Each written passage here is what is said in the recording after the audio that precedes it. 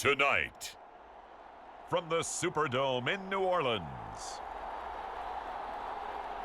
it's a special prime time edition of the NFL on EA Sports.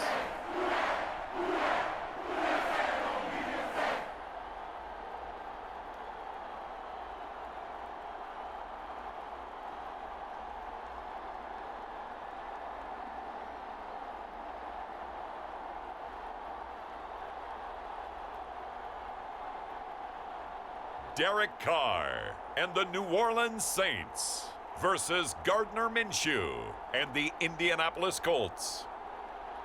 From a city that's played host to 10 Super Bowls, here's a look inside the Superdome in New Orleans.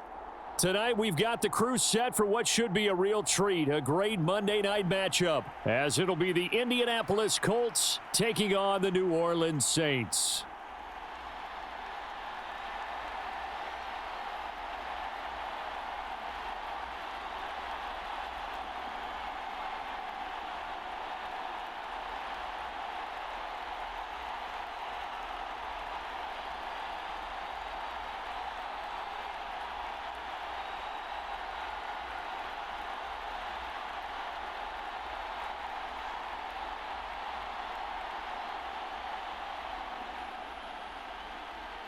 Here's the punter, Rigoberto Sanchez, on to get us started. And we are underway from the Superdome.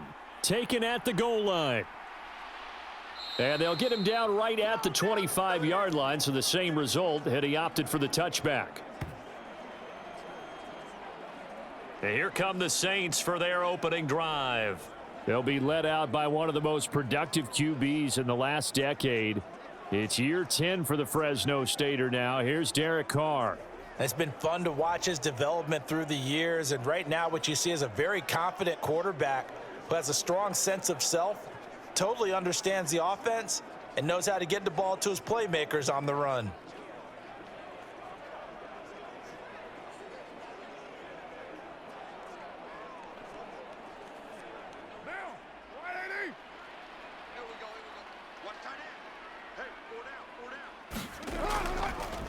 They start the drive on the ground. Kamara. And he can only manage to get a couple. 2nd and 8 coming up. Certainly a nice job there by the defense rallying to the football and getting him on the ground. But I think the play gets made by the defensive front. Because if they can't get upfield, their job is to go ahead and get low, almost get into a ball sometimes, stack things up, and make it difficult for the runner to find a hole.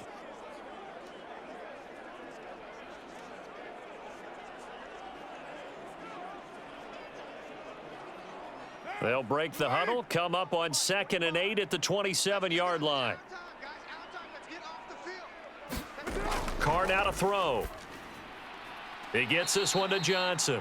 And he's taken down but able to slip across the 35.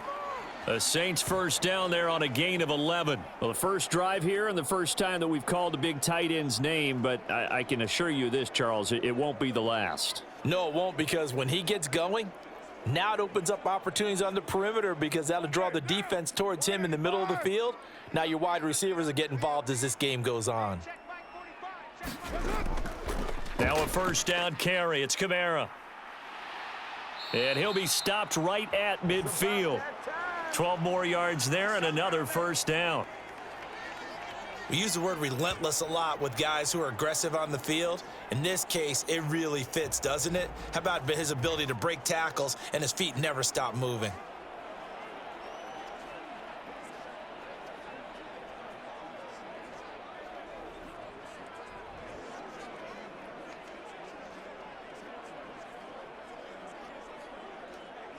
What now? Wide 88.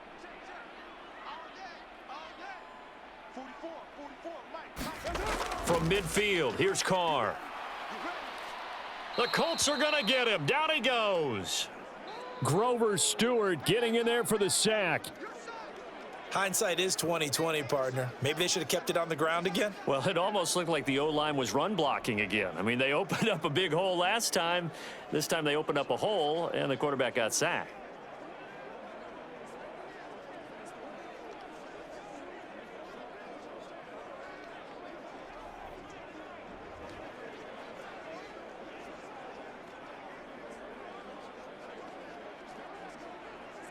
Now following the sack, they'll look to make amends on a 2nd down and 17. Let's go, defense. From the gun, it's Carr. Gets this to a standout receiver, Thomas. And he's able to take it across midfield before going out of bounds.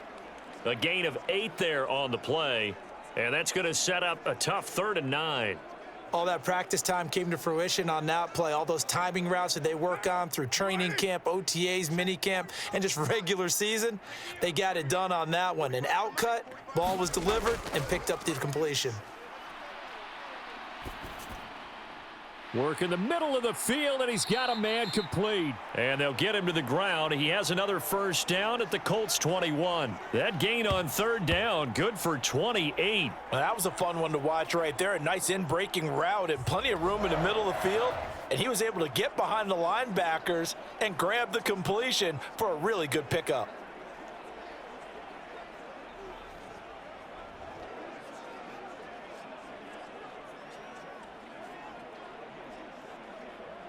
Down. 180. 180. We're good. We're good. 180. 182. Back to the ground, it's Kamara. And he finds a little bit of room, enough for 4 yards. It'll be 2nd down.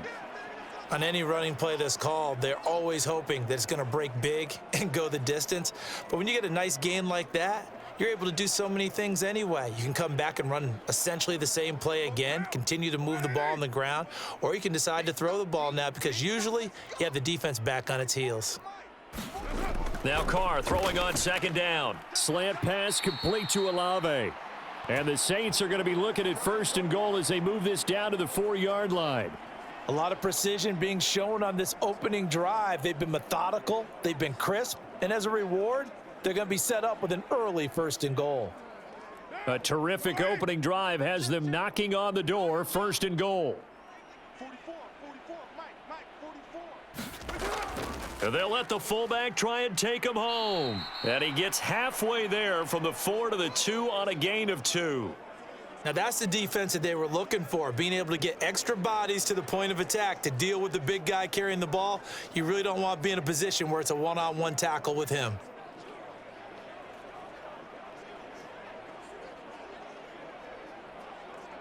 From the 2 now, 2nd and goal. I'm here all day. 44 is the mic. Williams.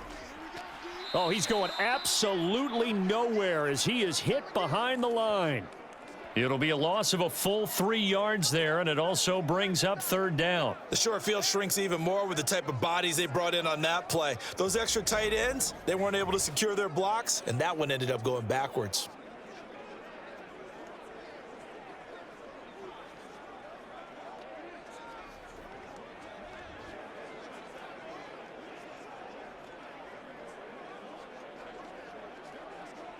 A big play forthcoming. Here's 3rd and goal. Throwing now is Carr. And he's got him. It's caught in the end zone. Touchdown, New Orleans. Juwan Johnson, a 5-yard touchdown. And the Saints put the Knights' first points on the board as they take the early lead. I do believe we came here to see a game, didn't we? And it looks like he's running what we call routes versus air. You just go out there with your offensive unit and throw the football with no defense. He's 5 for 5 on the opening drive. He was on his game there for drive number 1, but my only thing is now he can't go any higher than that. He was so perfect. Can he do it again later? Yeah, all he cares about right now is making it 10 for 10, 15 for 15. Keeping that going. And he feels like he can get it done. Groupie able to add the PAT. And that makes the score 7-0.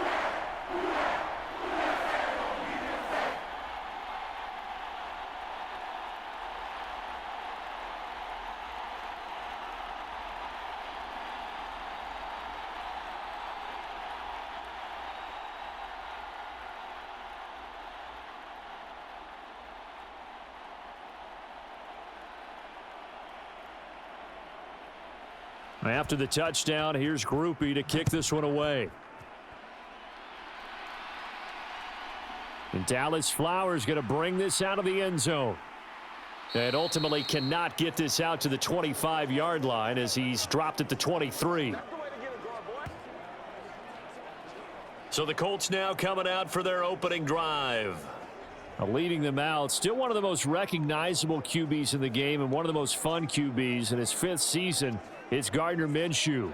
And how about this young man? Took the NFL world by storm. As a 6th-round rookie, signature mullet, mustache, but 21 touchdowns for the Jacksonville Jaguars. Great personality, and everyone gravitates towards this guy. Teammates love to win with a quarterback who leads them like that, and fans love to root for a guy who seems just like them. Minshew and the Colts going to come up here 1st and 10 at their own 23. They'll come out throwing here to start the drive. This one completes Alec Pierce. And he's brought down, getting this one up to about the 35. Nice way to start the drive, a gain of 12 and a 1st down. Defense gives up a touchdown on the opening drive. Offense, you got to want to get out there and get those points back right now. And that's a sharp throw there to get this drive off to a good start. Ball up to the 35 now as they come up on 1st and 10. Here's Minshew. Finds his big tight end, Mo Alley-Cox. Nice rhythm throw there on 1st down. He located his tight end, made it a nice easy pitch and catch. Hoping he can break a tackle or two. Wasn't able to do that there, but still good yardage. Ball at the 40 here for 2nd and 5. Here's the former NFL rushing champ. It's Jonathan Taylor. And he'll be brought down right at the 45-yard line. They got 5 through the air last play, now 5 on the ground. 1st and 10. A quick burst there, and he nicely bit off a pretty decent gain.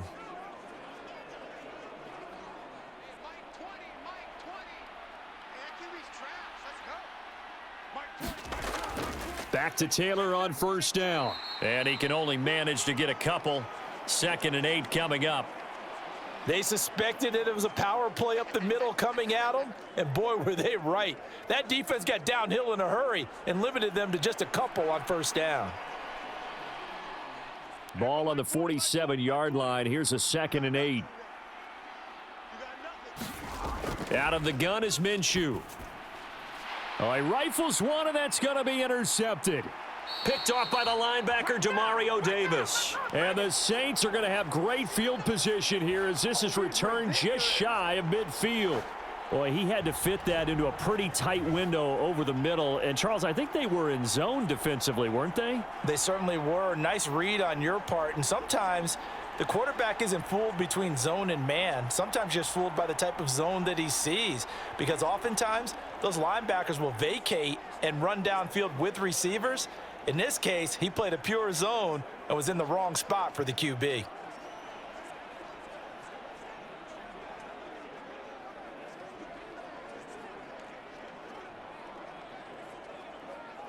They've got good starting field position as they come up here 1st and 10, just shy of midfield at the 49. Now after the INT, it's Carr. That's to his running back. It's Alvin Kamara. And he'll go down shy of the 40 at the 41. And that's good for a pickup of 10 yards. And that'll leave him with a 2nd and just a few inches left. Just about every quarterback is trained to really look downfield first before you come back and make a nice safe throw. And in this case, that's exactly what he did. Found his running back, let him create some space, and it turned out to be a nice play for the offense. Meanwhile, Carr's throw complete there to Johnson. He had the touchdown on the opening drive. Now he's got a 1st down. Many different ways to create space, but on that play, he did it with that big, wide body of his. Didn't get a whole lot of yardage on the play, but it did what it was supposed to. Pick up a 1st down. Line of scrimmage, the 37 on 1st and 10.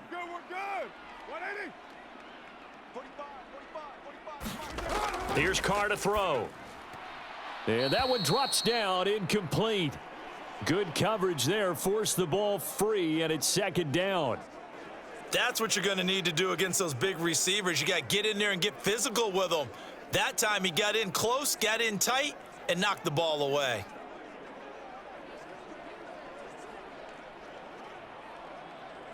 Now Carr, after the incomplete pass, brings him up 2nd and 10. 44,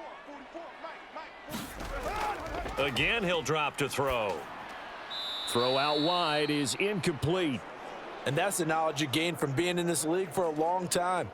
He's learned the hard way when to give up and fight another down. And that's a smart move to throw it away.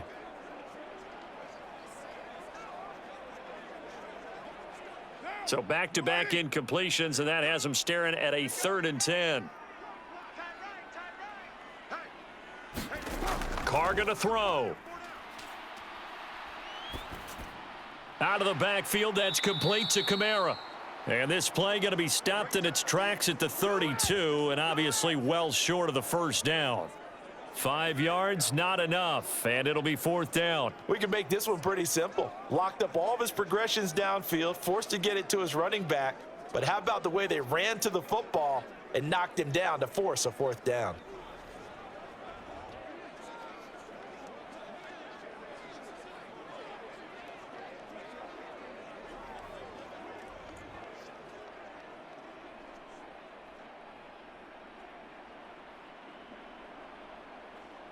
So Carr departs, and on is Blake Groupie for the Saints field goal. It'll be a 49-yard attempt from the left hash. And his kick is right there. It's good, and that will extend their lead even further.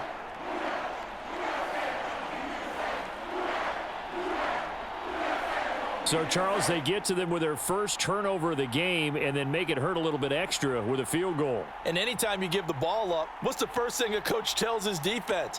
Don't let them score off of this. You've got to put out the fire. In fact, in 2021, that's what one NFL coach termed his defense, the firemen. Go out there, guys, and don't let them put some points on the board.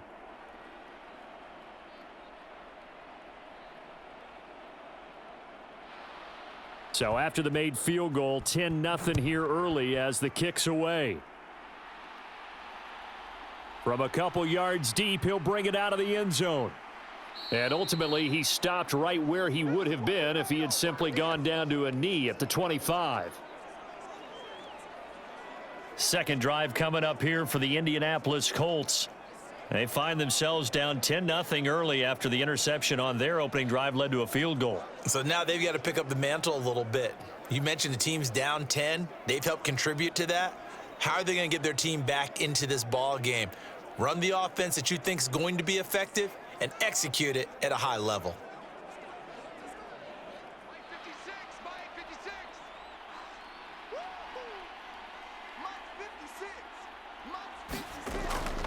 A carry by Taylor to start the drive.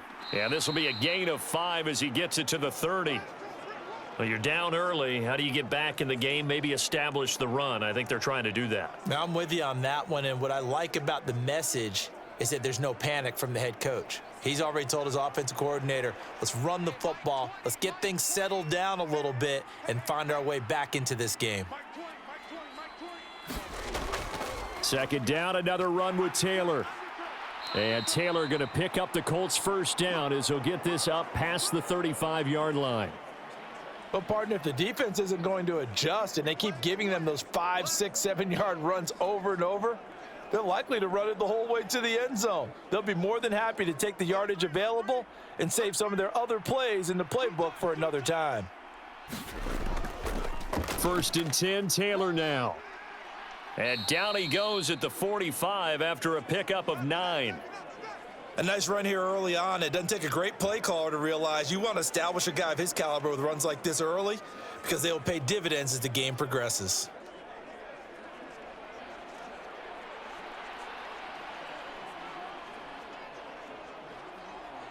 Ball spotted at the 45. Here's 2nd and a yard. Again, it's Taylor. 6 yards the pickup, and that's a first down.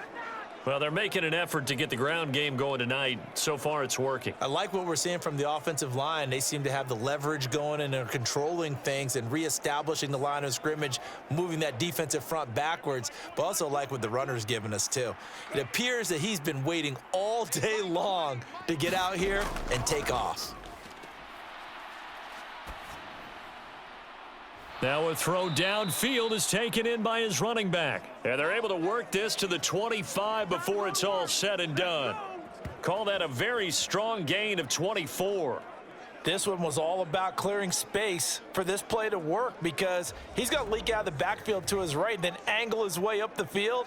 And a really pretty throw to put it on him and create the big play downfield.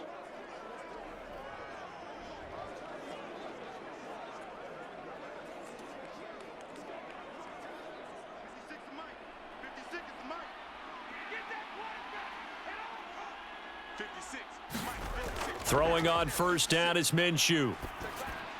Now this taken in by Downs. And they'll work it inside the 15-yard line before it's all said and done. Another good gain. That's now 35 yards combined on those last two plays. You can almost hear the sigh of relief coming from their sideline and from their point on the field because this has been a tough start for them thus far. A much-needed first down there. They needed something good to happen. Plays like that will continue to help them dig out of this hole. Minshew, 1st and 10. Over the middle, and it's incomplete. Had an open man that time, but ended up putting a little too much heat on it, don't you think, partner? Absolutely. Just needed a touch more air under it. Instead, he fired an absolute bullet.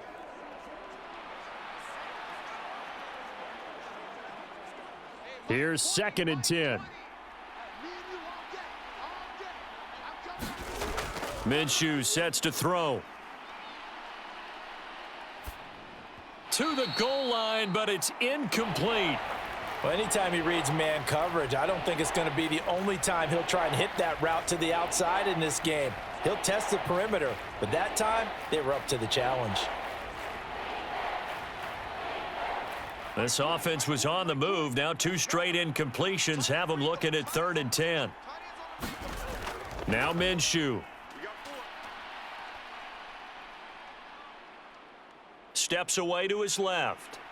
And a nice job there defensively to contain him and get him to the ground a few yards short of the first down marker. Pretty solid gain of 7 yards that time as he scrambled, but now they face a 4th down. That looked great when he first took off because in my mind, there was room to run and he had the marker in his sight.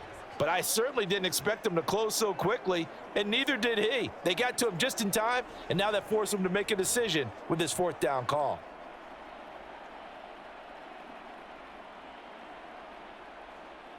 Now the offense is not leaving the field. They're going to stay out and go for it on 4th and 3. They'll run for it. It's Taylor, and he will have the first down before he's brought down at the 3. Just a gain of 3, but they'll certainly take it as they convert on 4th down. Thought they might throw the football with a little chunk that they had remaining on 4th down, but they ran it. They got it. And the reason they were able to get it done, he ran that play with conviction, didn't he? Understood he would get a little bit of help from his friends up front, but it was really... And he's into the end zone. Touchdown, Indianapolis. Jonathan Taylor, a 3-yard touchdown run. And the Colts have cut it back within a score. And the thing you have to love about Jonathan Taylor, he's a shifty speed guy most of the time when you hand him the football, but he's not coming off the field when you get down near the goal line because he's as tough and gritty as they come. And he finishes things off here by getting into the end zone.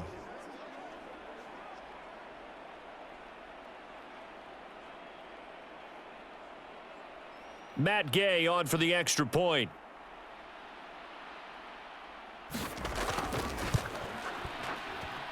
And they're back within a field goal. It's 10-7 now. So that one a long 11-play drive. And it was capped off by a Jonathan Taylor touchdown.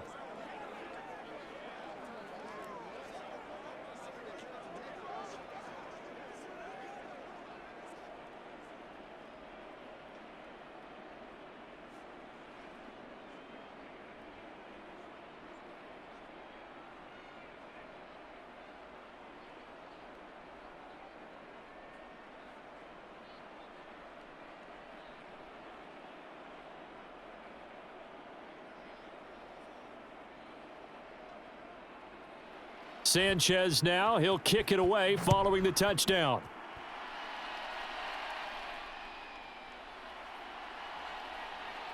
And out a little across the 25 to the 27. Make a play ball, baby. Make a play ball. Back out onto the field now comes the New Orleans offense. And they're not going to play this conservative, I don't think. They had the field goal last time, and they're up, but they're looking to put a drive in the end zone. Oh, I agree with you totally. No one goes out on the field and says, all right, let's just settle for 3, except in certain situations, trying to ice a game, that sort of deal. Most of the time, it's end zone, and that's what you're thinking, and I believe that's exactly what they're thinking as they begin this one. Yeah, no quarterback ever goes out there saying, hey, let's get 3, right? Not one that I've ever met. They begin on the ground with Kamara. And nothing much materializing there on the first down run. He'll get a couple, and that's it. They'd love to just strike back with a touchdown right here, and if it's a long play, so be it. But the main goal, get a couple of first downs, run some plays, run some clock, allow their defense to get a chance to catch their breath, settle down, and relax a little bit after they just gave up a score. On second down, here's Carr. This is complete to Michael Thomas. So 5 yards here, 5 on the play. And it's 3rd and 4 now. Oh, I see you nodding your head along with me, partner, because it's pretty obvious what they were trying to do there on the drag route. With his speed, they're hoping he can turn the corner and maybe take this to the house. But that was excellent work defensively to make sure once he caught it, he wasn't going anywhere. Here we go. Now Carr. Oh, the ball comes out on the hit, but they'll say it's incomplete. Well, they've got man coverage on the outside, and my scouting report on these DBs tells me that they love to take matters in their own hands. They want man coverage, not zone, and there was good coverage there that forced the incompletion.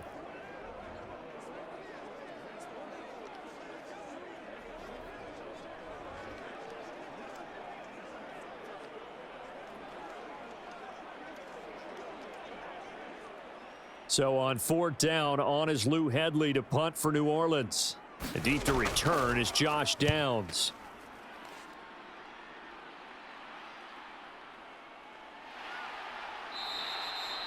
"51 yards on the punt there. And the Colts are going to take over, albeit deep in their own territory. And now Indianapolis set to take the field. This drive here beginning probably with a pair of motivated groups. Remember, the offense scored a touchdown on their last time out, looking to repeat that in Charles's defense. They were very frustrated after giving up 6 the last time on the field. And frankly, it's just a battle of wills in a lot of ways because you know they're both motivated, they both game plan for this drive, and they both have specific outcomes in mind. To me, it just comes down to who can execute better and which side can step up and assert its will over the other. Minshew's throw caught by Pierce.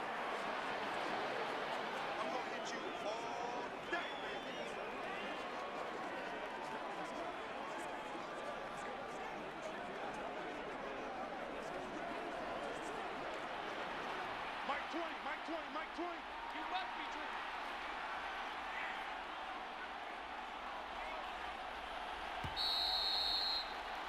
10-7 our score after 1 right here on EA Sports. Start of the second quarter, and it's the Colts in possession as they've got it with a 2nd and 3 forthcoming.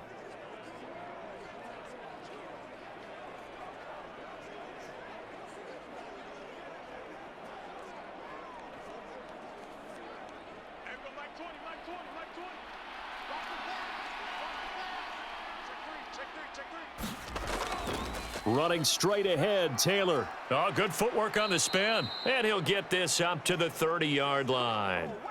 49 yards on the ground for him now on 9 carries. For a lot of guys playing this game, there's no better feeling than running right through a tackle. He's able to lower his center of gravity and churn his legs for a really nice pickup.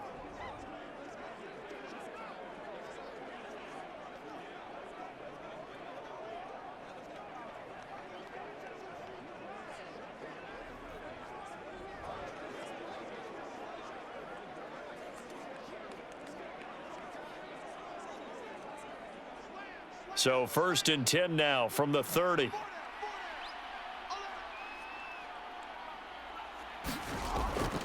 They run once more with Taylor. And he can only manage to get a couple.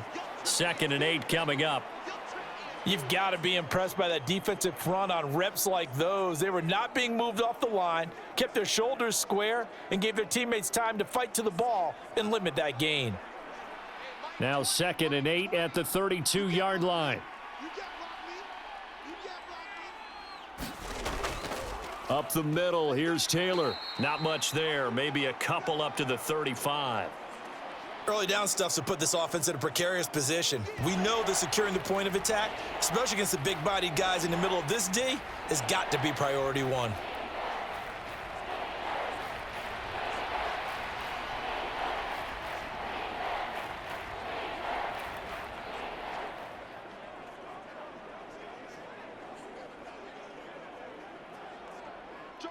They'll need 5 on this play to move the sticks. Now this going to be a quarterback draw. And he slips up past the 45 before being tackled. A really nice effort that time. 12 yards on the keeper, picking up the first. How about that there? No frills, no additives, right? Nothing crazy. Just find a way to pick up the first down. A nice run right there.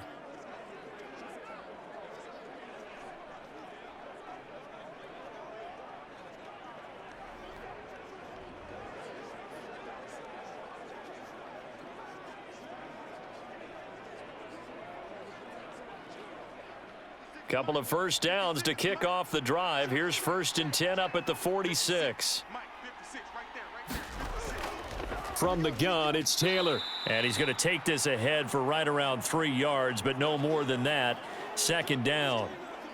Not a huge carry there on first down, but not all of them will be. But still, all in all, a positive play for the offense. It's all about picking up at least a few to set up what you're going to do here on 2nd down.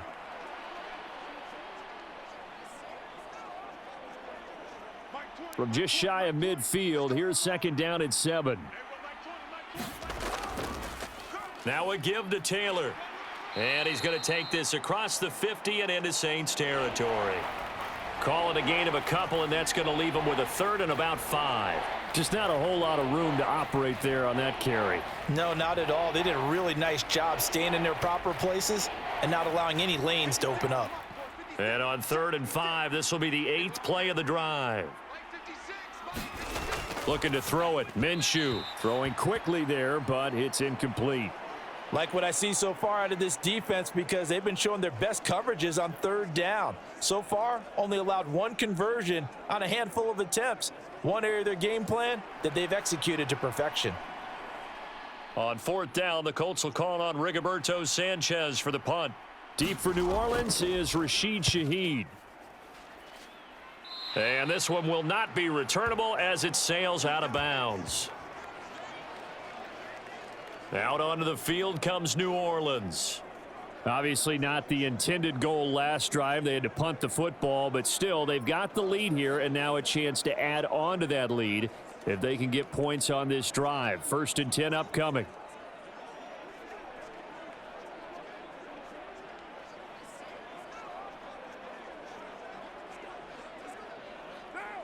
Carr going to lead the Saints up here, 1st and 10. Just shy of the 30.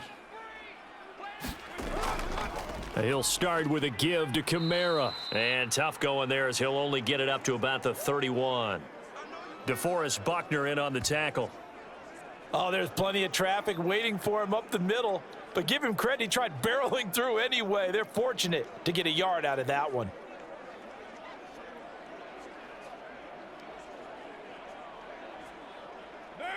Now 2nd and 9.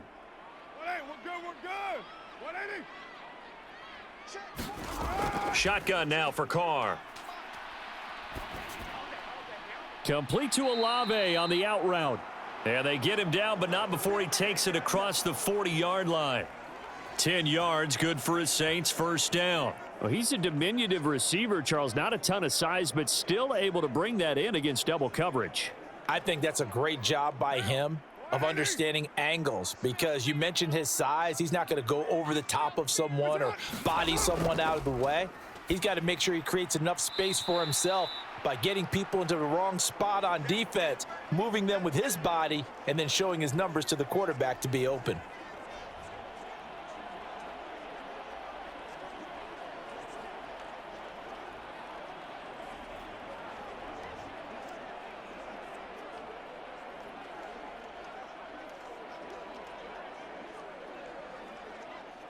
Here's 2nd and 3. They fake the handoff. Now Carr. Downfield, and he's got Olave. And they'll get him to the ground. He has another first down at the Colts' 24-yard line. He got 29 yards that time. And as a quarterback, you always want to exploit gaps in the defense, and he finds one here. Crossing route, working from right to left across the field. And once you get defenders going in the wrong direction, it is awfully hard for them to pivot back, and you end up getting the first down.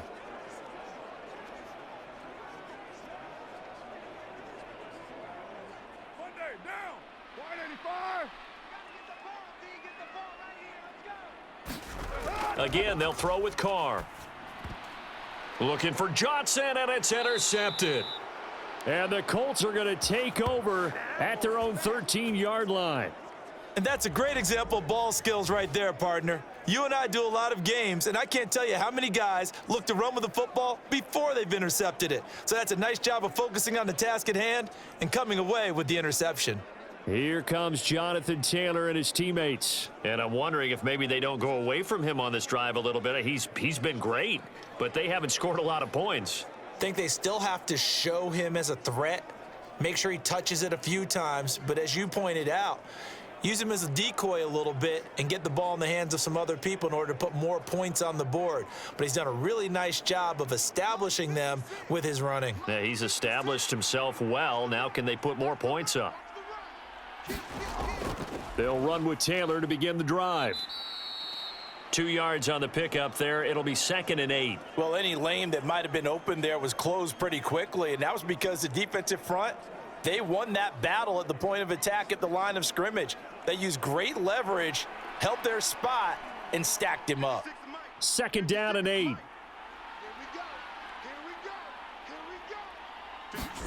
From the gun, Minshew to throw. And he's got Pierce. And he'll be taken down, but they've got this one up to the 35-yard line. A gain there of 21 yards. Well, that's what you're looking for when you want to throw the ball downfield. You want one of those guys who can play out on the perimeter, can play out wide, who can not only get open, but when they're covered, can uncover themselves downfield and create catches.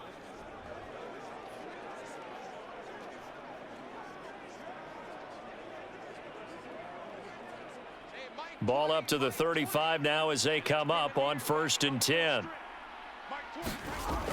Back to throw. This will be taken in by Michael Pittman. And he gets this one to midfield before he's brought down. Another nice gain, 16 yards there and a first down again. Well, that certainly has to feel good, and it's not all the time that the play caller should get all the credit. Sometimes I think in the huddle, the quarterback just says, hey, who's going to make a play for me? I just need something right here. And the end result there, nice first down. Drive keeps moving.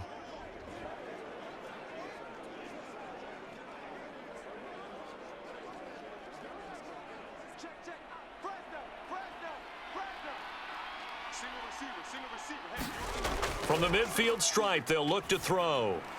A short throw. This is caught by Cox. And this will leave him a yard short. Nice pickup of 9 yards on first down. And there's a completion to the tight end. And look at the size of these players nowadays. At that spot, 6'4", 6'5", and up. A lot of guys used to be basketball players, somehow came back to football. And that's really good for the game of football. You're getting better athleticism, great hand-eye coordination, guys who know how to control their bodies when they run their routes. And a good job of finding the open space to run as he's down close to the 30 here. 70 yards for him on the ground so far tonight as he has been terrific in this first half. They were not fooling around at all, were they? 2nd and short, and they brought out the heavy package.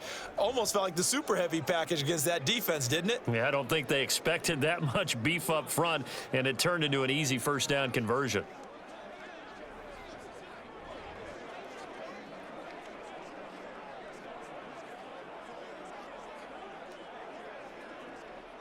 Line of scrimmage, the 31 now on 1st and 10. He'll look to throw. He'll find a man over the middle. It's Pittman. And inside the 20 before he's brought down. Back-to-back nice plays, 12 yards that time and a first down. Boy, everything clicking on this drive. He's 4 for 4 now, and that throw, maybe the best of the bunch. This offense is really humming, and they pick up another first down. So here's a 1st and 10 now, down inside the 20. They'll set up a throw. This will be caught inside the 10.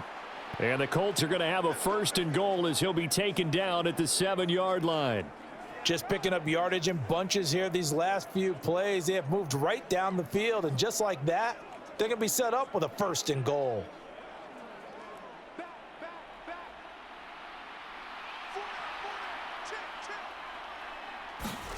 Back to throw here.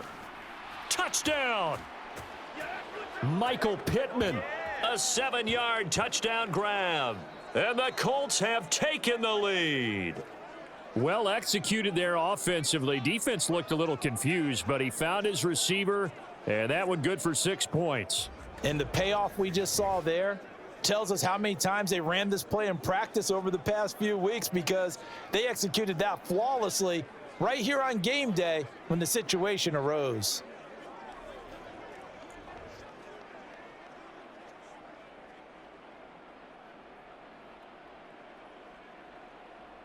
Gay is on for the point after.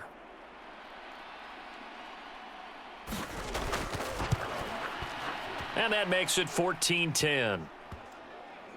So that drive goes 8 plays. And it was capped off on the touchdown catch by Michael Pittman.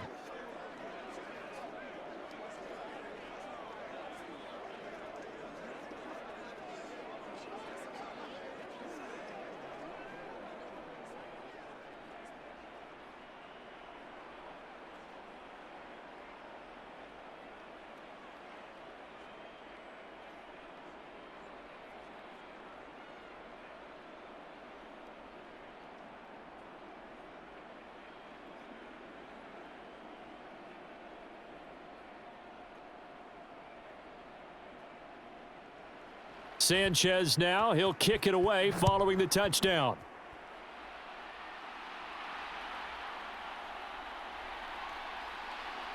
And makes it across the 20 as his guys will set up shop at the 23-yard line. The New Orleans offense set to take over. Not an ideal way to end their previous drive. They threw the interception, Charles, after they had built up some momentum. They were moving the football, but something to at least build on for this offense as they run back out here. Yeah, you're right about that. Up until that last play, everything was working pretty well for this offense, gaining chunks of yardage, getting first downs, really making a push for the end zone, and looked like they had a nice rhythm going. Now you got to have a short memory here. Don't focus on the interception. Focus on what came before it and get back to it. They'll set up the screen now to Kamara.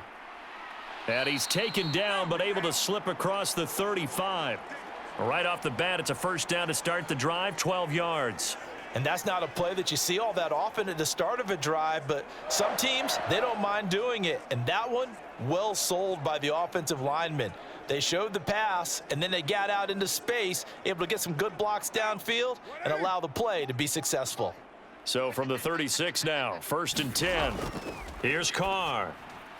Olave holds it in. And some space here. And he takes this one down almost all the way to the 30. The catch and run going to wind up netting him 33 yards. Well, they've looked his way quite a bit in this first half, and with good reason.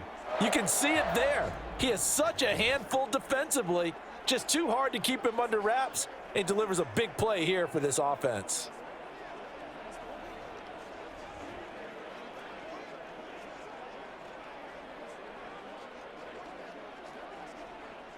So the big play changes the complexion of things. Here's 1st and 10 just outside the 30. They'll pound it up the middle with Kamara. And he is met in his tracks behind the line of scrimmage. 2 yards the loss, 2nd and 12. I have a feeling they'll stay committed to running the football, especially on the early downs. They just haven't had a whole lot of success just yet.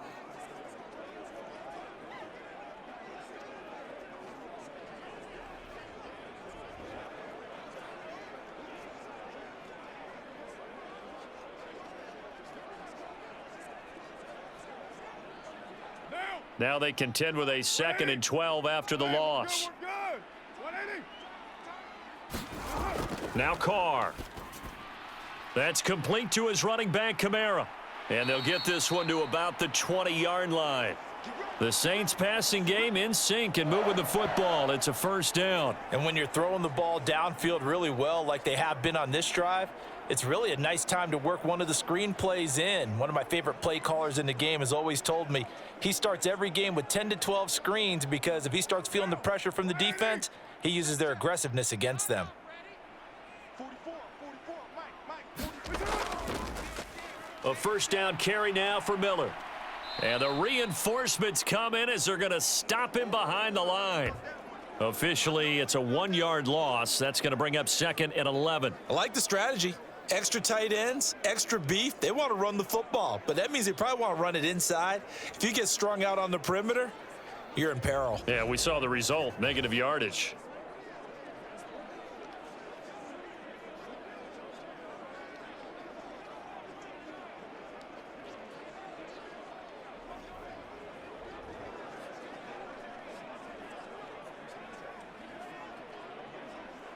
Maybe just a slight detour on what's been a strong drive. Here's 2nd and 11. They stay on the ground. This time it's Kamara. And he's going to be met at the line of scrimmage and taken down. No gain on that one as it brings up a 3rd and 10. The running lanes have definitely not been there for him here in the first half, and I don't think it's all been his fault. His offensive line hasn't given him much space. A loss results there. The Saints on 3rd down. They've hit 2 for 4 thus far. This is 3rd and 10. Carr now to throw. And that is incomplete. But the pressure there on 3rd down, forcing the errant pass. 4th down coming up. What an excellent defensive stand there in the red zone.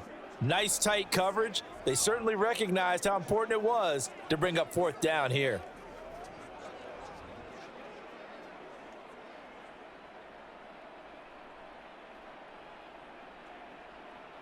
So Carr departs, and on is Blake Grupe for the Saints field goal. From the left hash, this from 37. And his kick is indeed good. And the lead is down to 1 now at 14-13.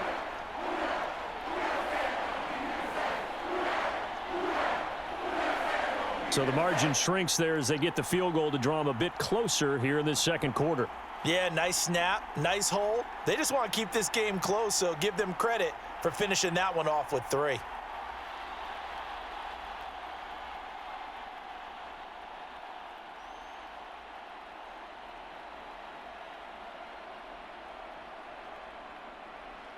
So after the field goal, back out is Grupe to send this one away.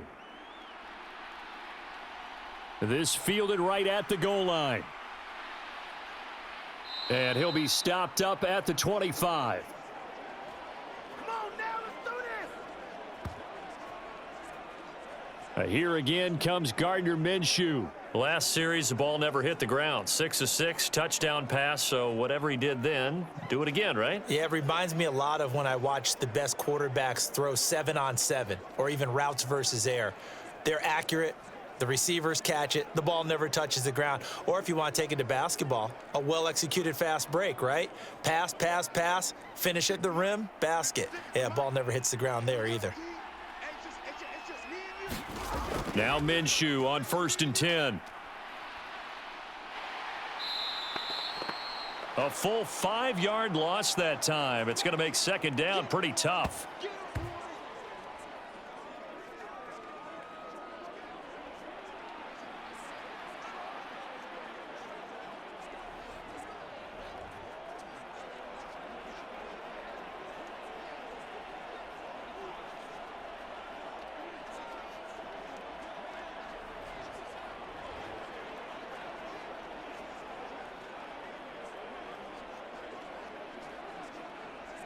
Mike 20, Mike 20, Mike 20.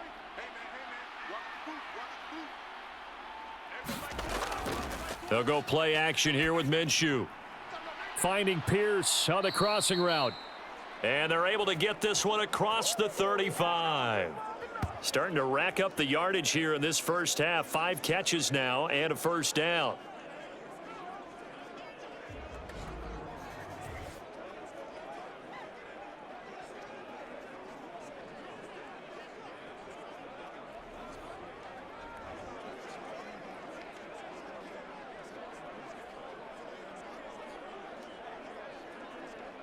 Two minutes remaining in this first half of football.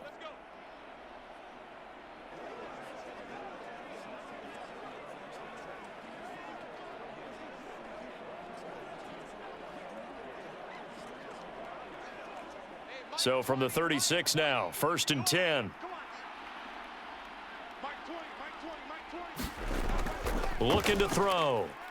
He'll let one go deep for downs, and it'll be incomplete. Good job staying with him defensively, and it'll bring up 2nd down.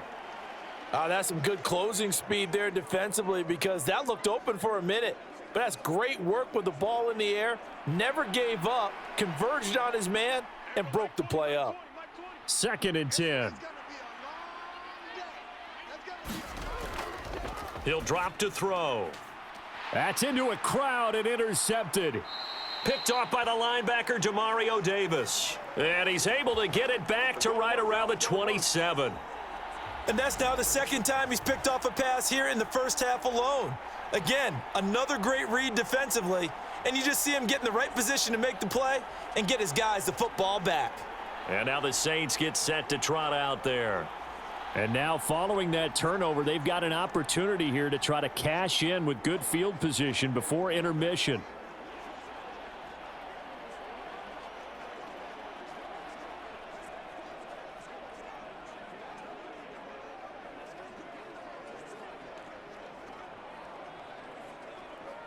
Right now.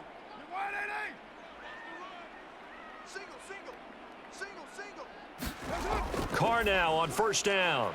Oh, and his early struggles continue. Here's another one intercepted. Well, their defense got him the football with an interception. They trot out there, Charles, in the very first play. They give the football right back. Brandon, I almost expect you coming like an auctioneer. We've got 2, we got 2. Do I hear 3? Remember, it was 2 in a row. Would we hit 3 in a row? Because these offenses, they got to be a little bit more careful as they go forward. These defenders, they're locked in and really focused.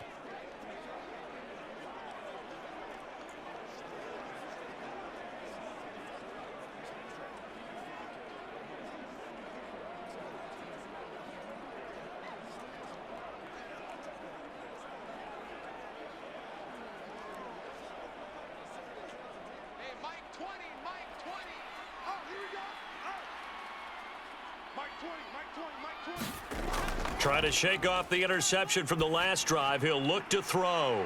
Minshew going to be intercepted for the 3rd time. Picked off by Marshawn Lattimore. And he's going to return it to the 21-yard line.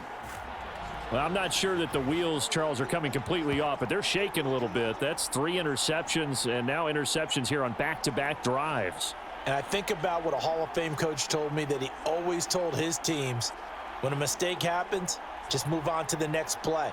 Let it go. Hard to do when you've thrown this many interceptions. That's exactly the attitude that has to be adopted.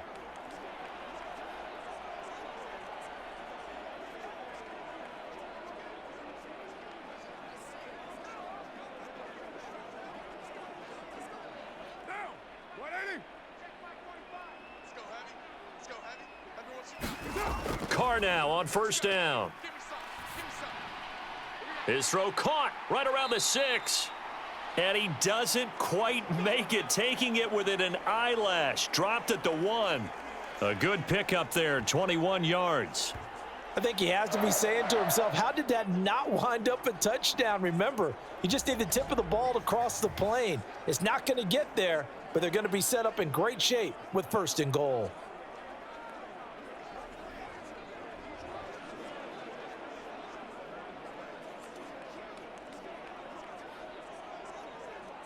So it's 1st and goal and a great opportunity to get that lead back before the break. Kamara is not going to get in here as they push him back to the 2-yard line. It's a loss of a yard there, and it's second down. That's a really alert defense there because they saw the heavy look come in from the offense, countered it with extra linebackers who brought a little bit of speed and heft, and able to really make a big-time play for their defense.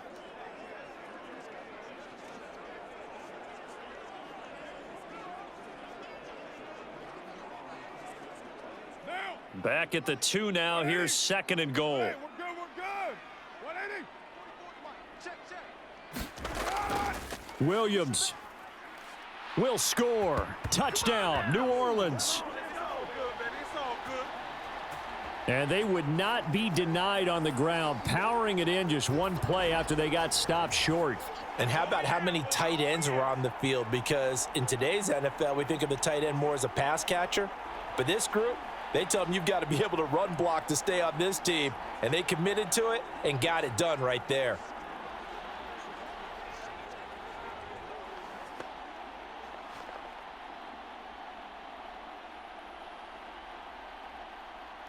Here's Groupie for the PAT.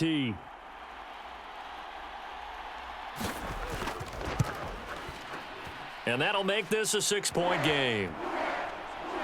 Scoring summary, 3-play drive. And it was Jamal Williams who ended things with a touchdown run.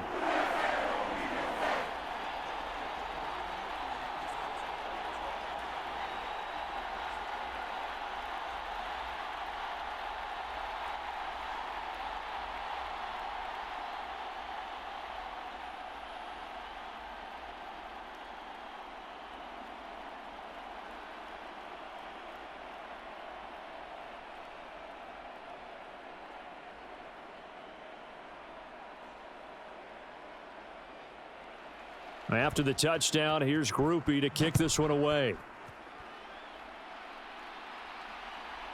From a yard or two deep, here comes a return. And they'll get him down right around the 25, actually the 26 officially, so a net gain of 1 there. The Colts going to take over now late in this first half. And with a little under a minute remaining, we'll see if they want to try to put a drive together, possibly even take the lead here with a touchdown.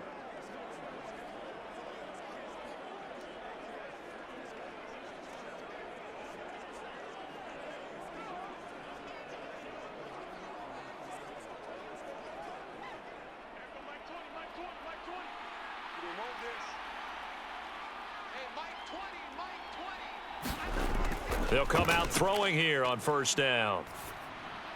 The toss here completed to Pittman. The Colts going to use the first of their timeouts as they get the stoppage with just under 50 seconds remaining in half number 1.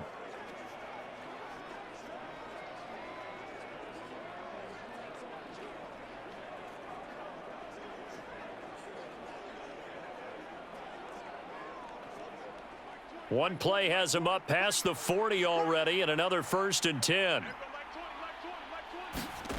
Here's Minshew. They'll set up the screen to Taylor. Now the Colts going to burn the second of their timeouts as they'll stop it with just over 40 seconds to go in the first half.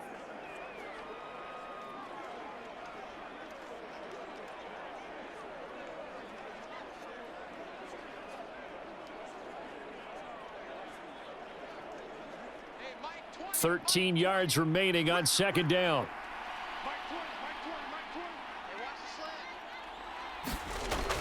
They'll look to throw. And for the 4th time tonight, it's an interception. Picked off by Paulson Adebo. Well, CD, you know, when you mentioned earlier about spreading the ball around in this game, I don't think you mentioned the guys in the other uniform. We have 4 interceptions here in the first half, and several different guys have picked him off. Yeah, and instead of analyzing what's going wrong with him throwing the football, while we look at the defense, they came in prepared, had an excellent game plan, well scouted, and they're taking it away at almost every turn.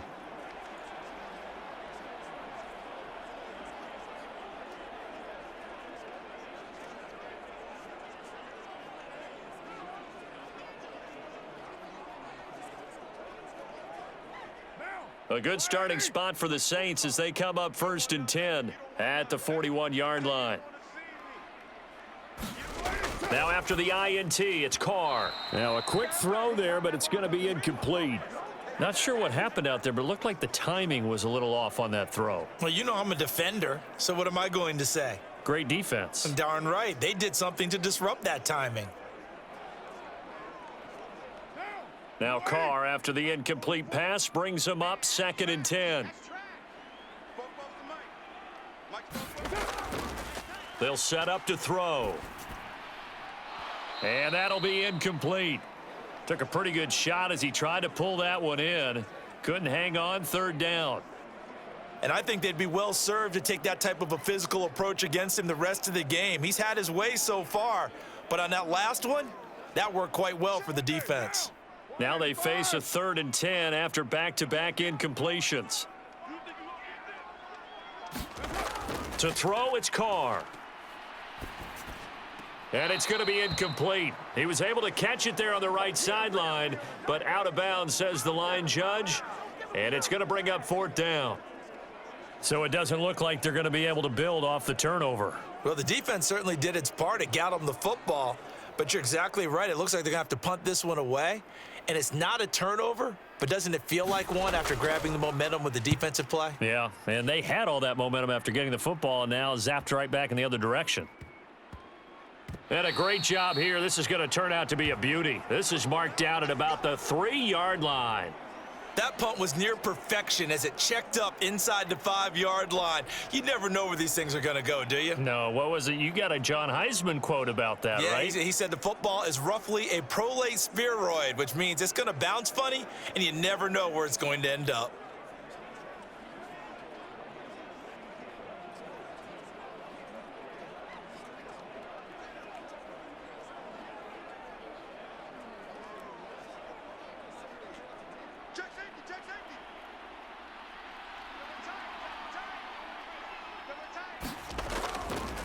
They'll start this drive out on the ground. And defensively, they're just looking to keep him contained as they're able to get him down. Just what you want on a 1st down run. Call it 8 yards, and it's 2nd and 2.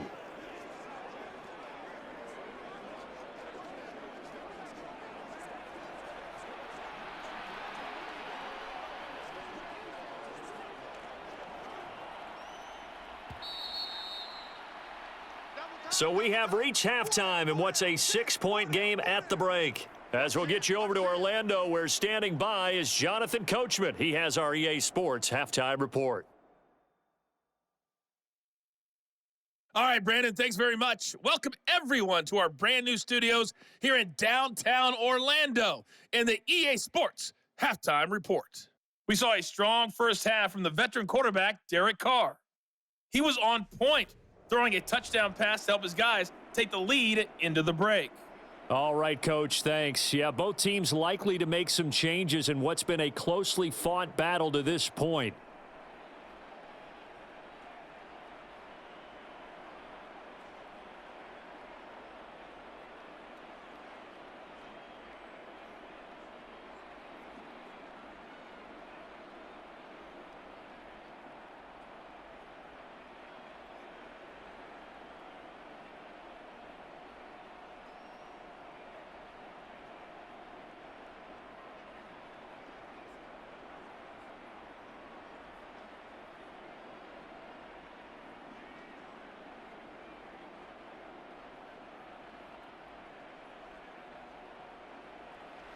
The Colts getting the football first, and they trail here as we are back underway in quarter number 3. And here comes a return from just beyond the goal line. And he'll be stopped right around where he would have been had he gone down to a knee, maybe a yard shy of there at the 24. Gardner Minshew leading the Colts out for their next series. Any surprise in your mind he's out there to start the second half after 4 first-half interceptions? He's to be surprised by a lot of things, partner, but in this case I'm not, because you know they want him to be their guy. And the only way to truly establish that is to give him a chance to work through some of the issues he had in the first half.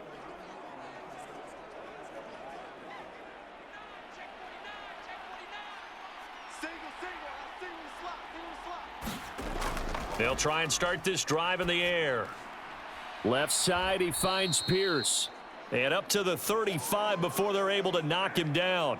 5 catches for him in that first half, and that's number 6 that we just saw, and also a first down. But one of the ways that quarterbacks keep all the receivers alive in a play, never lock in on any one guy. Make sure you keep your eyes moving, scan the field, and here he finds the open guy for a nice pickup.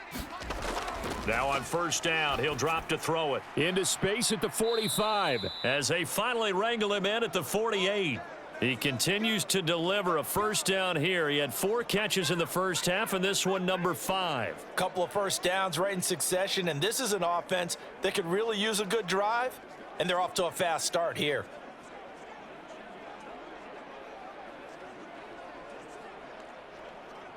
Back-to-back good plays have him on the move on first down. Now back to throw. And that one off the mark behind him, incomplete.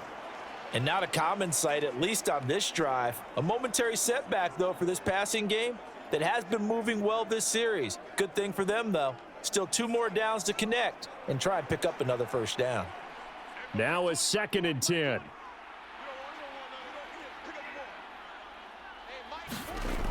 Again, he'll drop to throw. And this one incomplete. Too much contact to hold on to that one, and it's 3rd down. This is certainly a team that has proven it likes to target its backs through the air, and defensively, they were aware of that and certainly were prepared on that throw. So back-to-back incompletions, and that has them staring at a 3rd and 10. Again, Minshew looking to throw.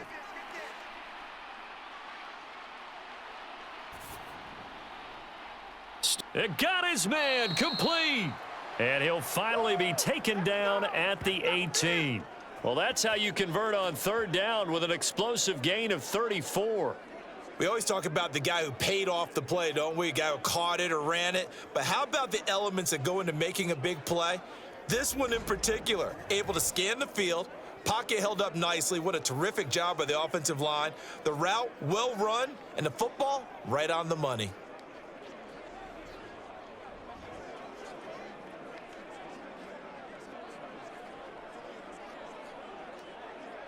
So the big play means just like that, they'll operate from the red zone now on first down. They'll look to throw again. He'll get just a yard on the scramble. It's 2nd down. Oh, partner, just a second earlier, and they might have had him because they certainly thought they were going to close in and drop him behind the line of scrimmage, but he had just enough time to dodge the pressure, and he ends up getting yardage before being stopped. 2nd and 9. Right there, 56. Let's go. On the handoff, this is Taylor. And he'll take this one down near the 15. 2 runs in a row, but only 2 yards to show for it. And the big fella stuffed that one up in a big way. I think doubling him has to be a priority because you can't move up to the next level if you don't take care of him first. This will be the 8th play of the drive. It's 3rd and 7. Out of the gun is Minshew. He had a man open, but he missed him, and it's incomplete. I think that was a good job there defensively. They did allow him to drive all the way downfield, but once they got their backs to the goal line, they really turned up the pressure. Yeah, they let him get all the way down here. Now the field shrinks. They've struggled to convert, and that last incompletion brings up 4th.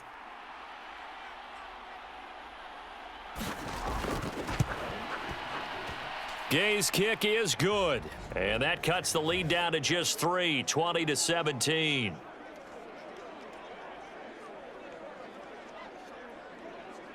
So they were facing the deficit coming out of the locker room at intermission, and at least they're able to get the field goal to cut into that deficit. Yeah, now your offense feels pretty good about itself, right? A little bit more up to speed coming out of the break. You turn to your defense now and say, hey, we got 3 there. We're chipping into the lead. Can you help us out? Hold them. And let's get the ball back for us. The Colts kicking team is out there now, and they will send this one away.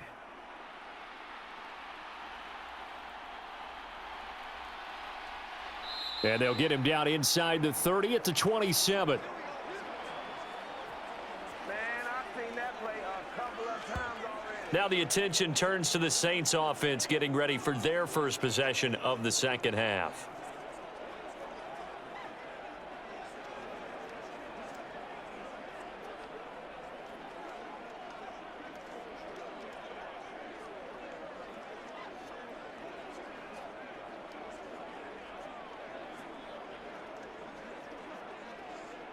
Carr going to lead the Saints up here 1st and 10 at their own 27.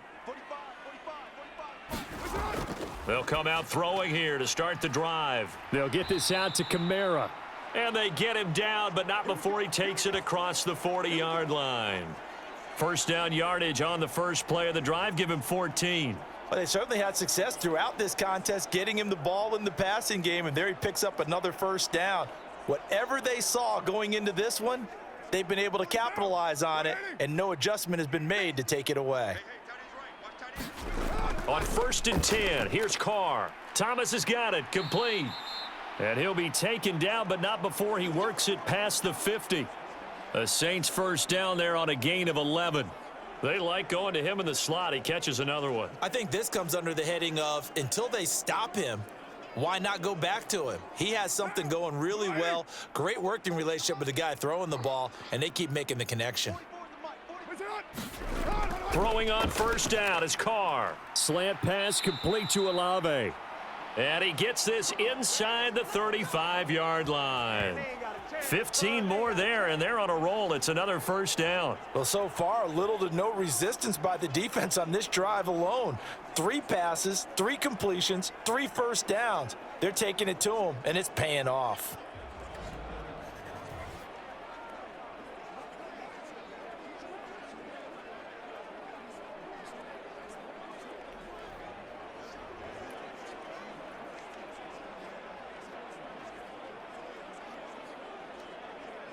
So they'll come up 1st and 10 now from the 33. We're good, we're good. 180. Again, it's Carr. That'll be taken in by Shaheed.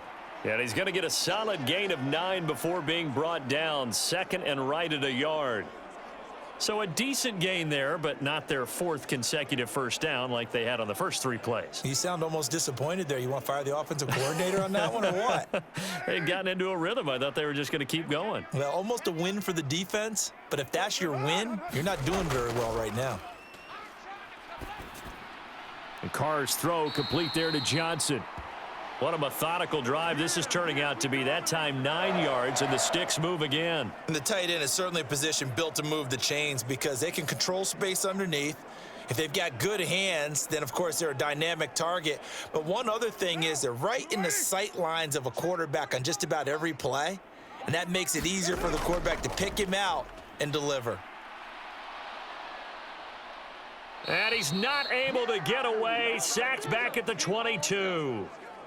Samson Abukum just would not be denied. That's a loss of 7.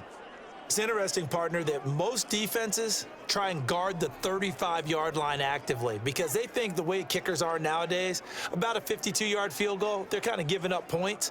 But you get even deeper into territory, you get into the red zone, they're going to guard it even more, which means more pressure, more blitzing.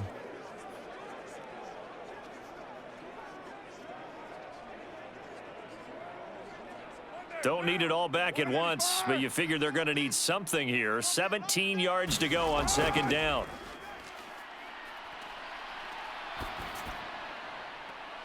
That to the right sideline, and it falls incomplete. Well, so much for getting separation. No chance there. Locked down tight, forcing the incompletion on that attempt.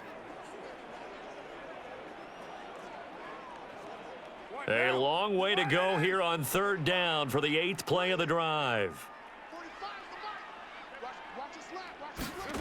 Now Carr.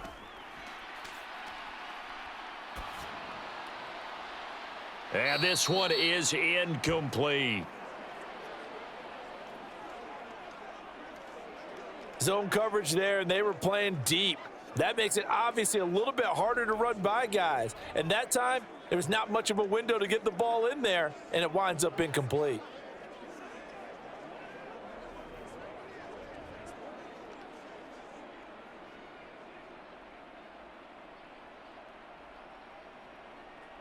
So Carr departs, and on is Blake Grupe for the Saints field goal. It's a 39-yard attempt, right hash. And his kick is good. And that will double their lead as it's up to 6.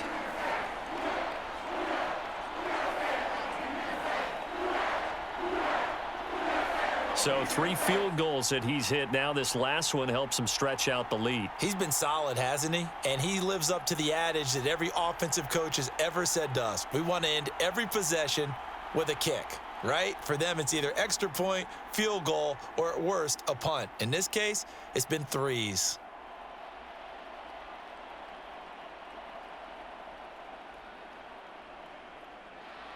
So after the field goal, back out is Grupe to send this one away.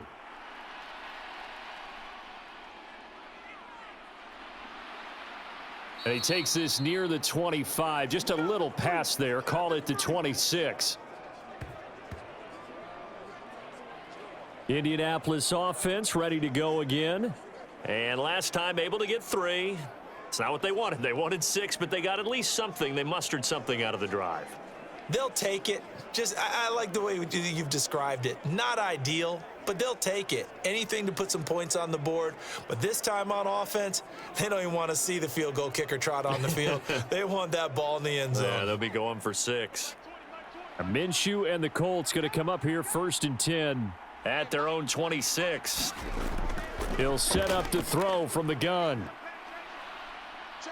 Escaping the pressure right.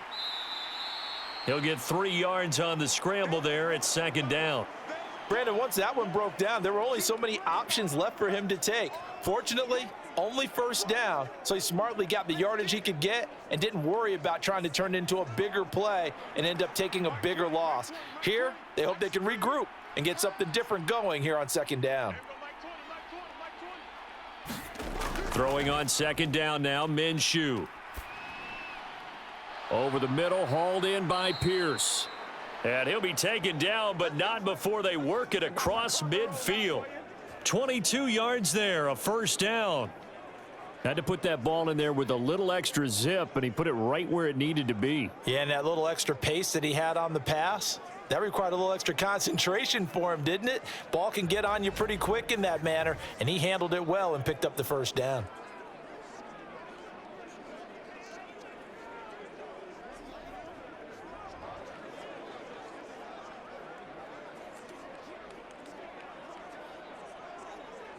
So in Saints territory now. Here's 1st and 10 at the 48-yard line. They'll try the left side with Taylor. And they'll get this just to the 47. 1-yard gain. Well, you know that old expression, it's not my night?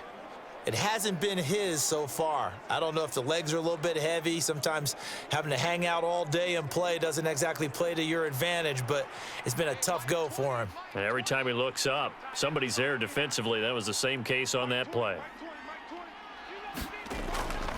Off play action, it's Minshew. He's got it at the 15. And he's going to be out down inside the 20 at the 15. Give him 32 on the play. Well, partner, that's how you make a long drive suddenly not so long anymore. One big play, and they're already in field goal range with designs on getting more than that.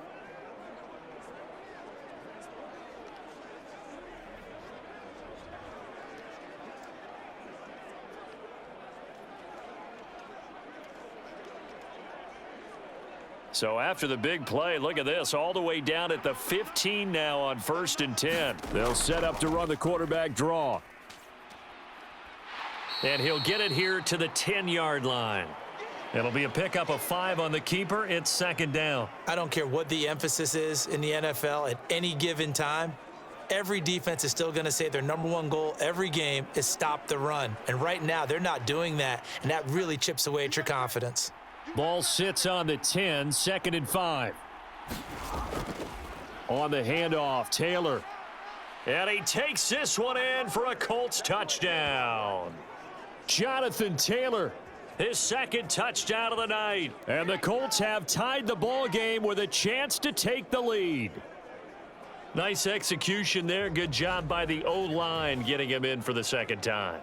And you always have to start with credit there when you're having a big game. I mean, you don't get there by yourself. That's rare. But how about the ability to see the proper holes, pick the proper place to go, and find his way into the end zone? Here's Gay now to add the extra point.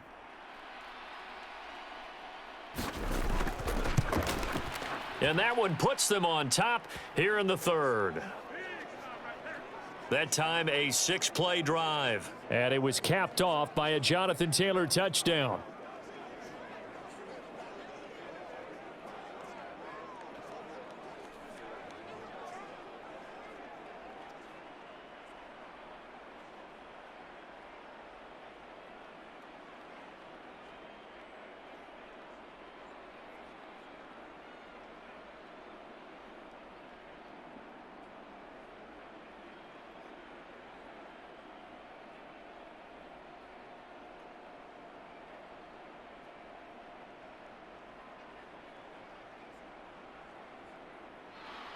Sanchez now, he'll kick it away following the touchdown.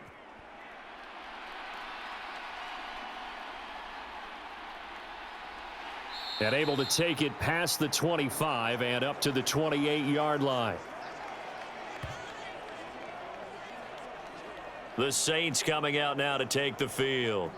And after the field goal last time, we'll see what they can get here. At least they got points out of the last drive, Charles. I never met an offensive coach that didn't want to drive to end with a kick. Most of them wanted to end with a PAT, right? In this case, a field goal, they'll take it. Way better than the alternative, which is a punt. Yeah, but you've met fan bases that wanted that, that weren't happy with that field goal. I haven't met a fan base yet that wants to drive to end with a kick, other than the extra point. That's it. They start the drive on the ground. Kamara. And they're able to swarm him behind the line, and his rough night continues. A nice effort and an even nicer stop from Kwity Paye. I see a shake of the head as he gets up, and you've got to imagine he's thinking, guys, you got to help me out. He's hoping his team can read his thoughts because he definitely needs some assistance.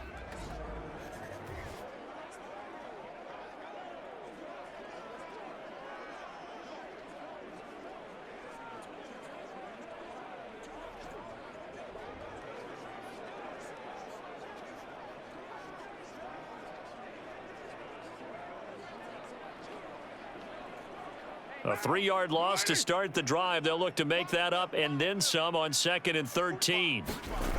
Now Carr. That's to his running back. It's Alvin Kamara. And they'll take him down at the 31-yard line. Partner, I like the play call coming right after a tackle for a loss because this is an obvious passing situation, but instead they fooled him a little bit with the screen, and they wound up getting back what they lost and then a little bit more. And for the Colts, an extra defensive back in there now on 3rd down. To throw his Carr. Nowhere to go here. He lost the football. Oh, and one of the linemen on the other side has got it. Well, offensively lucky they're able to keep the football, but now 4th down, so they'll have to boot it away. I do think, though, they're going to look at this as a positive. 1, they recovered the fumble, so they retained possession. But 2, being able to punt it changes field position for them. Imagine if that turnover takes place there. Now your defense has to go onto the field and try and hold. Instead, they get a little breathing room. Here comes the Saints punter now. As the drive goes backwards, so he's on to punt it away.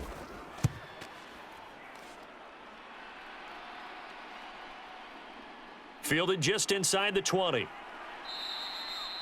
A very good return that time. 18 yards. And the Colts will go on offense here, 1st and 10.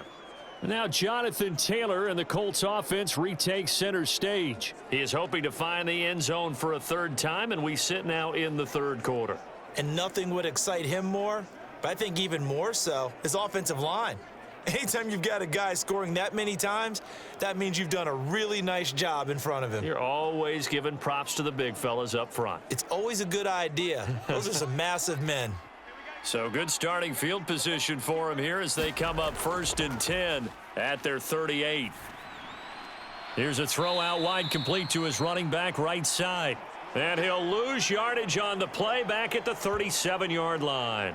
He was unable to shake free there, and they'll cover him for a loss of a yard. Well, if you're going to turn things around in a game like this, Charles, those are the kind of plays that you need. And I just love the way that defense rallied to the football on that one. They got the completion, but he was smothered behind the line of scrimmage. And when you make tackles like that, your whole defense is going to be fired up.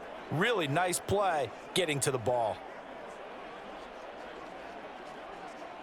Mike 20, Mike 20, Mike 20. Hey, defense, let's go. Hey, bro, Mike 20, Mike 20, Mike 20. On second down, it's Taylor. He was trying to turn the corner, but he will go nowhere. It's a loss of 2, now third down. I know that speed is the hallmark of today's NFL game, but the key to good rushing defense is still having your linebackers set the edge.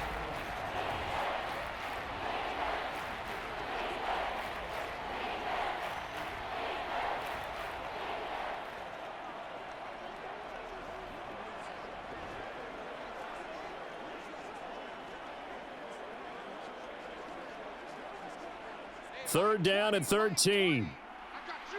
I got you. Mike 20, Mike 20. Minshew sets to throw. They're throwing left sideline there, but it's incomplete. And that's a really good job there defensively. They went into this possession knowing that they needed to get a stop. They're in a tight ball game, and they got it done. Great work to force the 3 and out. Got the football right back for their offense. They've got to go to the sidelines feeling pretty good about themselves and encouraging their offensive mates to get some points. As Sanchez on to punt here as he sends this one away. 49-yard punt, 5 on the return. And the Saints will take over with a first down and 10. The New Orleans offense back out and ready to go. And our game's hit a little bit of a lull here, a little bit of a snag. Punts on back-to-back drives. And old school coaches don't necessarily mind that. Didn't turn it over, right? Didn't create a big play for the other team.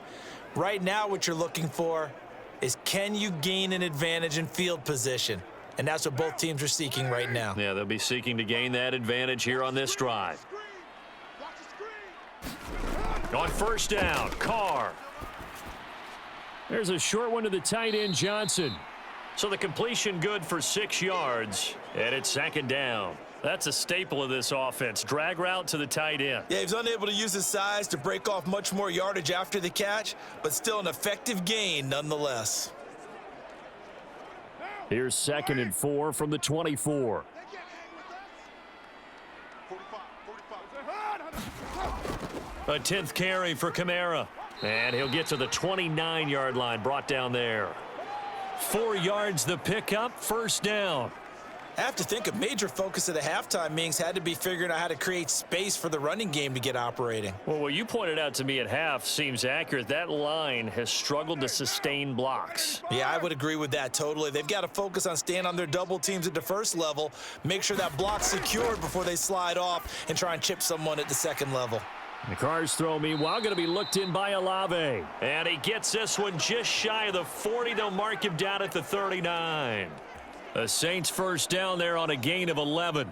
I think that's a big pickup for a first down, because when you run a drag route against zone, you're sometimes asking for trouble because you might run into a defender. Yeah, well, there they ran into a first down, executed it to perfection.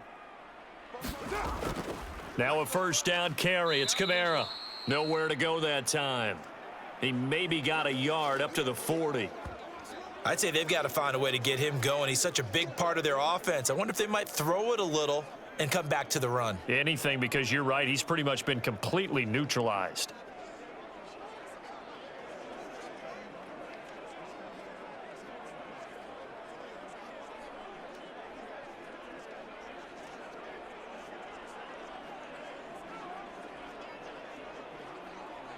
They work now on 2nd and 9. Carr gonna throw. And this throw a bit late as he couldn't reach back for it. They were looking for Johnson that time, but now it's third down.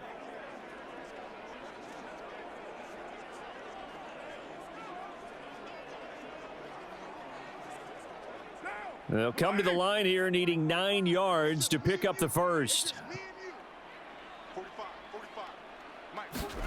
Throwing his car on third down. He lets it go deep for Olave.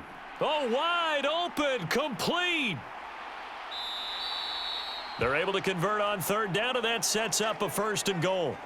Boy, of all the guys on the field to lose track of, how do you lose track of him? I think even he was surprised at all the space he had. You're just hoping your quarterback sees you in that spot. Fortunately, he did, and it leads to a gigantic play.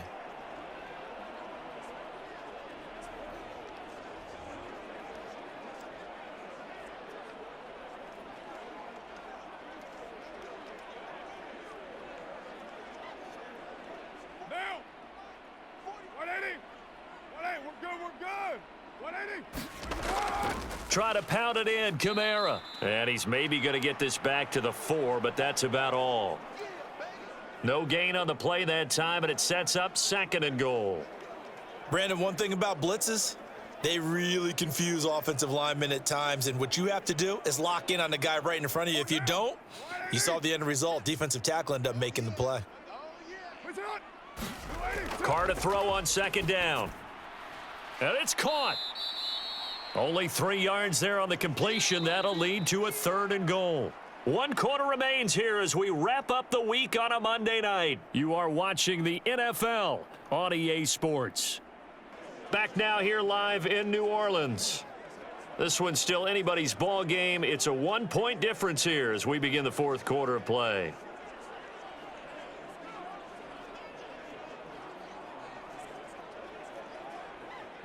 For the lead, here's 3rd and goal. Squeeze, double. Both balls to Mike. Mike's both balls. Williams. And this will result in him losing yardage. Back to the 3. And a loss of 3 to bring up 4th. And I don't think there should be much of a discussion here, but you know how I am. You kick the football, you take the lead. How bold do you want to be in this situation, though?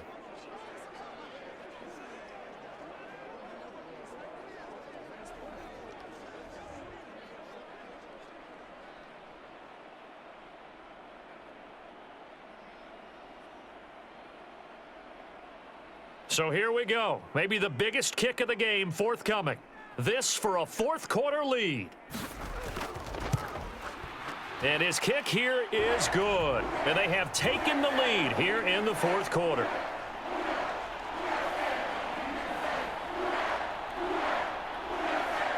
So the drive here ends with a field goal. It does give them the lead, but this one's still certainly a long ways from over. It definitely puts a lot of pressure on your defense to hold the lead, right? They're happy to have it and happy to be out there trying to do so.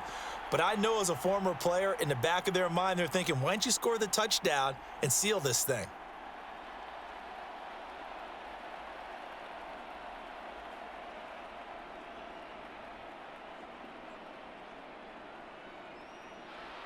So after the field goal, back out his groupie to send this one away. And this taken in at the goal line. And he'll go down as this drive will start at the 25-yard line. The Colts now, their offense works their way back onto the field. And now they find themselves trailing following the field goal. Still a good amount of time in this 4th quarter, but this drive very well could determine the outcome of this ball game.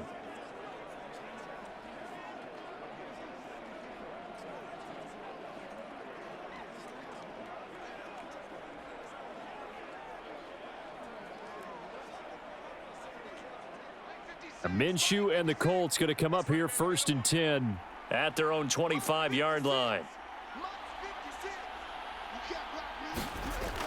He'll start with a give to Taylor. And this will be a gain of 5 as he gets it to the 30.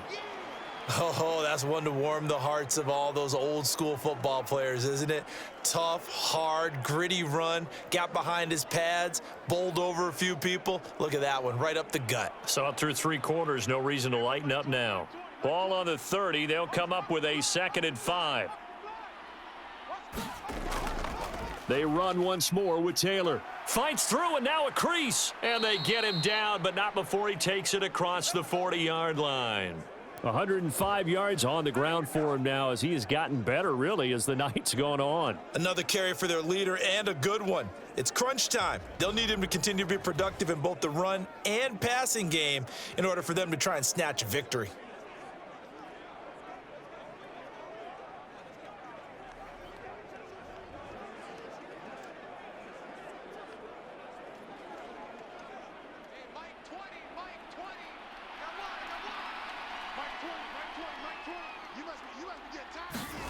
Minshew, 1st and 10. A quick throw there is incomplete. That pass just a little bit off. It looked like maybe he tried to force it in there. Game speed, always different, no matter what you do in practice. Can't simulate it, right? So your decision making, everything has to be a little bit quicker. Sometimes it can throw you off until you adjust. After the incomplete pass, here now is 2nd and 10. Now Minshew. That's complete to Pierce. 9 yards, not quite enough, and they'll be left now with 3rd and 1. Tell you what, he's been able to put the ball in some tight spots all game long. That throw, no different. Yeah, a lot of people would call it a gutsy type of a throw. I think he looks at it as, I can do it, so it's not that big of a deal to me, and I'm going to keep firing. A field goal from this spot likely out of the question. They've got to get closer here on 3rd down. Looking to throw it, Minshew. Buying time to his left. And he will slide to a stop. He does have the 1st down. 5 yards on the scramble, and that's enough to pick up the 1st. They're not out of it yet, but in order to come back, they need him to play clean football the rest of the way. He makes the correct read there, passing on challenging a blanket coverage and getting the 1st down with his legs instead.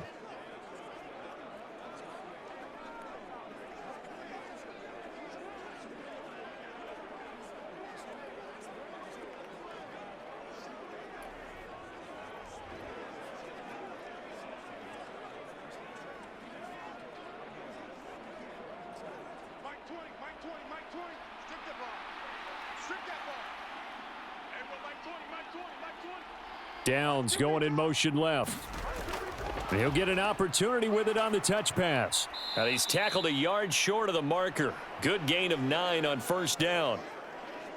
And a lot of times these plays, they either go for nothing or they go for big yardage. And here, they got to the outside, turned it upfield, and ended up getting a nice little gain out of it. From the 34-yard line, here's 2nd down and a yard. Running straight ahead, Taylor. And he'll go down at the 28. 6 yards the pickup, and that's a 1st down. I think they like this drive a little bit better there, partner. Running game helping out, picking up some of the slack. Because remember the last drive, they went 3 and out.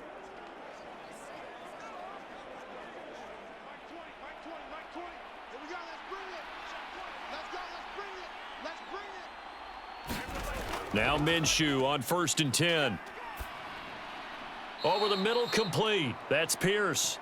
And taking it to the 15-yard line before he's brought down.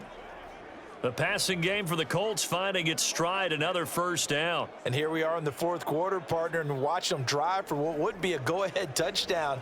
And you and I both know this is where you need a quarterback who can keep his cool back there. Not just for himself, but to keep the rest of the team relaxed too. Line of scrimmage, the 15. It's 1st and 10. They'll set up a throw.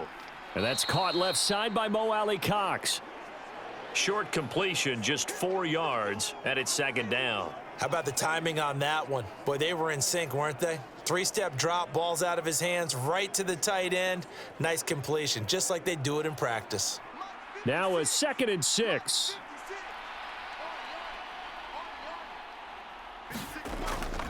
Up the middle, here's Taylor. And here he'll get it down to the 7. Give him 4 on the carry, and it'll make this a 3rd and about 2. This has been an up and down, back and forth type of a game, hasn't it? Maybe this long drive could take a little bit of the wind out of their sails, kind of settle things down a little bit.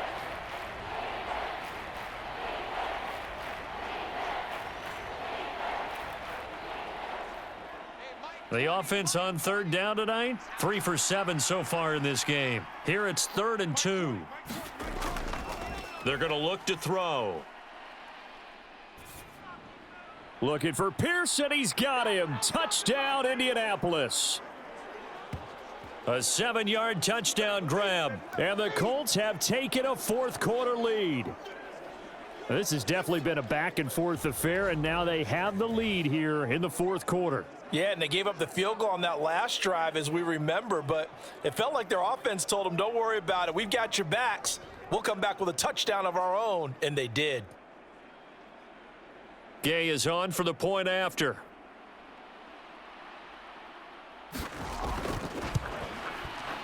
And the lead is up to 5. A pretty long drive that time. 11 plays all told. And it was capped off by a touchdown catch from Alec Pierce.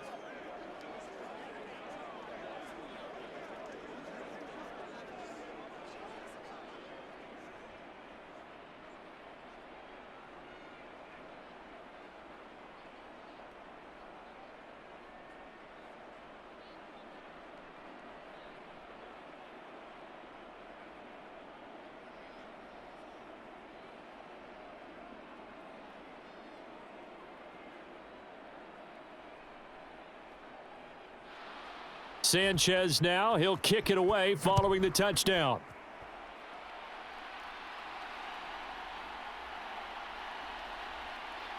And he'll be tackled just shy of the 25.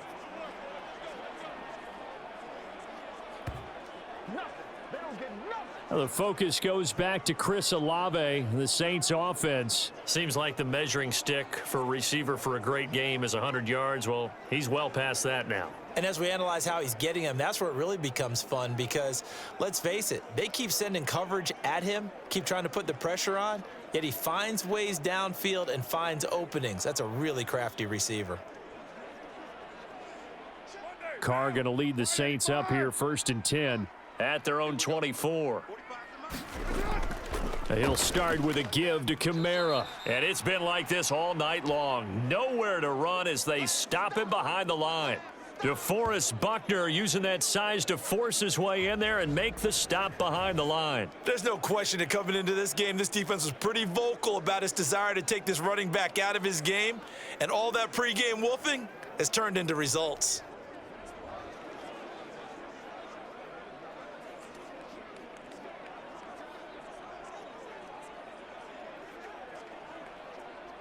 So now they have to contend with 2nd and 13 after the first down run goes backwards. Carr now to throw. Oh, look at Thomas wide open.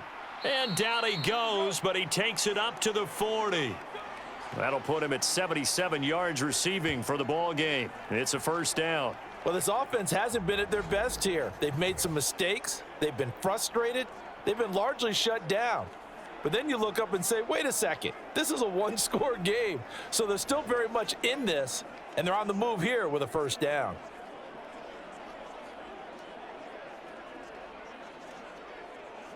Now, 180. Come on. 44 to Mike. 44 to Mike. Check, check. All right, T. Carr now on first down. That is hauled in by Michael Thomas. And he'll be taken down, but not before he gets into enemy territory. This duo locked in, 14 yards there, and a first down. Now that was pretty. They executed that curl route versus zone coverage, and that changes things a little bit because against man, it's often a tight curl, tight, sharply run route. Against zone, you're just looking for that open spot, that dead area, so you may curl it a little bit wider just to get to that place. And usually a tight window. He fired a bullet in there for the completion. And that one going to be off target and incomplete. This could be the start of a nice stand from this defense now after getting walked backwards on this drive. Come through with another one here, and you have them staring at a 3rd and long, and that puts the defense in a position to dictate to the offense. Now Carr, after the incomplete pass, brings him up 2nd and 10. They'll stick with the passing game as he looks to throw. Shoves him away. That's some strong running. And he'll go out of bounds right around the 40. They get 6. That'll leave them with 3rd and 4. And they've used him in the passing game to great effect so far. And here they get it to him again on the screen. And it turns into a nice positive play. In search of 4 yards here to pick up the first down. 45. Carr to throw again. He's going to get that to his running back out of the backfield. And they'll get him to the ground. He has another first down at the Colts' 27-yard line. A third down conversion with a strong gain of 14. Charles, he's now over 400 yards passing in this one. It feels like he has a zillion completions. Just a very memorable effort from a guy that we thought could be in line for a big game, and he has exceeded our expectations. That he has, and I'm not really surprised at all because when you look at this offensive unit, they are loaded across the board. And, of course, the guy throwing them, he's a big-time player himself. They brought it from start to finish and really helped get the better of the opposing secondary. Kamara up the middle, and it's been like this all night long. Nowhere to run as they stop him behind the line. He'll lose a yard there, and it's 2nd and 11. That was well played there defensively. 2 tight ends in the formation, which essentially gave them 7 blockers up front. Hard to imagine with all that size and beef that they could let a tackler through, but that's exactly what happened. A loss resulted.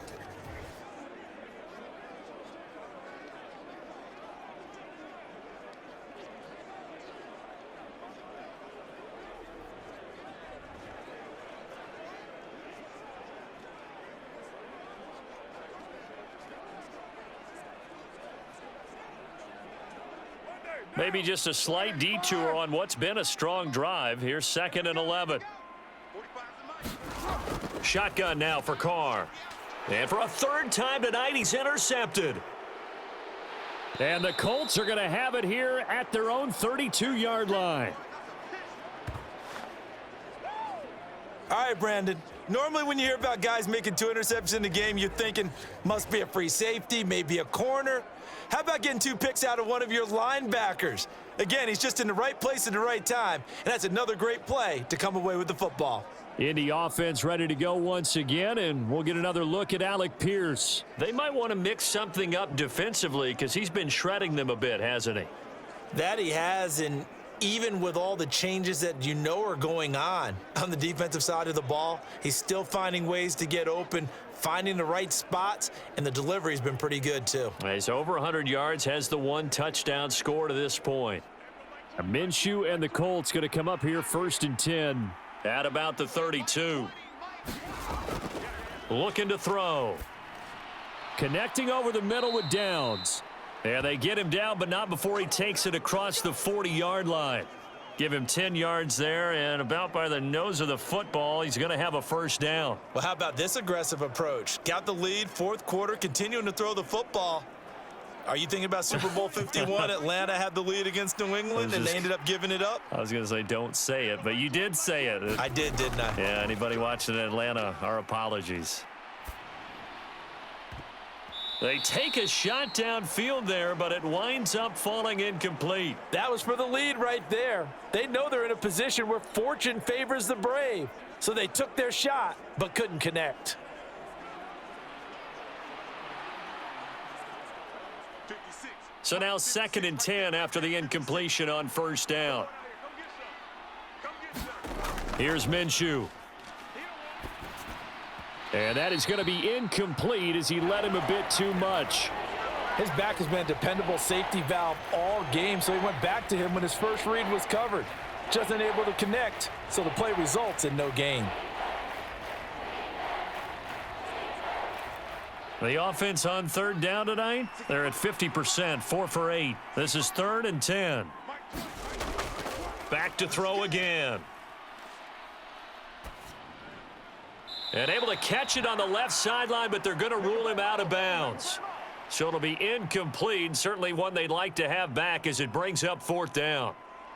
Critical play in this football game because if they pick up the first there, that clock keeps rolling. Has to be a little frustrating for them because they know that if they pick up a first down there and continue to eat away at the clock, really increases their chances of closing this one out. Now they're likely going to have to give the football up and sweat it out on the sideline.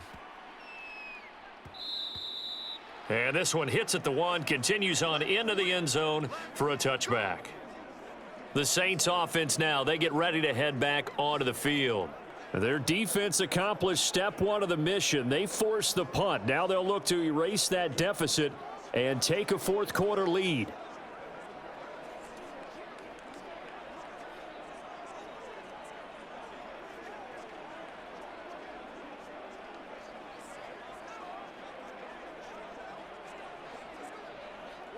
Carr going to lead the Saints up here 1st and 10 at their own 20-yard line.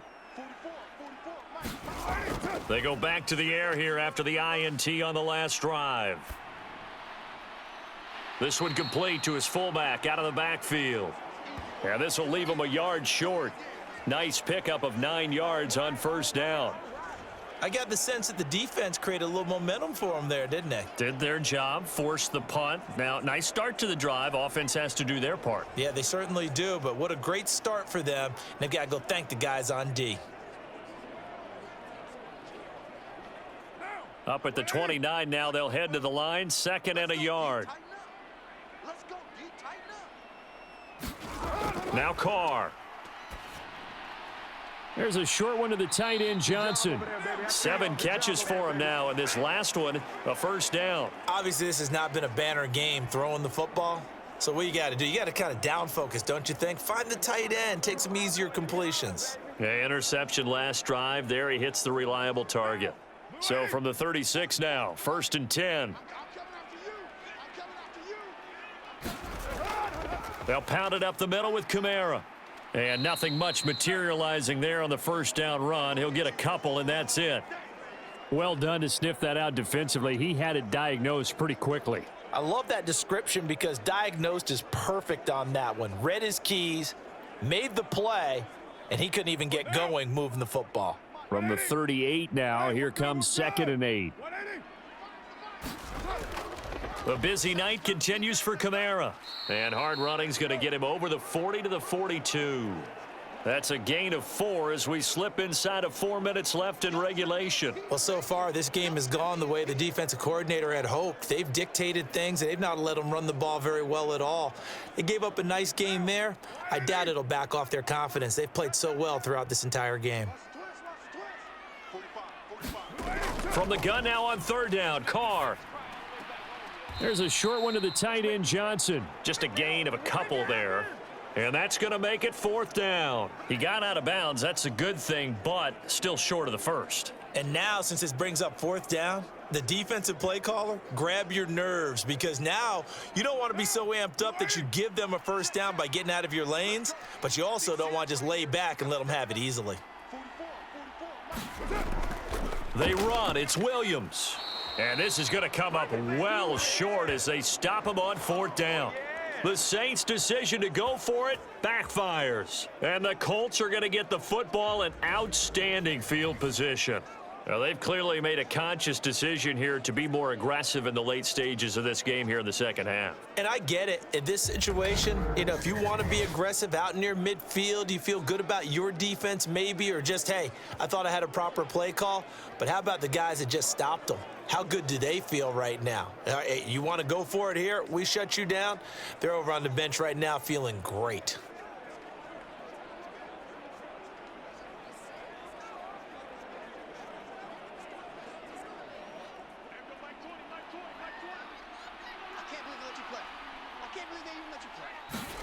Throwing on 1st down is Minshew.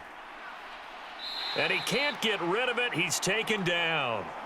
The sack coming from defensive end Cameron Jordan. And no matter what the situation, the O-line just hates that because they feel like they didn't protect little brother back there, right? Man, that's just so difficult for them because just think about every single play. When you decide to throw the football, you're dealing with some of the best athletes on the planet. You talk about guys, if they weren't playing football, they'd be starring in the NBA at power forward. It's a really difficult task. Clock continuing to run. They'll probably wind this all the way before snapping it on 2nd down. Running left, Taylor.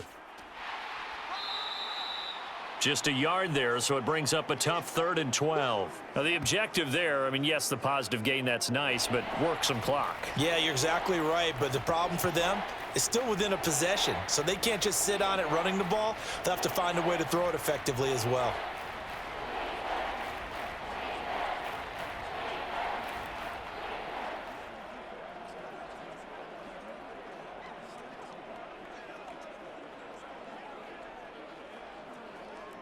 Possibly a turning point. Big play coming.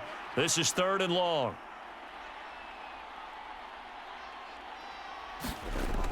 He'll drop to throw. Able to find the open man. That's complete. And he is going to have a Colts first down as they're able to get the third down conversion. So the Colts in possession of the football as we get you reset.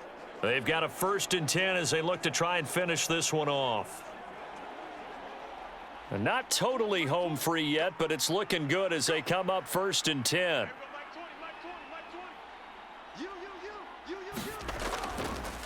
Now here's a fake on the jet sweep, and instead a give to Taylor.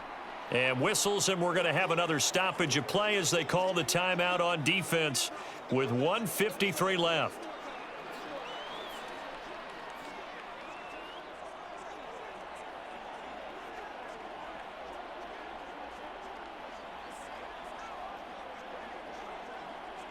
Second down and 6 now. He's going to get it again. Just looking to get forward and protect the ball. Now we'll get a quick timeout called by New Orleans, number 2, as they'll head to the sideline and talk over what to do next.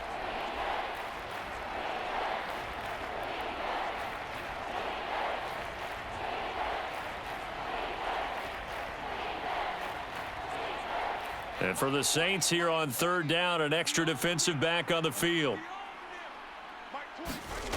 Out of the gun is Minshew. Work in the middle of the field, and he's got a man complete. And he is going to have a Colts first down, and that should be the one that finishes this game off.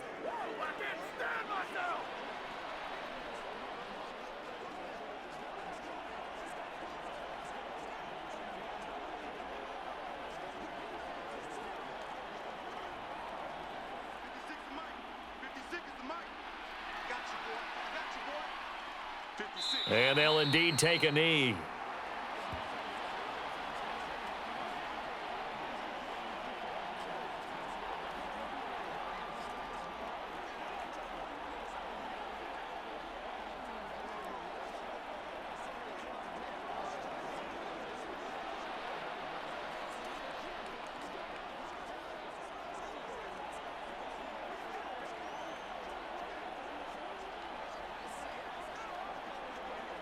Now from the 9, here's 2nd and goal. Hey, Mike 20, Mike 20. Quit talking about it and bring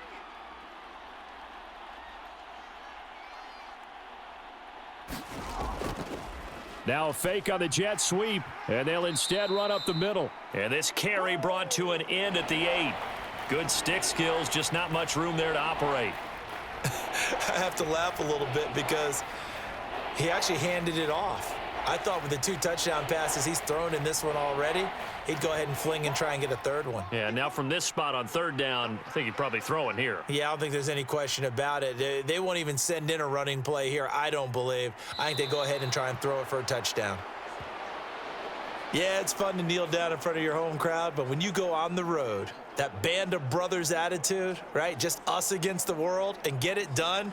How happy are they? I remember a coach at a previous stop telling me, you get a win on the road, doesn't matter the opponent, get out of there like you stole something. And they did in this one.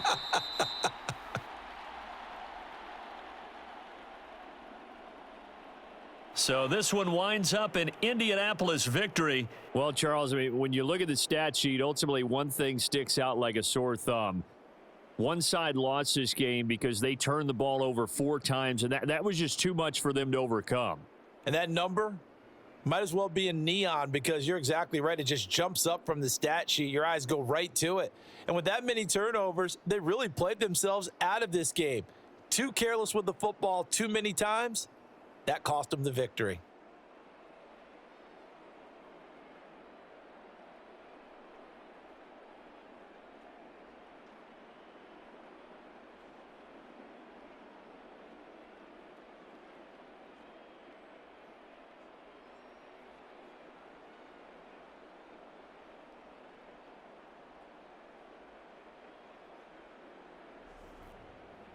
So that'll do it for us. For my partner, Charles Davis, and all the hard-working men and women on our crew, I'm Brandon Gaudin. You've been watching the NFL right here on EA Sports. From New Orleans, good night, everybody.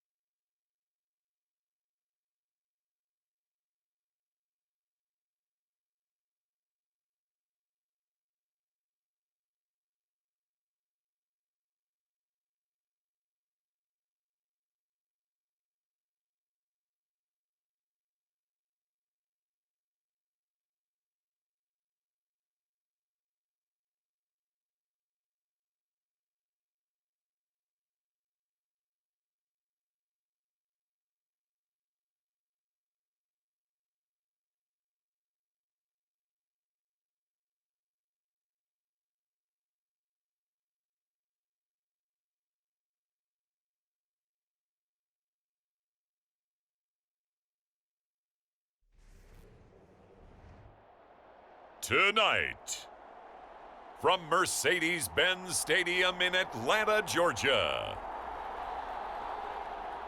it's a special prime time edition of the NFL on EA Sports.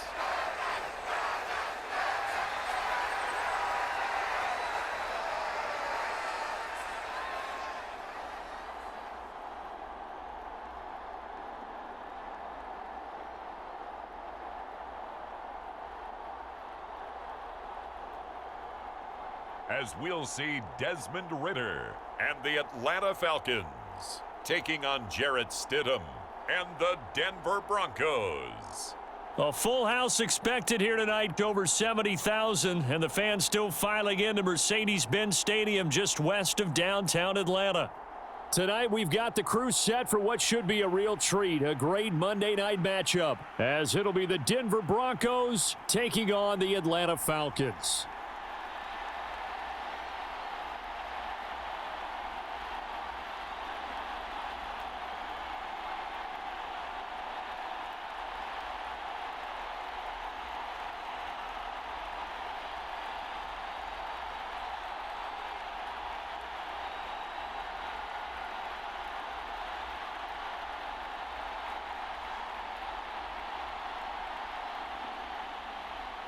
The veteran punter Bradley Pinion has this one teed up, and we are underway from Atlanta. And a nice return sets him up pretty good here right at the 30-yard line.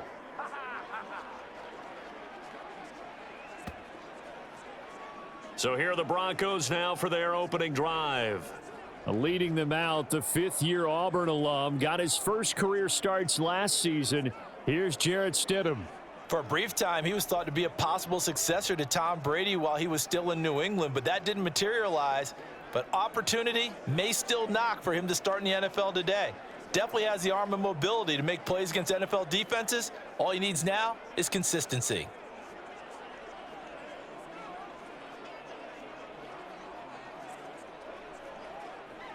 So 1st and 10 now from the 30.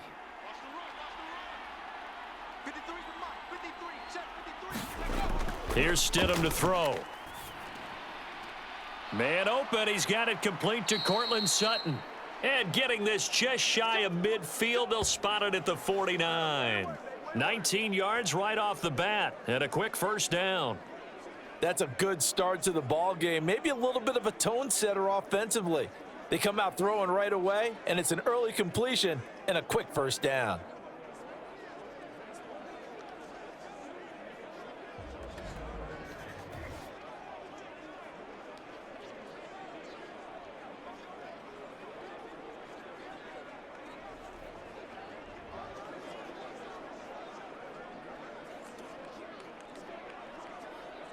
So one play, and they're already just shy of midfield.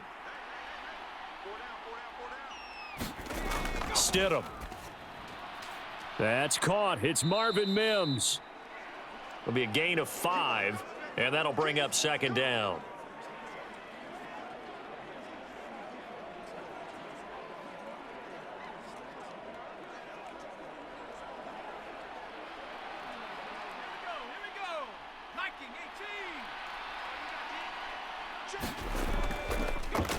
They run for the first time with Javonte Williams. And he is going to be stopped cold behind the line of scrimmage. A loss on that play, and now third down gets tougher. 3rd and 6. As a linebacker, you're taught to stay just slightly behind the ball carrier just in case he makes a cutback. But when you find the gap, shoot it. And he found it all right. Took it straight into the backfield and made the tackle for a loss.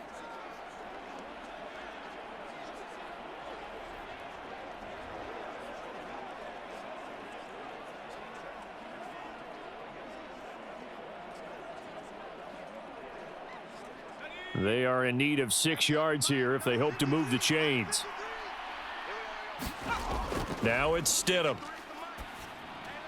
He's got his target. That's complete. And that's going to be good for another first down as the tackle's made at the Falcons' 30. They give him 17 yards that time as that'll move the chains. That early game script that they drew up is working pretty well here on this first drive. Already in field goal range, Charles knocking on the door of the red zone. You know, Brandon, when we met with the coaching staff, they kind of predicted that they would come out firing like this. I think you and I were a little skeptical that it'd be this easy, but they certainly knew what they were doing in scouting, in preparation, and understanding what their team was capable of.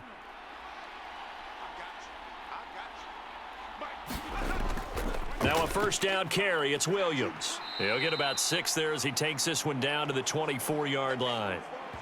They've created a nice sustained drive off of plays like that. A nice strong run there that keeps them advancing the ball.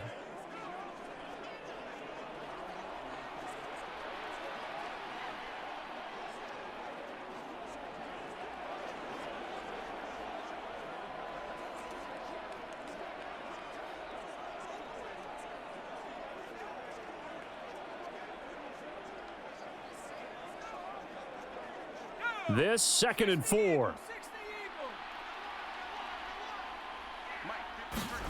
Now Stidham. This one swung out to Williams.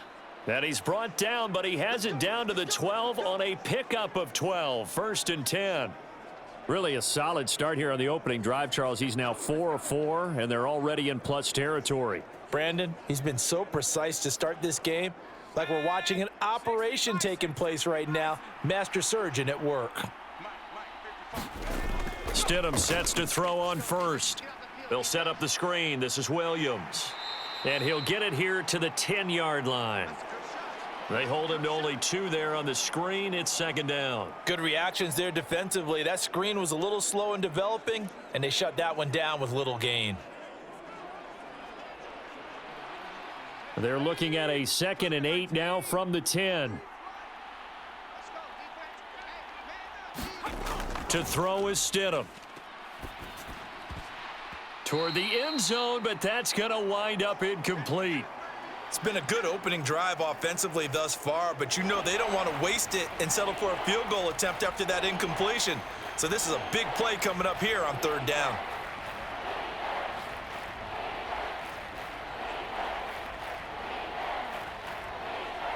Out of the huddle now for play number 9 on this drive. This is 3rd down and 8.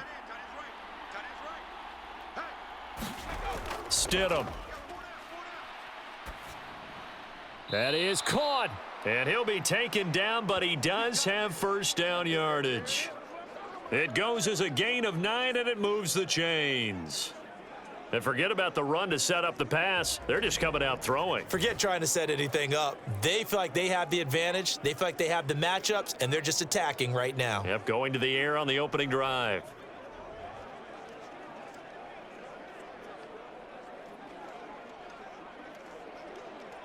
First and goal, a chance for an early statement here on the road.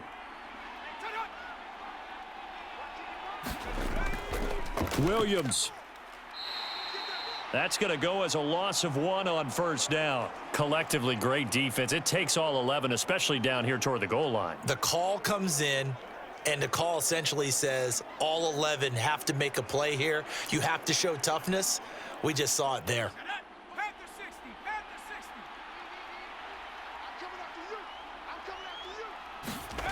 Williams again. But he will go backwards as he stopped for a loss. That's going to go down as a loss of 5, and it brings up 3rd down. We all know how much running backs love getting the ball down near the goal line. They think they're going to find a way into the end zone. He hasn't had that kind of luck so far. Ends up not getting in on the last 2 carries. You know he's going to be upset about a missed opportunity.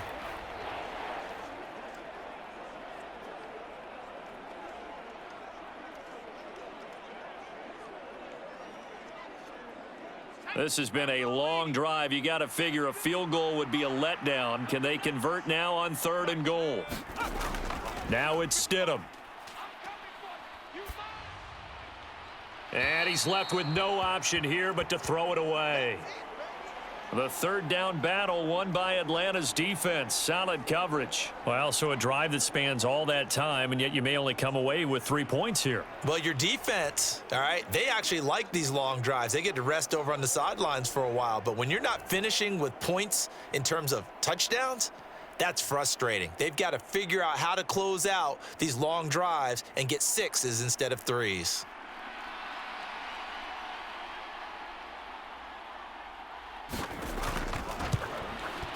The kick by Lutz is good. And the Broncos, the first to grace the scoreboard. It's 3-zip.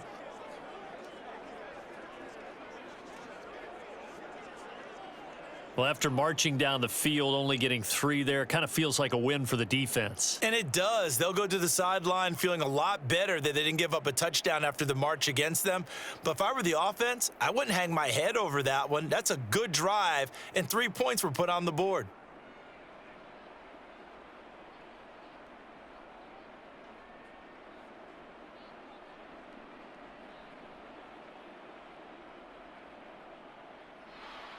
Following the made field goal, Lutz to kick it away. On the return, here's the dangerous Cordero Patterson.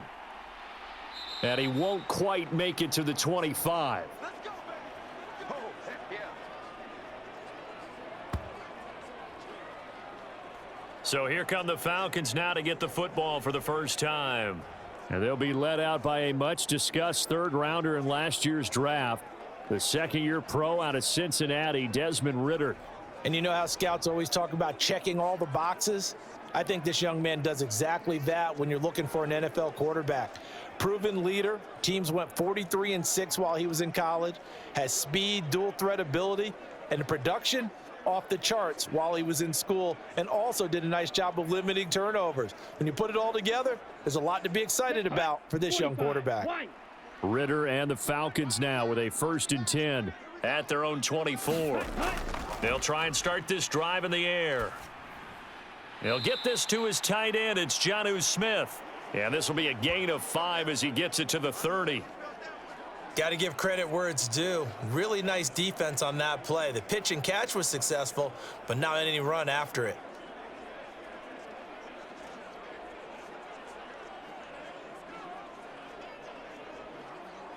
Ball on the 30. They'll come up with a 2nd and 5.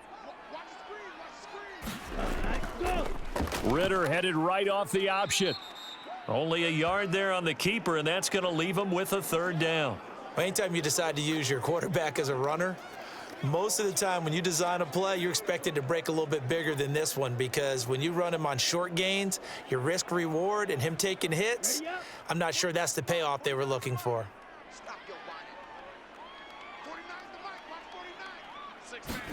Here's Ridder. Pass taken in by his big tight end. And they're going to have this across midfield and inside the 45. A gain of 26 on the 3rd down conversion.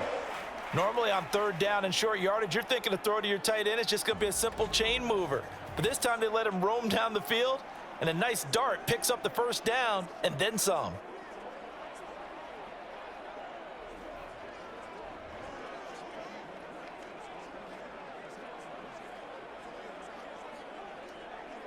So a 1st and 10 now in Denver territory at the 43. 49, guys. Ridder. And complete to Drake London. And he goes down, but not before getting this inside the 25. Chewing up big yardage. Another nice gain there. This one goes for 20.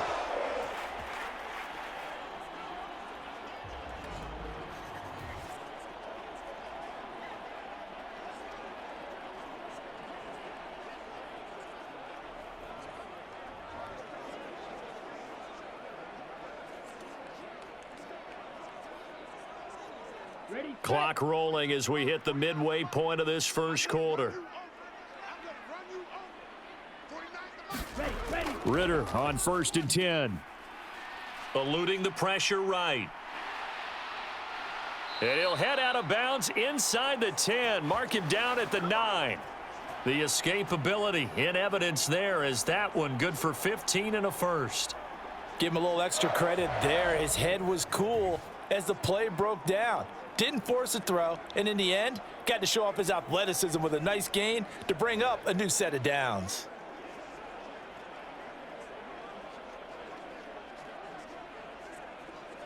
Two big plays in succession. Not sure this D knows what hit him, but now they got to get ready. It's 1st and goal.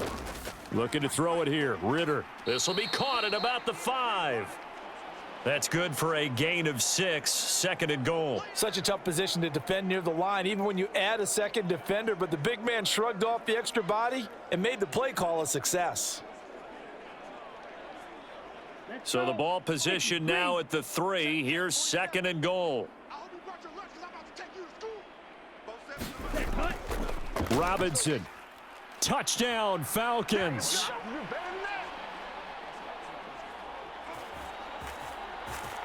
But just power football there down near the goal line.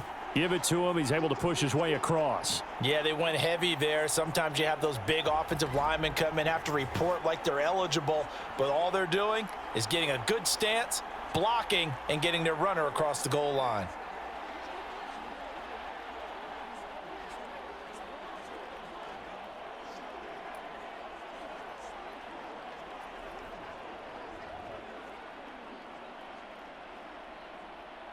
Now the extra point.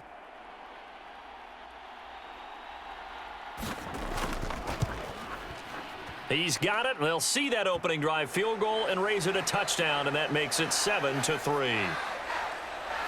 So this drive spans 7 plays. And it was Bijan Robinson who took it home with a touchdown run.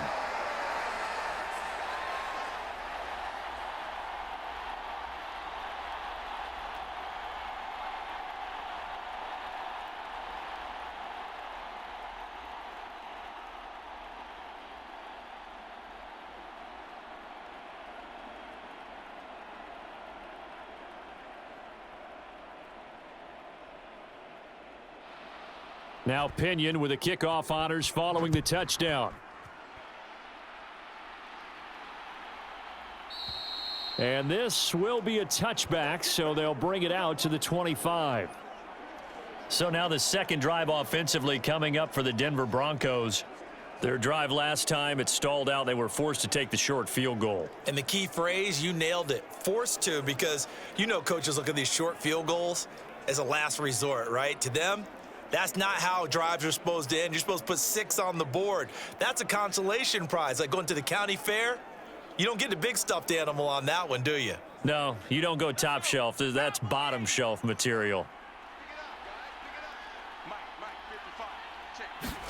Now Stidham on first down. Short throw caught by Dulcich. And he gets this one just shy of the 40, down at the 39. First play of the drive going for 14 and also going for a first down. For many teams, the evaluation of tight ends has really changed. We used to wonder about how they would block first and foremost. Now we want to know how these guys can run, because we envision them in offenses, catch the ball, how much yardage can they gain after that? And that on display there for a good pickup. In motion left goes a tight end. Up the middle, it's Williams.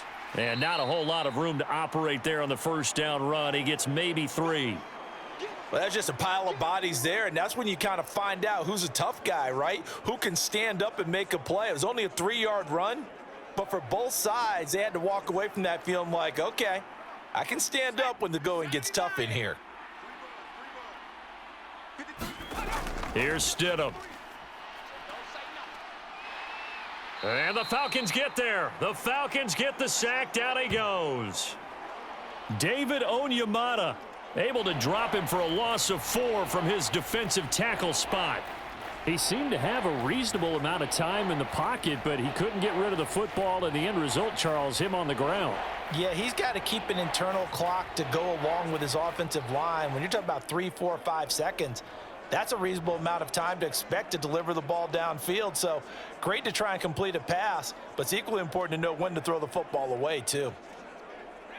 Backed up here, tough spot, needing 11 yards to pick up the first.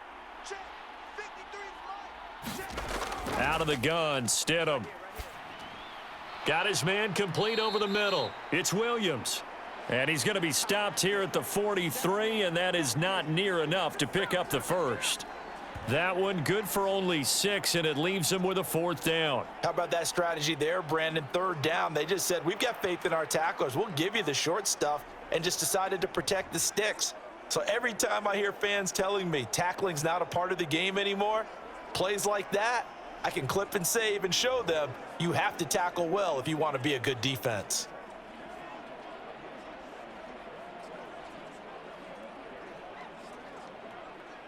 On fourth down, it's Riley Dixon on now to kick it away for Denver.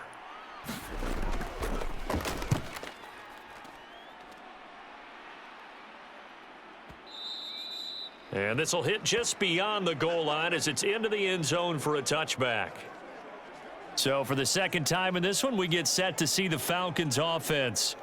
A long drive last time out for this offense, Charles. If you remember, they started basically in the shadows of their own end zone, marched it down the field, and a lot of that was through the passing game. And partner, as a former defensive back, I'm having almost a physical reaction watching what's happening right now. But let's give credit where it's due because they've done an excellent job moving the ball through the air. Secondary getting picked apart pass by pass.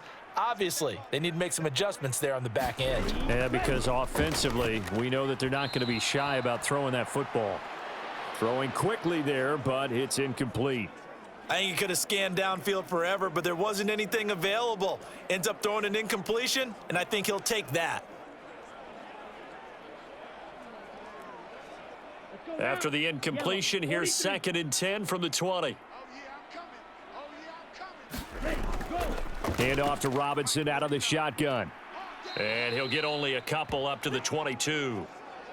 Well, that's a good start to this drive on the defensive side of the ball. Force the incompletion on first down. Then you're able to shut down the running play on second. Yeah, I wouldn't be surprised now. A little bit of pressure going at the quarterback in an expected passing situation.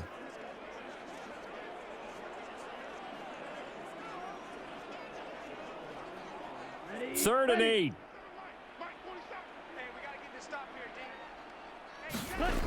Ritter will set up to throw it. Hit from behind, and he's going to be driven down. It'll be a loss of 8 on the sack, and it's going to lead him to 4th down. Well, how about that? A dime set on defense, 6 defensive backs. None of them blitz. They're just back there in coverage. Defensive lineman gets the sack. That's where the O-line, they go to the sideline, they keep their helmets on so the cameras can't find them, right? Yeah, the cameras can't find them, but I know one thing. The O-line coach will.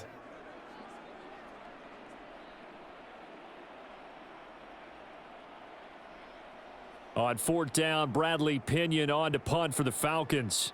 And Marvin Mims deep for Denver.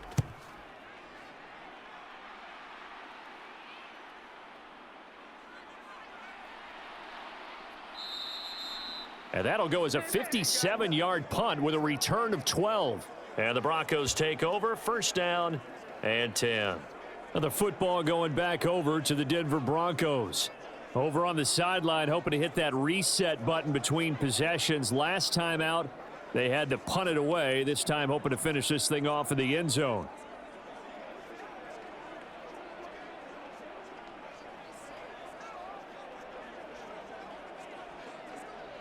Good starting field position for them as they come up 1st and 10 at their own 37.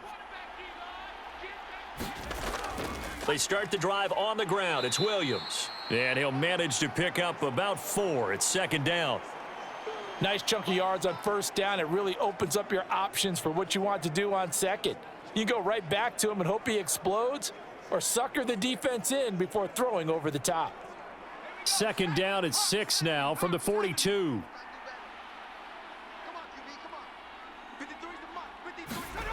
From the gun, it's Stidham. That's taken in by Dulcich. 7 yards there and a 1st down. That was a route run not just with dexterity, but with intelligence. Found the hole in the zone, made sure the quarterback saw him, and was able to make the sure catch and flip the down marker back to 1. Here we go. Liking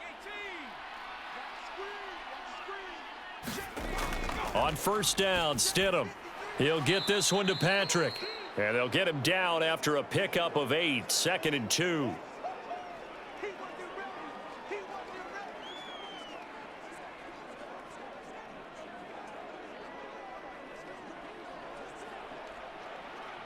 Two yards to go, 2nd down.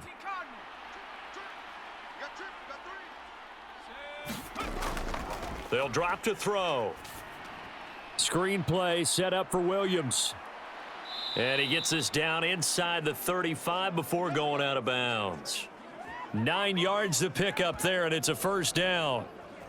Well, they certainly made a point of getting him involved in the passing game here in the first half. They must have seen something in the scouting that said, hey, we can capitalize on him getting the ball possibly in the open field. And I think in the second half, that may loosen up the defense a little bit to get the running game going back inside.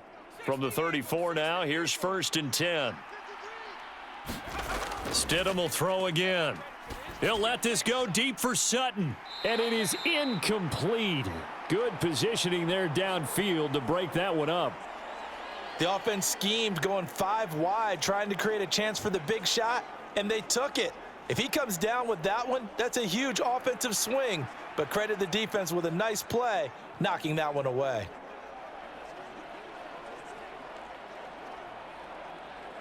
Here's 2nd and 10.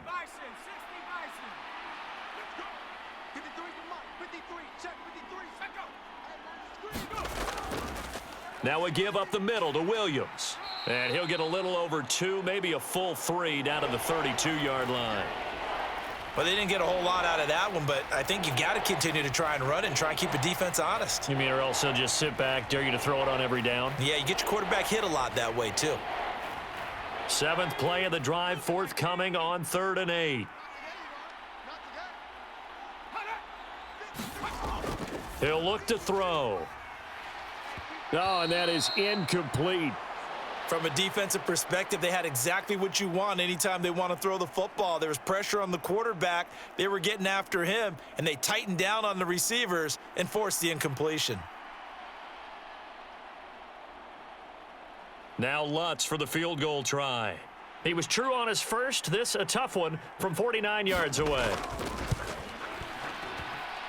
And this will be off the right upright, but he banks it in. A high degree of difficulty there, but he gets it to go. And they'll get it back within a point at 7-6.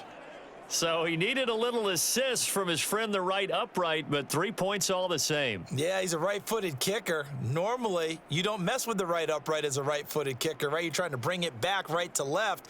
But in this case, he got the assist. Right was right.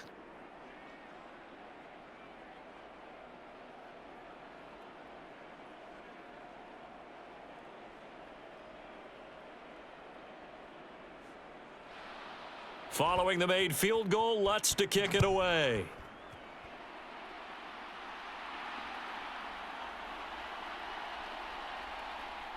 And he'll get it up past the 20 to about the 22.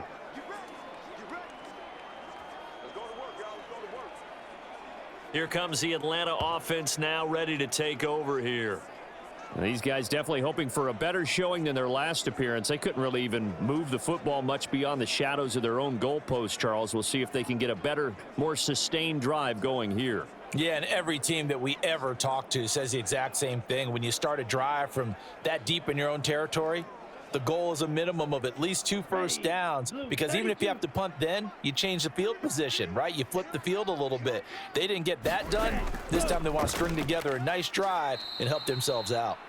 And he fights forward for a modest 2-yard gain, 2nd down. We haven't seen much from him running the football here in this first quarter. No, you're right about that. We haven't seen much of him at all so far. They've stacked him up pretty well, but when you're trying to run the football, sometimes you got to play the long game. Keep handing it to him, and some of those runs that aren't working now, they turn into 6, 7, 8, and maybe more later on. Ritter now.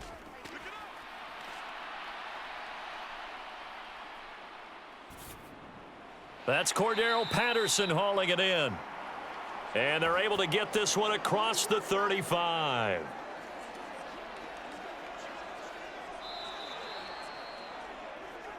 After one, a 1-point game, 7-6.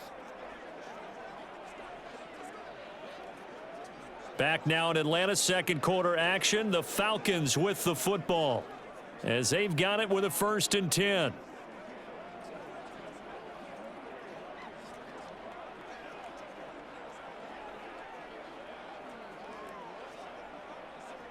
On the set. 49 the mic. 49 the mic. Hey, defense, let's go. Pick it up, team. 49. Let's go. Robinson, he'll try the left side. And he is going to lose yardage here. Officially, it's a 1-yard loss. That's going to bring up 2nd and 11. Part of the thinking when you bring in extra tight ends, you're hoping that each of your guys gets those one-on-one blocks and creates a crease for your runner. You know what the converse is, though? You've got to win those one-on-one blocks, and when you don't, that's the result you end up with.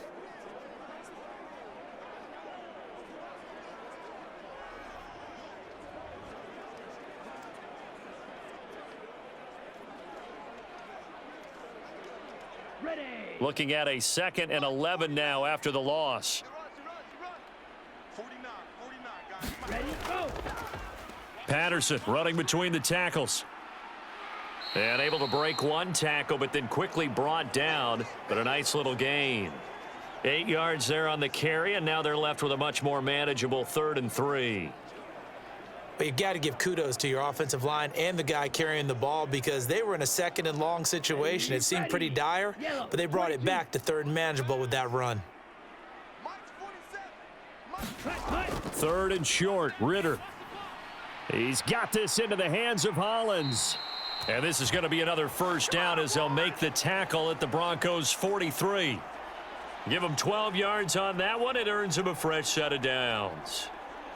And Brandon, from our time in college football, where receivers weren't running the traditional NFL route tree, one thing they did learn, find open areas, find soft spots, and set up and catch the ball. And I think we just saw that there. Yeah, we saw that indeed, picking up the 1st.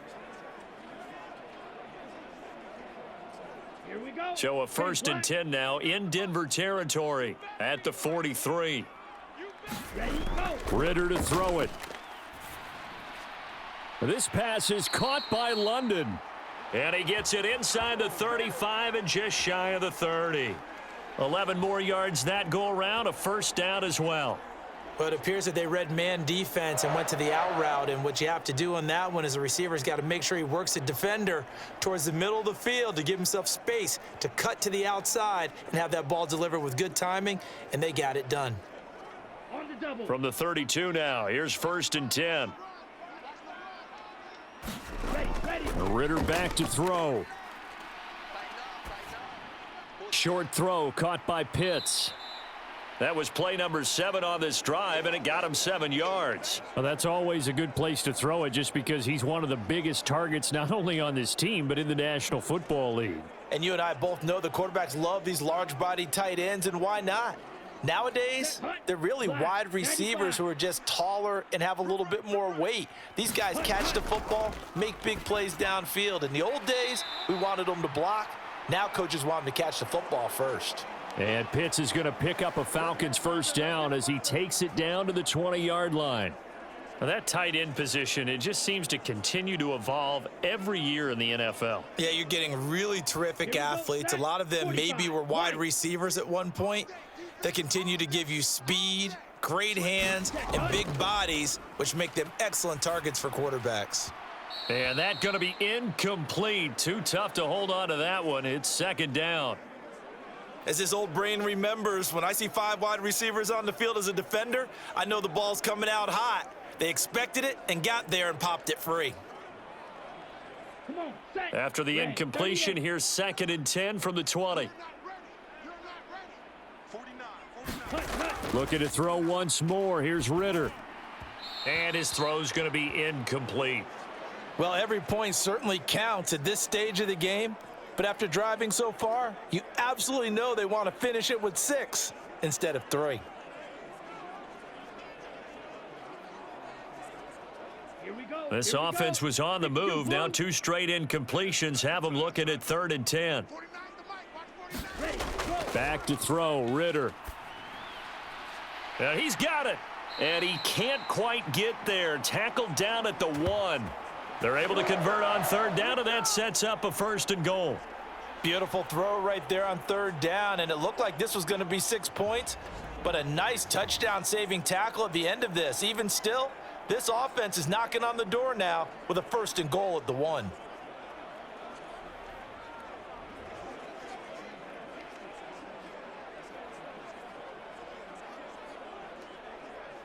Let's go. Black 40. Check, 47. Exit. Both seven. Go. Go. Robinson. And he is going to lose yardage here. It's a loss of a yard there, and now second down. They have 3 tight ends in that formation. That's almost a universal sign that they're planning to run the football. But how about the defense there? They met force with force and caused a stack up behind the line of scrimmage and threw him for a loss.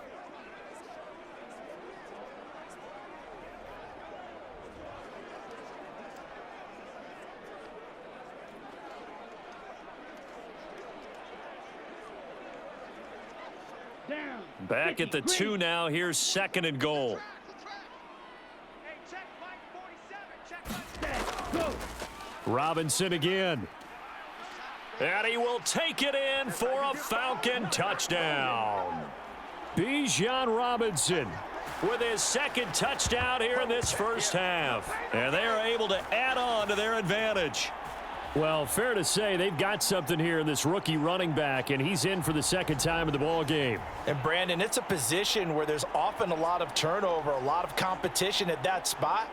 But he's proven to them that he wants to be the bell cow guy that his franchise can rely on.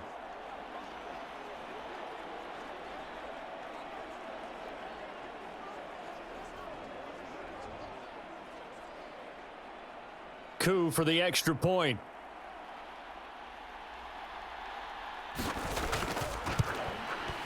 And it's up. It's good. Our score 14-6. So that drive spans 13 plays. And it was Bijan Robinson who took it home with a touchdown run.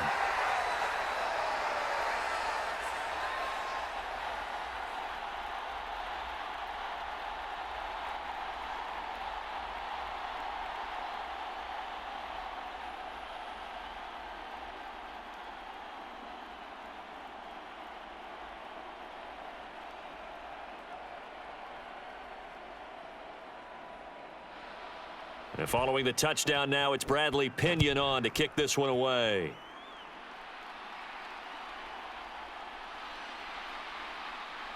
And able to get this out to the 25. Let's go. Do it.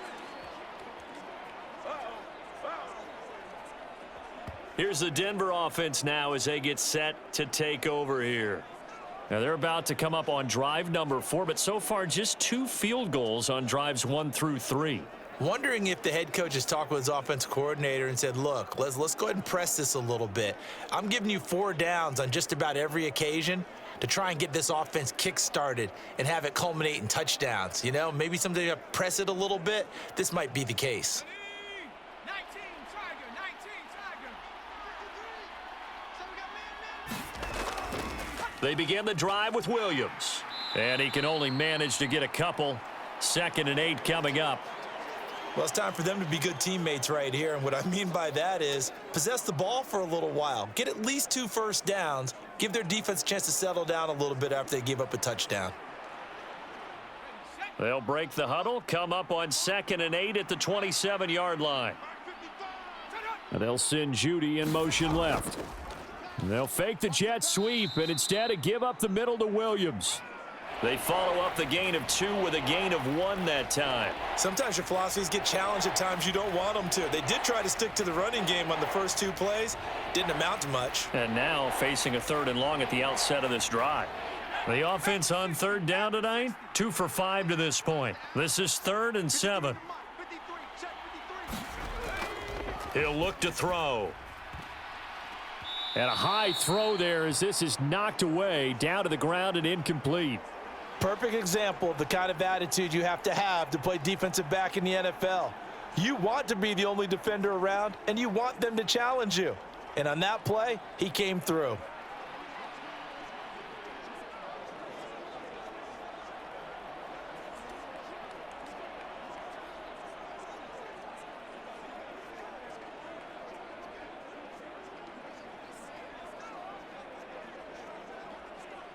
Fourth down, so on is the punter, Riley Dixon.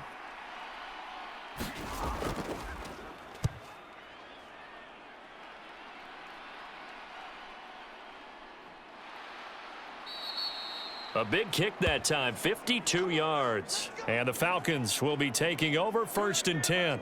Bijan Robinson leading the offense out for another drive. Good returns on the last drive. He hit the end zone for the second time. Good returns in this first half, really. Yeah, good returns for his team.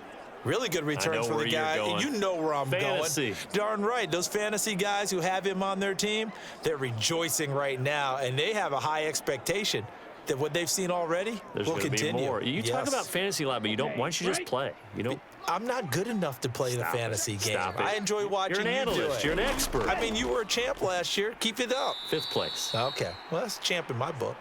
And he still has yet to get on track in this first half as they're going to stop him behind the line. 2 yards the loss, 2nd and 12.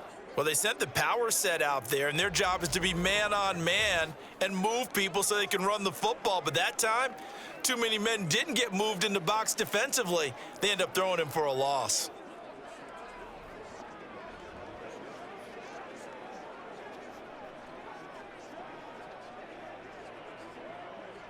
So the opening play of the drive goes backwards. Now they'll come up on 2nd and 12. Ready, go. Looking to throw. This one complete to Scott Miller. And he takes us beyond the 35 before going out of bounds. 22 yards there, a first down.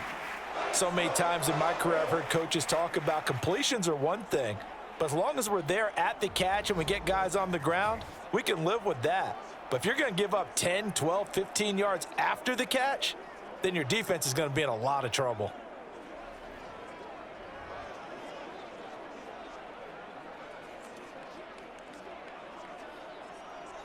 Okay, ready? So here's a 1st and 10 at the 38. Let's get this ball back for the offense. Let's go. Check, cut. They'll look to throw here. The throw here right sideline falls incomplete. I see the surprise in your face there, partner. That is a rare incompletion from him. He's been on point this entire game. He has percentage completion-wise way up. Not that time.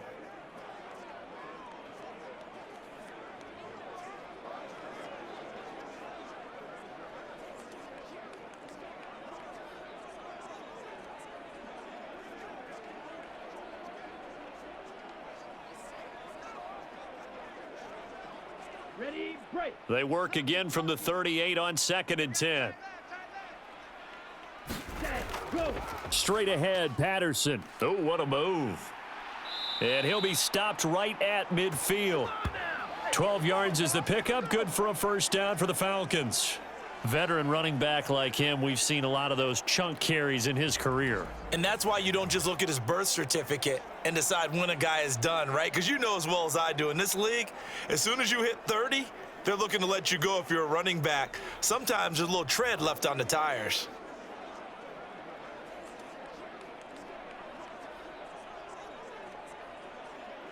On the ready.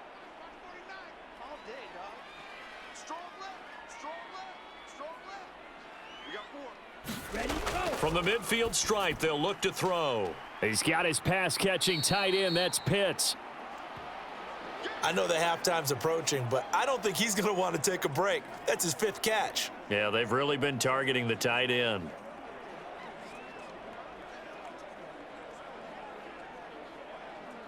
Ready up. Options galore here. 2nd and a few inches. I got it. Both sevens and Mike. Both sevens and Mike. Cut, cut. Going play action. Ritter.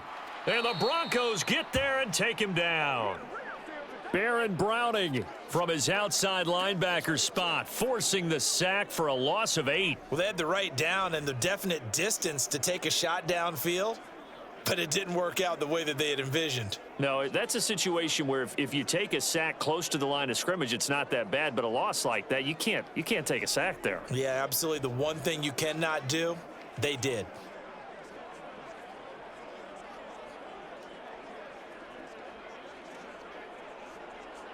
Ready, set. 7th play of the drive, forthcoming on 3rd and 8.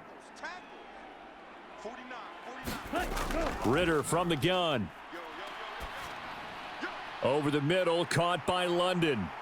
And this is going to be another first down as they'll make the tackle at the Broncos' 34-yard line. 15 yards there on the catch and run. Good strong throw and catch right there. And so far in this game, the alleys have been open for them to get completions, and they're taking advantage of it.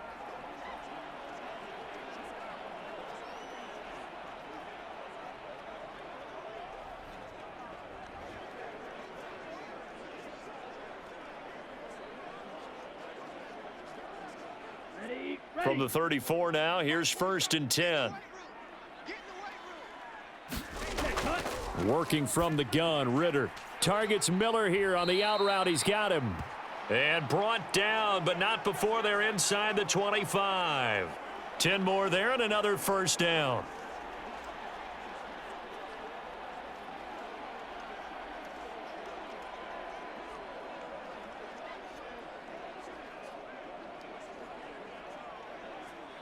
Ready.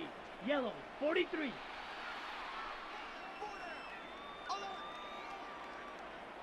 Ready. Go.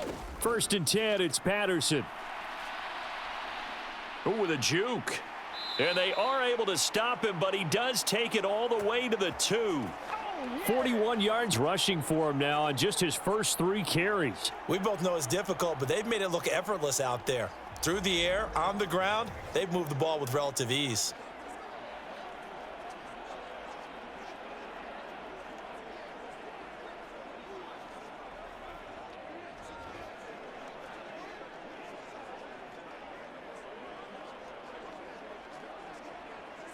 Set. Ready. Blue. 32. Let's pick it up. It's our time, guys. Our time. Let's get off the field. Let's go. They'll run with Robinson. And he is into the end zone for a Falcon touchdown. Bijan Robinson. On his way to a monster game, 3 first-half touchdowns. And the Falcons go up by 2 touchdowns.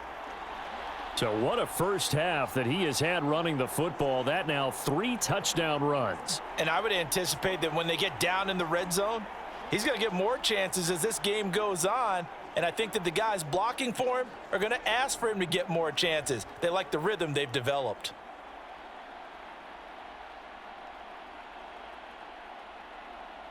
Koo now for the point after.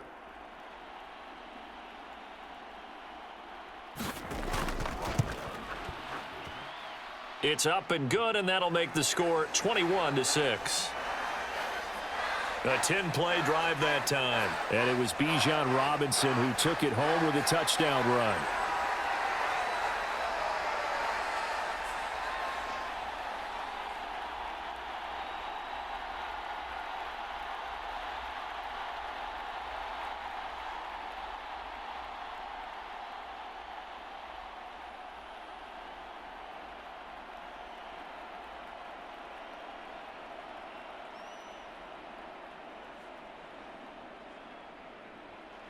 Now Pinion with the kickoff honors following the touchdown. Taken at the goal line. And they'll start this drive just across the 30. Pretty nice work on the return. Denver's offense ready to go again. And Charles, a very uninspired effort. The last time we saw them out there was a quick 3 and out, then they punted the football. Yeah, and you never want to get stopped so soundly during a series, but what would be even worse now is letting it happen again right here. They've got to get going.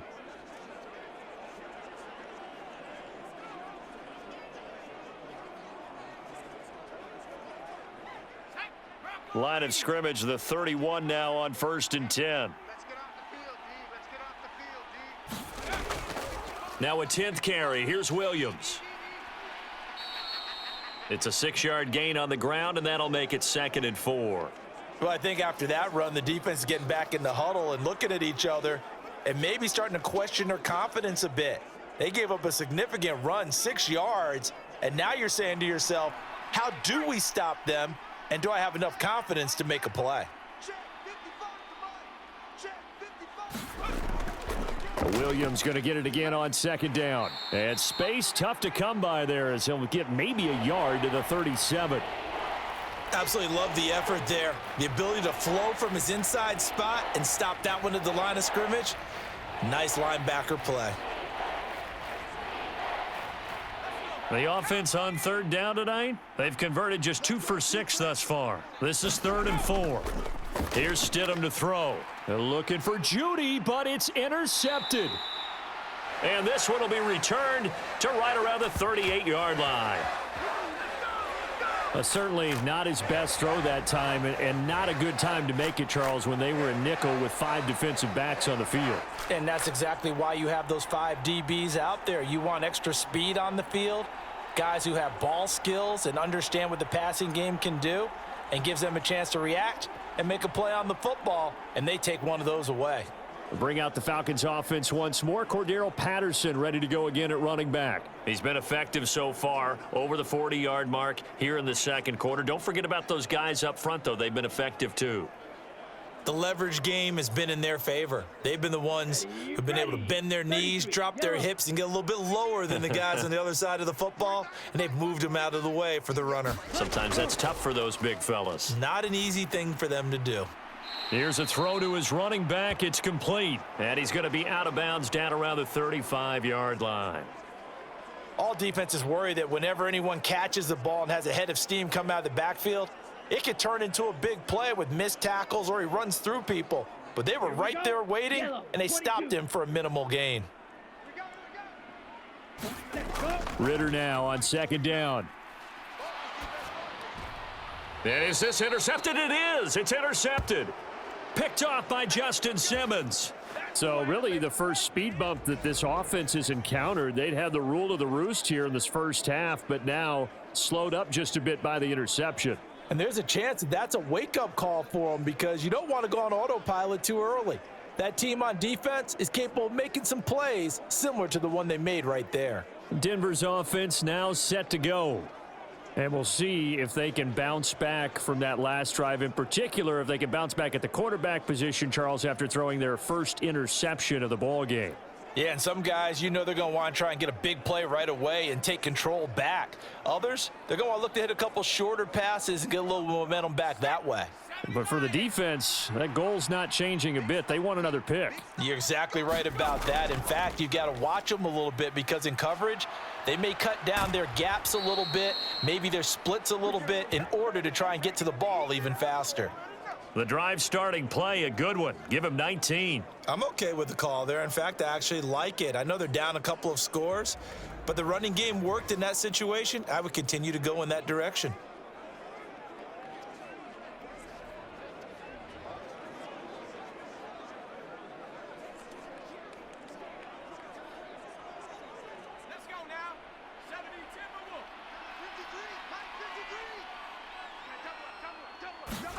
From midfield now, here's Stidham. Quick throw, finding Dulcich. And he is tackled inside the 40, not quite to the 35. 15 more yards there, and quickly another first down. Oh, that's a nice job of clearing space in the middle of the field for your tight end. He's going to start behind the line and run an angle route, hoping to kind of get lost in the middle of the field. And this is put right on him, and he's able to pick up a first down.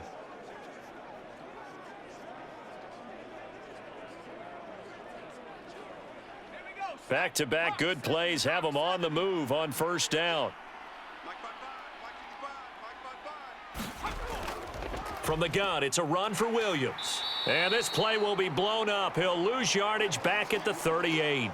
Play 3 of the drive not as successful. They go backwards after those 2 first down gains. Moving backwards on first down, never a good thing. What does that do for the mindset on second down? Well, it changes your play call, definitely, because as a play call, you're advancing yourself thinking, okay, we're going to get a gain here. Now you've got to go back in reverse, come up with something to pick up not just the yardage lost, but gain a few extra.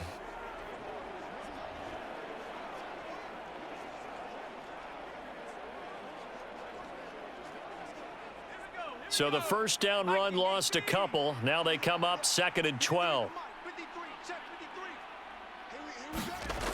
Now Stidham. Pressure brought in, and the Falcons get there for the sack. Disrupting that play and dropping him was Arnold Ebiketie.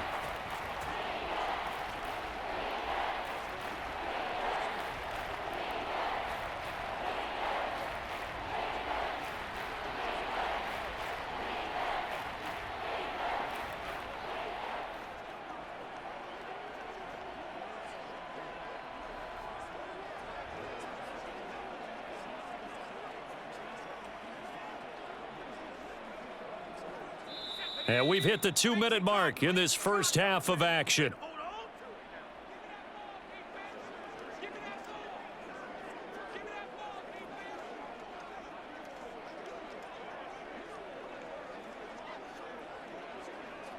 Need something from deep in the bag of tricks here after first and second down went backwards. It's third and very long. Stidham. This one swung out to Williams. And he'll get it down here to the 43. 3 yards all they could muster there, and it'll bring up fourth down. That's certainly playing down in distance very well by the defense, isn't it? Take whatever you want underneath by all means.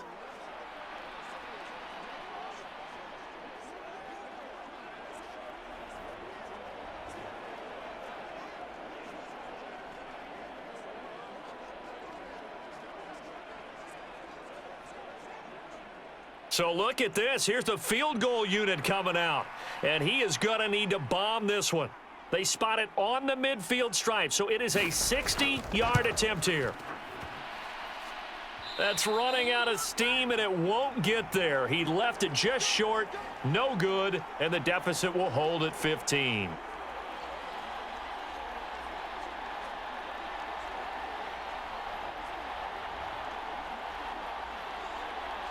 The do-it-all weapon, Cordero Patterson, coming back out. He's been good. His guys are winning. So far, the recipe working here in the second quarter. And he doesn't like to just tote the rock. He wants to carry his team on his back, and that's what he's done throughout this game. Yeah, he's done that. He'll be hoping to continue that trend. I don't care who you are. 60 yards is a very ambitious attempt. Hard to make even in practice in the best of conditions. And now, worst of all, you give the other guys the ball to start their drive at midfield. They go back to the air here after the INT on the last drive. And this one goes nowhere. Losing yardage on the play back at the 46. Not what they had in mind there. That's going to go as a loss of 4. We'll put that one in the win column for the defense. Trying to contain tight ends in the passing game is so difficult nowadays, but they did in a big way there. Now the Falcons going to use one of their timeouts as they'll stop it with just over a minute to go before halftime.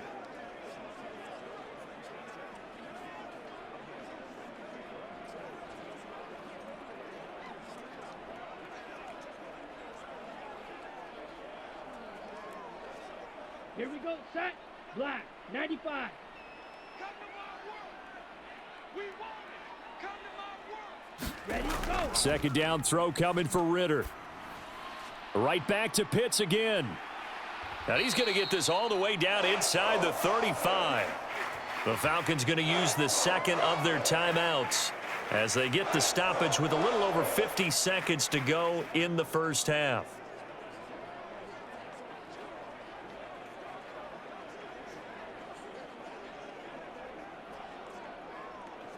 Come on. So they'll come up first and 10 now from the 33. Let's go. 47 Mike. 47 Mike. Go. Now back to throw. That's going to be caught by Pitts. And he gets this one inside the 15, just a yard or two shy of the 10. That's now a pair of explosive plays in succession, both north of 20 yards. For a tight end, he's got good straight line speed, and on that route, he's often the guy that gets overlooked. Nice job there of finding him in stride for really good yardage.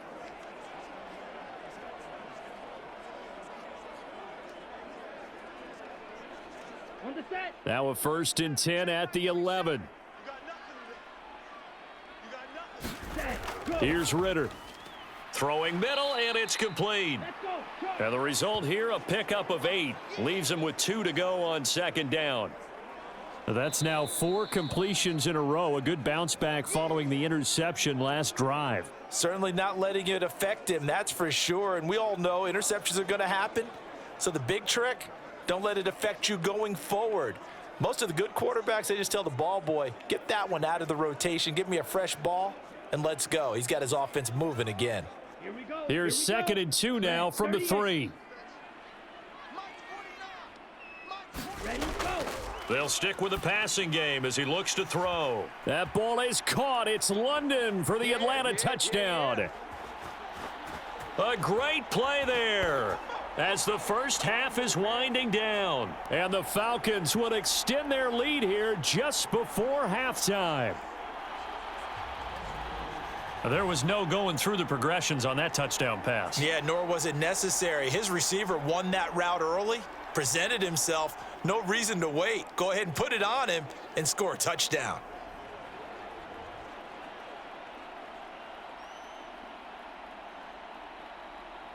Now Younghoe Koo for the extra point.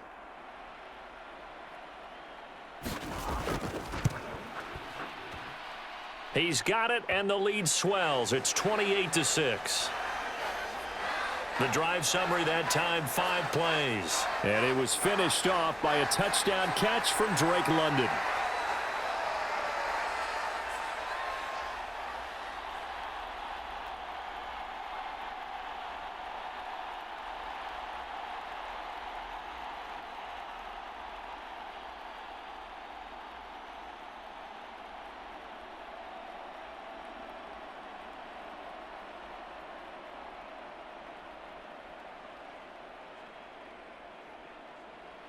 So not much time to speak of remaining in this first half as the kick's away.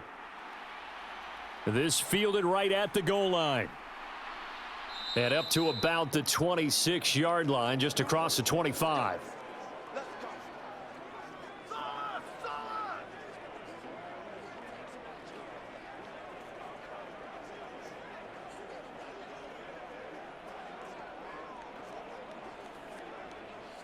Denver offense at the line, ready to go. And with 10 seconds left, not really enough time to put something together. And an anxious moment or two there, but they do get him down. And this offense going to elect to burn a timeout with 5 seconds remaining in quarter number 2.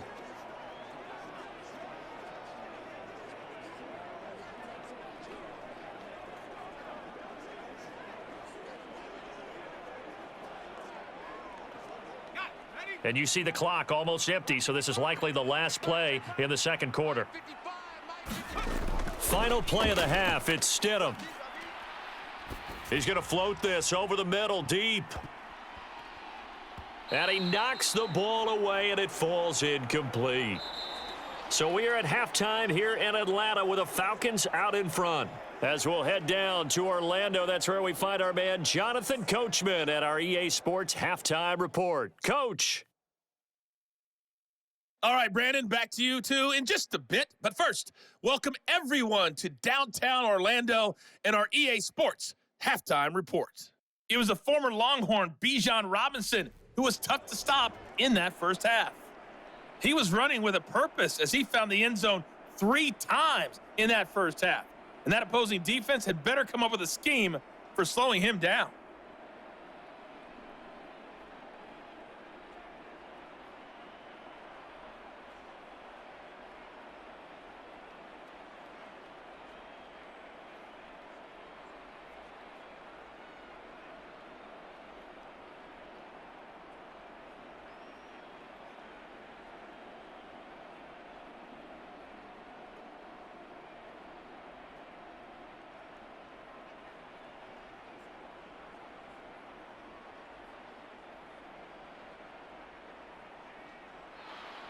The Falcons back to receive. They've got the lead, and they'll get this football as the second half gets underway.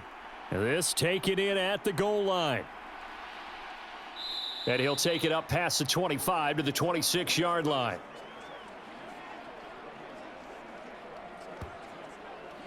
The Falcons offense ready to get going to begin this third quarter.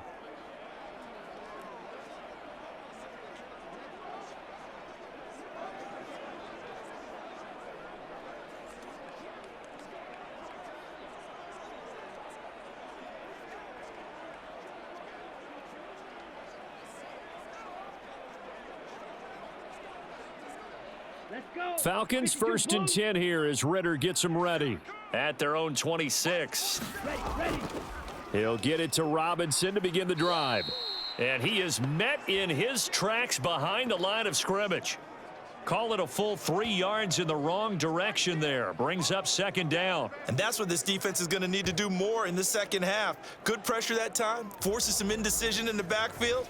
He's going to wind up being taken down for a nice loss.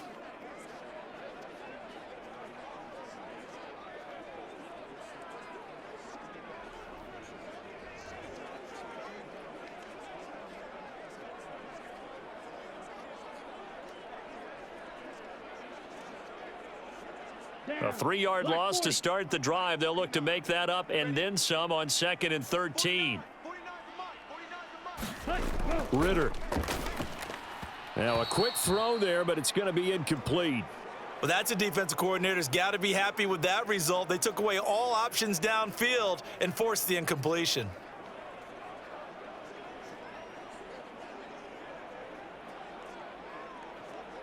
An incomplete pass on that last play, and that means they'll need to come up with something here on 3rd down.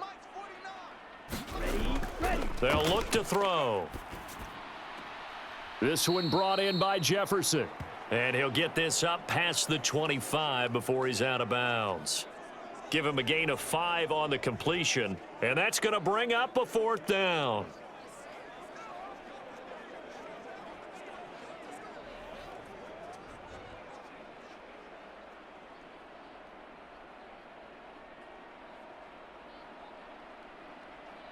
Here's Bradley Pinion now, as he'll punt it away for the 2nd time.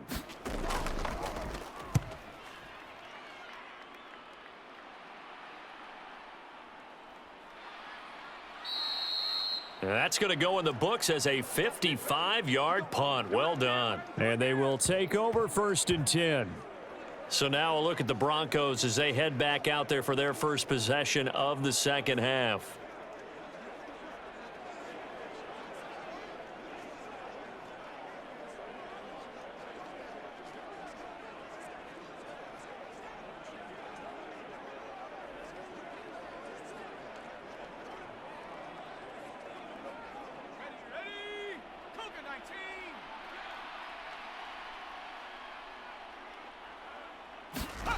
Stidham sets to throw on 1st. And he's taken down. Back at his own 7. David Onyemata, his 2nd sack of the night. Defenders are always happy anytime they can sack a quarterback for a loss of 10 or more yards. There's an example there. High fives all around.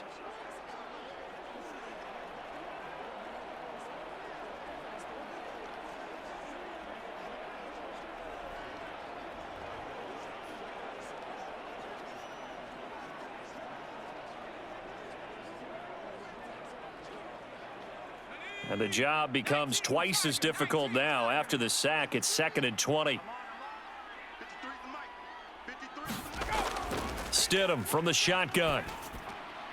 Got a man open. It's Sutton.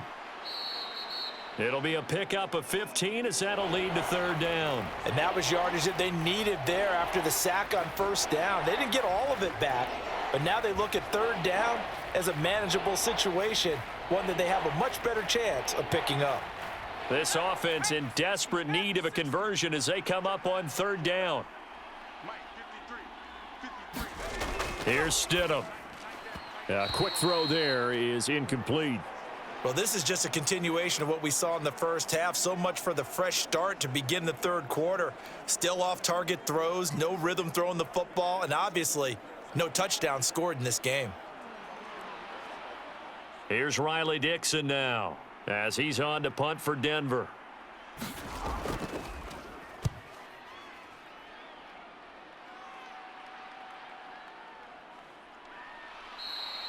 Good open field tackling there. A 50-yard punt followed by just a 1-yard return. And it will be Falcon football. Atlanta regains possession of the football. No points last time out. They were forced to punt, if you remember, but no time to dwell on that. They've still got the lead here and a chance to add to that here. 1st and 10 as this new drive starts.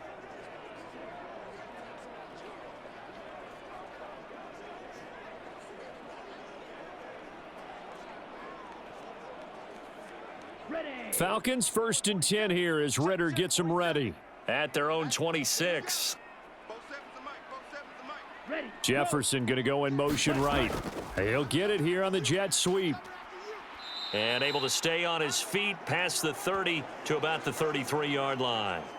A solid run on 1st down. Gain of 7 leaves him with a 2nd and 3. Well, no matter how they phrase it, staying on schedule, staying ahead of the sticks, whatever you want to call it, 7 yards on 1st down, that fits the bill. Here's a 2nd and 3 now from the 33. Out of the gun, here's Ritter. Over the middle, he gets it to Patterson. And he'll get it out near the 40 to the 39. A gain of 5, good enough for the first down. Well, that was a pretty favorable situation there. What would you call that? Second and manageable? Smart play, too. Didn't force it downfield when he didn't have it. Just checked it down, let him get the first down, and that's exactly what he did. First down, here's Ritter. Over the middle, it's complete.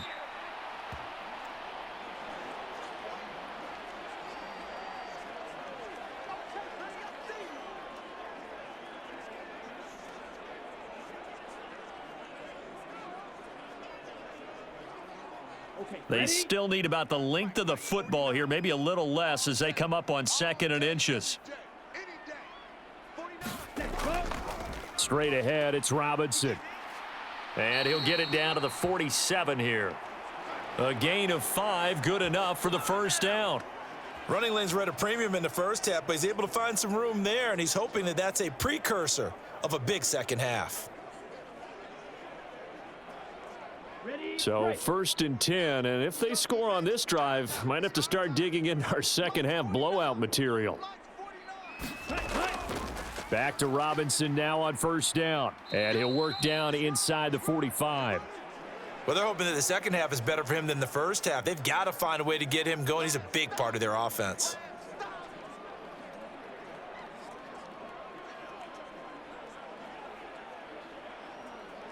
From the 44-yard line, here's a 2nd and 8. Ritter with it after the play fake. He'll be brought down by the Broncos. It's a sack. Baron Browning able to drop him that time for his 2nd sack of the evening. Like how they've started the third quarter here. They force a punt on the first drive, and after this sack, it looks like they'll be forcing another one as well. Absolutely. Maybe got their 2nd win coming out of the locker room.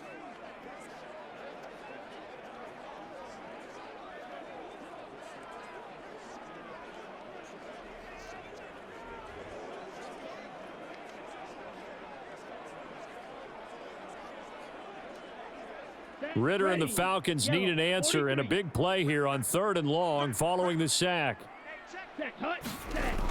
Back to throw here. Under pressure, and they got to him again. Baron Browning, 2 plays in a row now that he has gotten in there for the sack, and it brings up 4th down. Well, this has to count as a great team effort today, but this man, he's been at the center of all of it. Really special day for any defense to have this many sacks in a game, even more so for this player. One of the best individual efforts of the season.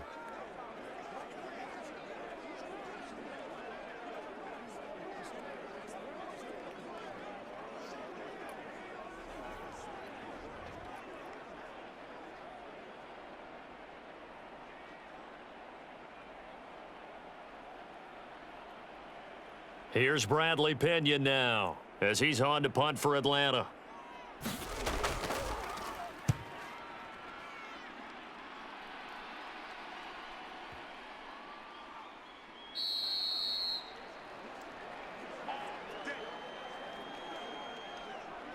And Denver getting set to take the field. I kind of feel like they've reached a do-or-die point in this game, Charles. If they're going to try to pull off an impressive comeback, it has to start right here, right now. Yeah, now they've got a final chance to get out of this situation, but they also understand they've got to move the ball and move it fast. In addition, they need to save as much time so they can get 2 more possessions.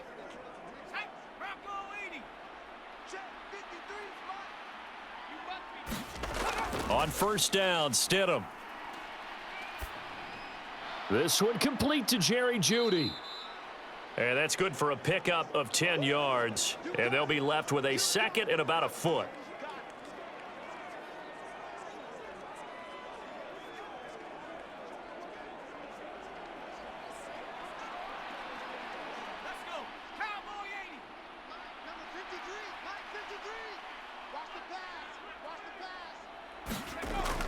They'll run out of the gun here. Williams. And he'll get it up to the 33-yard line. They'll get 3 as the drive continues. It's a 1st down. 2nd and inches is oftentimes an invitation for an offense coordinator to take a big shot downfield because he feels like he can come back on third down and pick up the first down. But sometimes you just don't want to break tendency. Stay with what you are, stay with who you know, and go get the first down. That's exactly what they did. On 1st and 10, it's Stidham.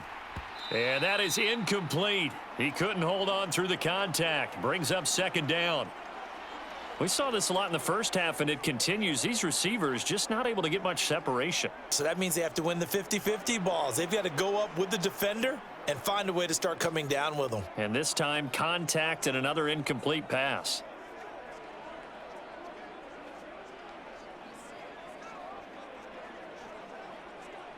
Second and 10.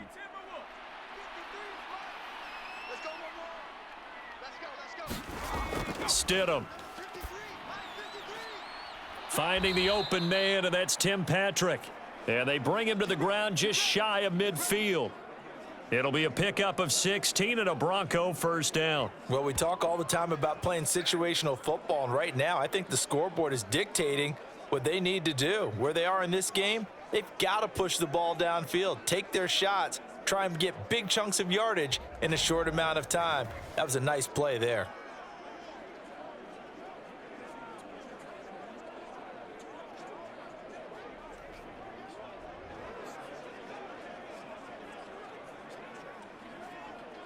Two first downs have them up near midfield now on 1st and 10. The busy night continues for Williams. And he's over midfield and into Falcon territory. Give him 3 on first down.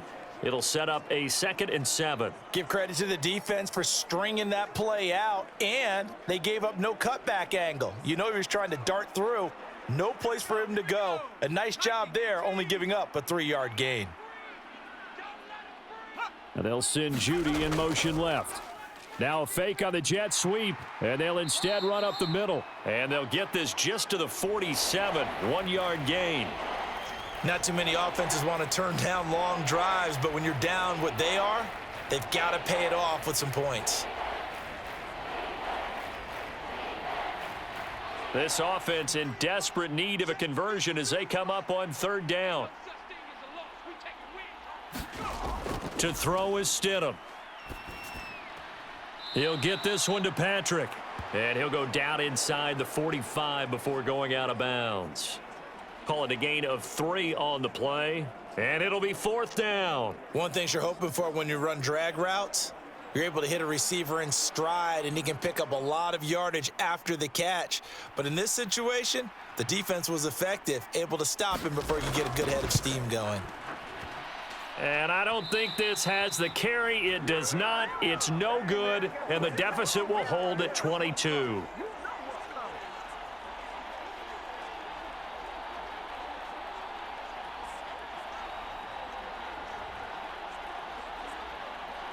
Atlanta prepped and readied for its next possession. Defense got the better of them last series, forcing a punt. See if they make a few changes in the game plan here and try to get points out of this drive. 1st and 10. Wow, partner, it's almost a little jarring to see a holder set up on the other side of midfield. I haven't brought out my binoculars to make sure on that one, but that is showing an awful lot of confidence in a kicker to try and hit from 61 yards, and this one winds up no good. On 1st and 10, it's Robinson. And after the nice stiff arm, the next wave swarms in quickly for the stop. Alex Singleton, the linebacker, there on the tackle. No doubt about it. A really nice job there by the defense, not allowing him to get to the perimeter. But that means your defensive ends, your outside linebackers, the guys that you pay big money to sack the quarterback, they also have to have interest in the running game as well. And they did a nice job there of holding the point of attack and not giving ground. Only gets 3 yards there on the heels of the 1-yard pickup. Sets up 3rd and 6.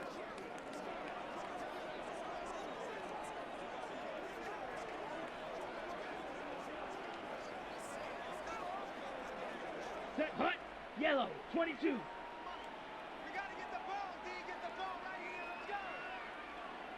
Ready. Ritter will set up to throw it. And that's going to be incomplete. The contact there enough to jar that ball free, and it brings up 4th down. I thought that was a completed pass until he came in and forced the ball from his hands. Not only did he make a nice play, he brings up 4th down.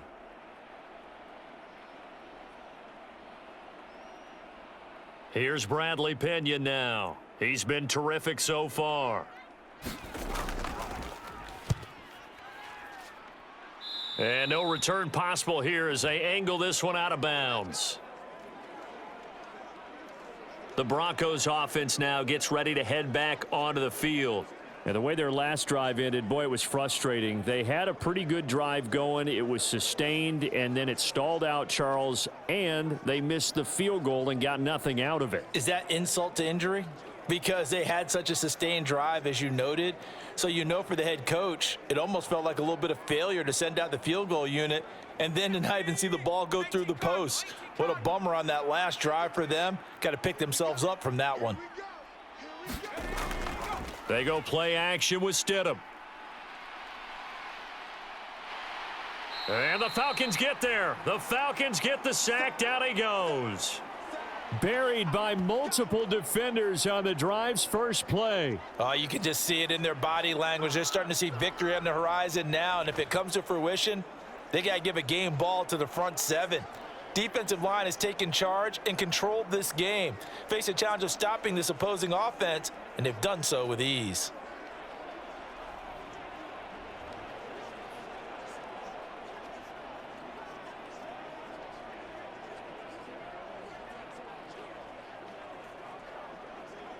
Pass protection has been a problem all night long as they come up facing 2nd and a bundle. Now it's Stidham. On the slant, completes to Sutton. And he's taken down but able to slip across the 35. It'll be a pickup of 16 and a Bronco first down. And you start to think if it's going to happen for these guys, it's got to start with this drive. Down 3 scores, they need to start making some inroads. And that'll help the cause there as they pick up good yardage and a first down.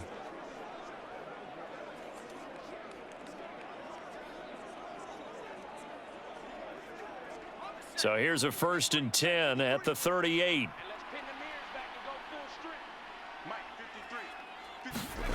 Now it's Stidham. Finding his big receiver Patrick over the middle. And he'll be taken down, but not before he works it past the 50. Another nice gain. That's now 30 yards between those last 2 plays.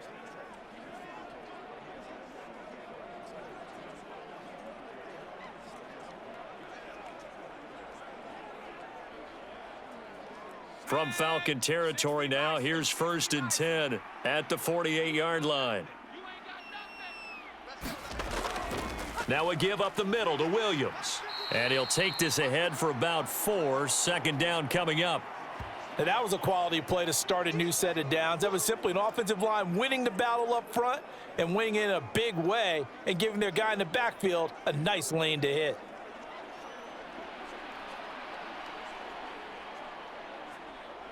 Second and 6. In motion right goes Sutton. Now they show jet sweep, but instead a run up the middle here. And he'll be brought down at about the 42. 2 yards the gain there, and now they're left with a 3rd and about 4 for a first.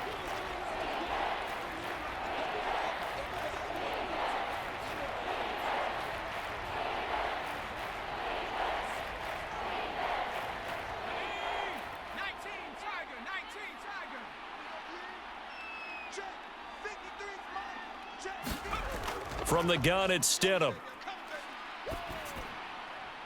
Able to find the open man. That's complete. And finally, down he goes as they work it inside the 10 to the 7. They're able to convert on 3rd down, and that sets up a 1st and goal. They're still looking for their first touchdown of the game, and for a second, I thought they had it right there. Looking on the sideline, it's finally good to see nods of approval as a welcome sign of life that this offense needed.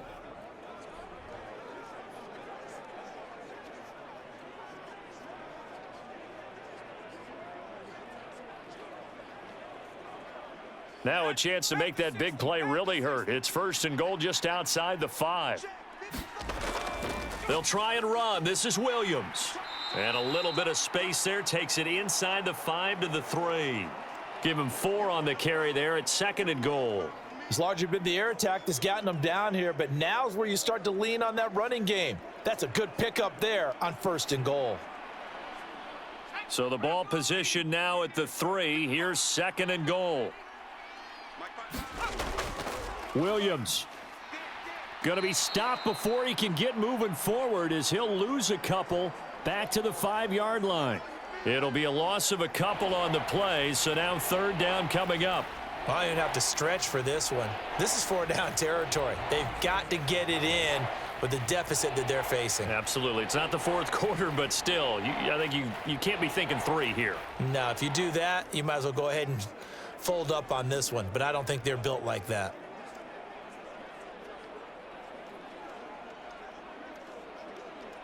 They've been denied touchdowns in the red zone twice already. Here comes 3rd and goal. He'll drop to throw. And that is caught. Touchdown, Denver. Marvin Mims. A 5-yard touchdown. And the Broncos are able to cut into this deficit here in the final minute of the 3rd. That's a score you felt they had to have here in the 3rd quarter to get back in this game. And you know that there was an emphasis on their side. Hey, we know this. We know where we are. But sometimes that binds you up so much that you try too hard, you don't get the score. A perfect combination of urgency, yet relaxed enough to get it done. Now Sean Payton going to say, let's go for 2 on this one. They'll look to run for it with Williams.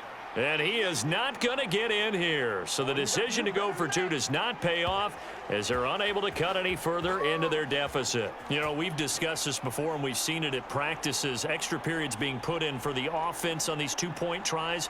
But the defense, they're beefing up their support as well in practice. They absolutely have to. If people are going to go for 2 and try and gain those advantages and make it tougher on your team as the game goes along, you have to be in a position to stop those. You can't let them get the advantage. So, yes, the defensive teams, they're putting in that extra time on 2-point plays as well.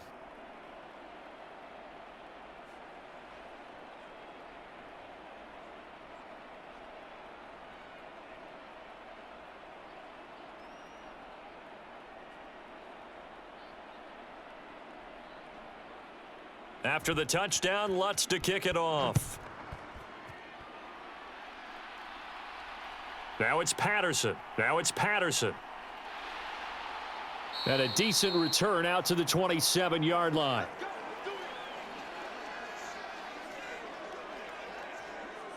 Atlanta now coming out on the field. This is sort of what you would call a put-away drive, isn't it? They score here, especially a touchdown. It's almost out of reach. It certainly feels that way, and I think that they're going to call their plays accordingly because what you really want to do, even though you know the scoreboard is still up there and the game's going to go on, you feel like you can take the spirit away from another team, that their drive and will to come back and win can be taken with another score right here. Yeah, still 3rd quarter, but you just get that feel. Yeah, they're teetering right there on the brink, aren't they? Now a handoff to start it out. Robinson. And he gets this one just shy of the 40. They'll mark him down at the 39. Nice way to start the drive. A gain of 12 and a 1st down. A good run there off right tackle in an old school NFL football. The right side of the offensive line, often known as the nasty side. The left side, usually the technical side. Kind of reminds me of the old Atlanta Falcons 2009, 2010. That's how they constructed their offensive line. So from the 39 now, they'll come up on a 1st and 10. Ritter now. And caught by London. So just 3 yards on the completion there, and it'll be 2nd down. 1 quarter remains here as we wrap up the week on a Monday night. We'll return with more after this. This is the NFL, and it's on EA Sports.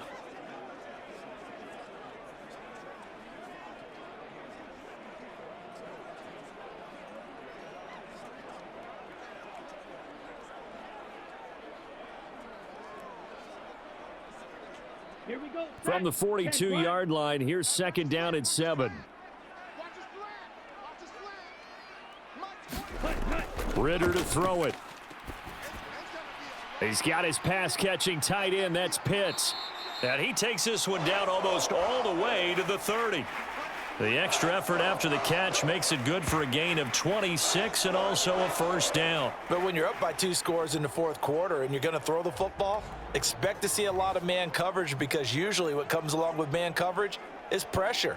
So if you're a play caller and you want to keep throwing the football, that's fine. Just make sure your offensive line understands they're going to get additional guys running at the quarterback. So signs of life in what's been a dormant offense in this second half. Here's 1st and 10. Back to throw, Ritter. Over the middle, caught by London. And inside the 20 before he's brought down. Back-to-back nice gains. That one for 14 yards and another first. These guys are running offense like you drive. The pedal is down, stomp down. How about that? Back-to-back completions. They are rolling. So much for being conservative and running that football. Now Ritter to throw on 1st down. And the screen unsuccessfully dropped it. He did a fine job there of not hitting him before the ball arrived, and I've got to tell you, you can often mistime that play because of the angles of approach. When you're going to get him, sometimes you panic as well and think, I've got to be there right now. Instead, in this case, timed it perfectly and knocked it free. Now a 2nd and 10. Patterson running between the tackles. And he'll take it from the 18 to the 15. A gain of 3. They're in a pretty good spot right now with a convincing lead. I think this is where they put on the boxing gloves, start to try and pound them into submission. And the offensive line, they've controlled this game. I don't see why that trend would change now. The offense on 3rd down tonight, they're at 50%, 4 for 8. This is 3rd and 7. Ritter back to throw. He's going to get that to his running back out of the backfield. And the Falcons are going to have 1st and goal as they try to finish off this drive with 6 points. Partner, I like that they're staying aggressive on offense, because to me, this drive is what is known as a put-away drive. You score here, that might put this one to bed. I like the fact that they're playing with confidence and not playing with fear.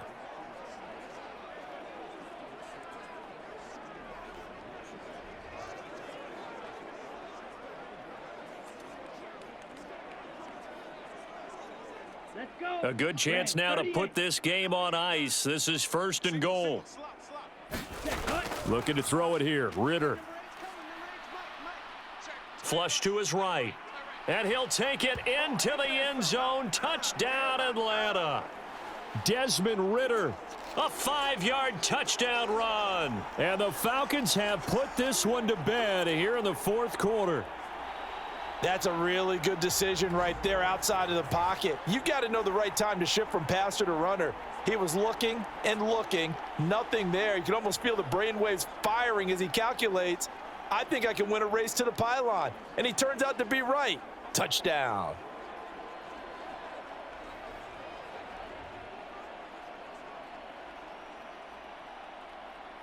Coup for the extra point.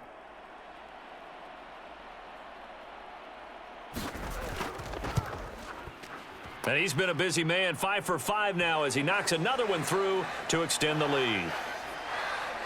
So that drive takes him down the field in 8 plays. And it was Desmond Ritter taking it himself to finish the drive.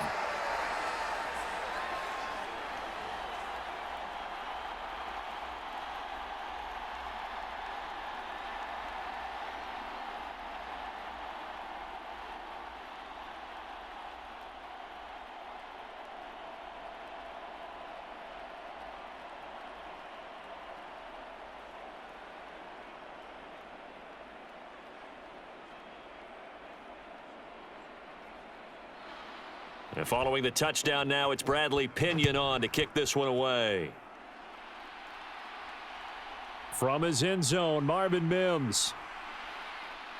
And he's up across the 25 and down at the 28. Here's the Denver offense now as they get set to take over here. Well, we said it at halftime that they would need a nearly perfect second half to erase that deficit that they were facing, CD. But unfortunately, the second half has pretty much been a carbon copy of the first. Yeah, that early lead was almost insurmountable the way their opponent was playing. And, partner, they do have some good news, though. This one is getting close to being over, and they can try and hit the reset button starting tomorrow.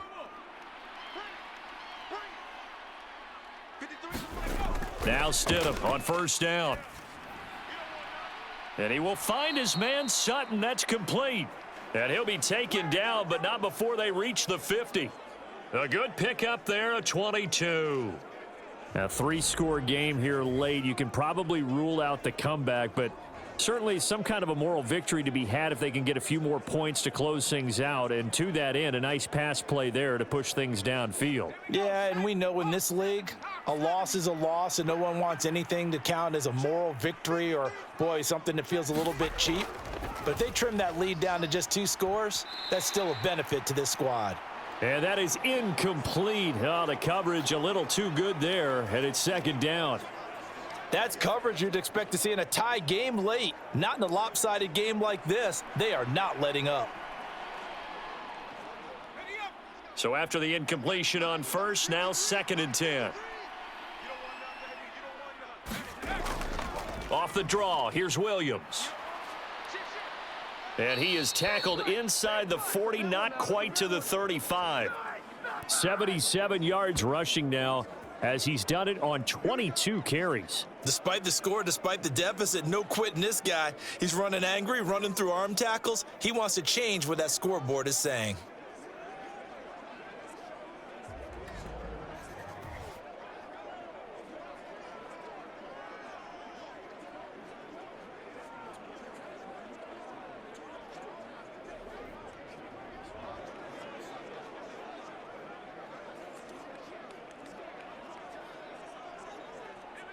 Line of scrimmage, the 37 on 1st and 10. Here's Stidham to throw. And this will be incomplete. Physical play on the football there, and it's 2nd down. Well, the trials and tribulations of being a quarterback in this league, it's tough. It's got to be wearing on him out there. Well, he has been sacked a number of times. He had an interception, so I'm going to give him a skosh of credit for hanging in there and trying to make something happen, despite the amount of pressure he's been under this entire game. Line of scrimmage, again the 37 as they line up 2nd and 10. Now Stidham. And that is incomplete. A lot of force bearing down on him there. He could not hang on. It's 3rd down. That's an excellent play by the defender. He diagnosed that one, closed quickly, and helped force the incompletion.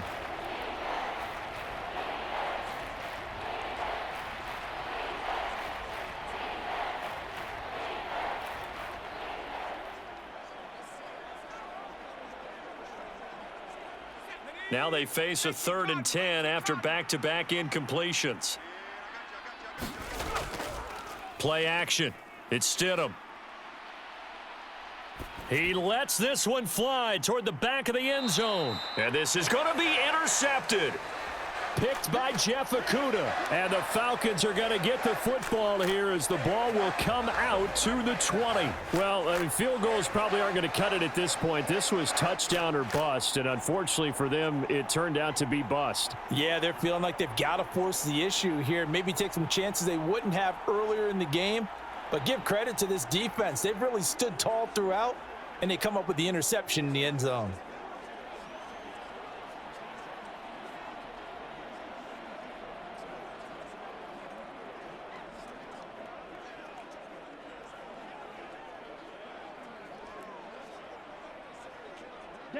Ritter and the Falcons now with a 1st and 10 at the 20.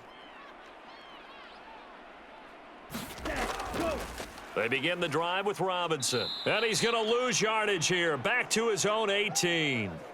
2 yards the loss, 2nd and 12. So 4th quarter, a nice run there to start this drive. Charles, what do you think the split will be here between run and pass? Well, partner, I think it'll lean towards the run, but this is also not a time where you just totally do that. You still have to possess the ball, move the sticks, and keep the clock moving as well. So they'll run their offense, but yeah, when they have a chance to run it, they'll do that a little bit more.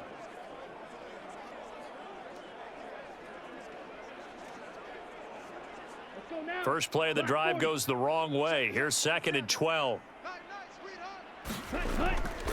Option play. Here's Robinson. A limited running room as he'll get about 3 to the 21. Brandon, I've got to think this offensive line has got some smiles on its faces. And I know it sounds crazy, but they practiced for this back in training camp. They knew they'd be in situations where it'd be extra defenders in the box coming after them, trying to keep them from locking down a game. Right now, they want to show the world they're up to the challenge. Ready. The offense on 3rd down tonight, 5 out of 9 thus far. This is 3rd and 9. Robinson with another carry. And he'll get this to the 23, but that'll be well short of what he needed. Just a gain of 2 there, and it's going to bring up a 4th down. Well, they got off the field on 3rd down. An excellent job, an excellent defensive series. We always talk about adjustments, and usually only at halftime. But the best teams adjust series to series. And on that series, they adjusted so well that they got the job done in fine style.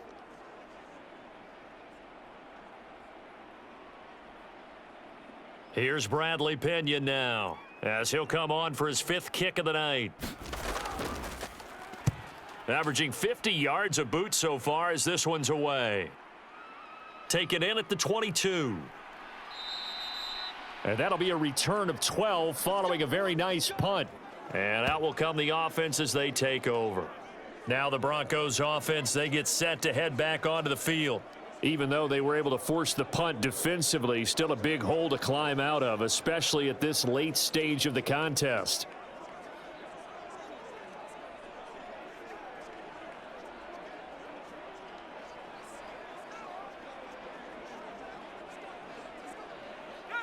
From the 34 now, here's 1st and 10.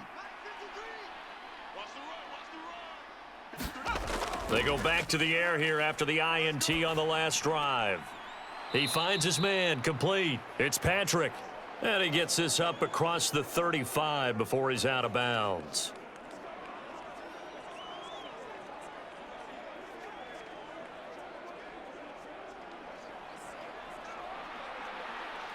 This a 2nd and 7 from the 37.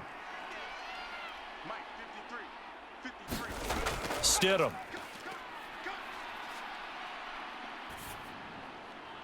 And that one too wide and incomplete. And that's another play that's painted the picture of this game overall. It's been a blowout. It's been continually fueled by big turnovers and stops for one side and an inability to advance the ball from the other. They head to the line facing a 3rd and 7 following the incompletion on 2nd down. Looking to throw. Work in the middle of the field, and he's got a man complete. And he will have a Broncos 1st down as they're able to get the 3rd down conversion. Well, those are the types of plays they probably wish they had made more of in the first 3 quarters. And this deficit going to be tough to overcome here in the 4th. But a nice 1st down and a pickup on that throw. Yeah, and this is where as coaches, you're looking for effort and execution, even though the scoreboard is going against you. You want to find out who's going to fight, who's going to scrap, who's going to keep their heads up and continue to play. 19 Tiger. Throwing again here, Stidham. Completes the pass to Judy on the crossing pattern.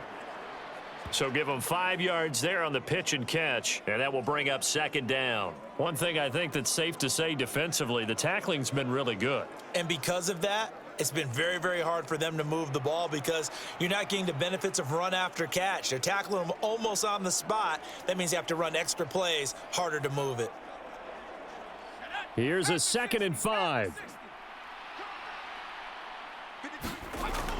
Again, he'll drop to throw. They'll set up the screen. This is Williams.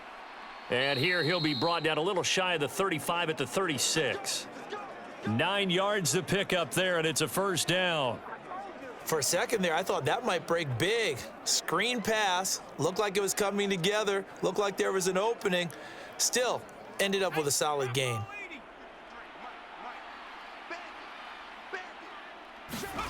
Stidham will throw again. Pressure brought in, and the Falcons get there for the sack. David Onyemata bringing the pressure yet again. That's his third sack here tonight. My man, it's been a rough night for that offensive line, and it's only getting rougher. 5 sacks now that they've given up in this contest so far. It feels like the witching hour out here, doesn't it? Okay, stupid question. What's the witching hour? Yeah, the witching hour. That's when everything goes haywire late at night.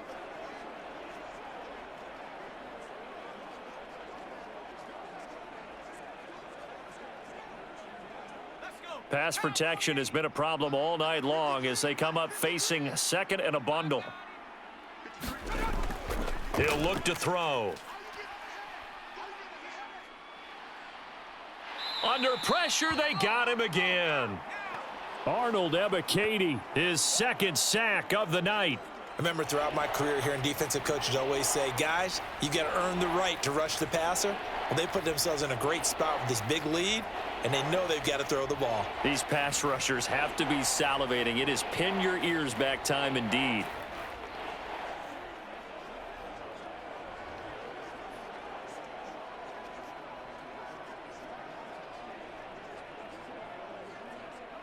A long way to go here on third down for the 8th play of the drive.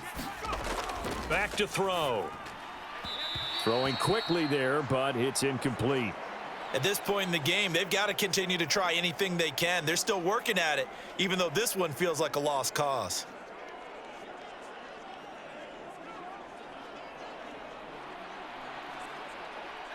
All right, they're going to try and keep hope alive here on 4th down. They're going for it. They'll try and throw for it with Stidham. He'll let this go deep for Sutton. Oh, a contested ball here, and it's going to be caught. No reason not to try it there, and they do indeed convert on 4th. Well, give them credit. They're going to stay and fight this out to the end. 4th down, you've got to go for it. And they not only convert, but pick up some good yardage as well.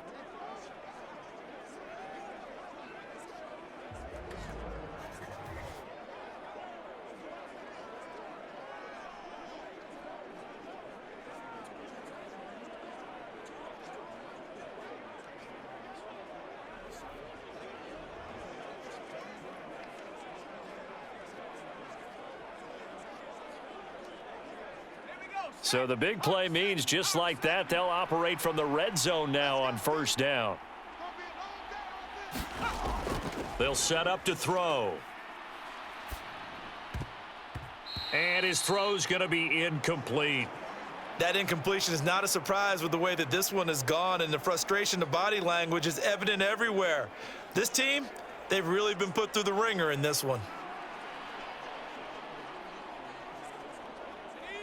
An incomplete pass on 1st down. That leads to a 2nd and 10. Up the middle, it's Williams. Gets around him. And he'll get 7 yards from the 17 to the 10 before he's taken down. Well, this play sequence was really kind of called in reverse. Incomplete pass on 1st and 10. Nice run on 2nd and 10 when probably everyone was expecting him to throw the football. Now, if you're the defense, what are they going to do on 3rd down? You're a little off balance.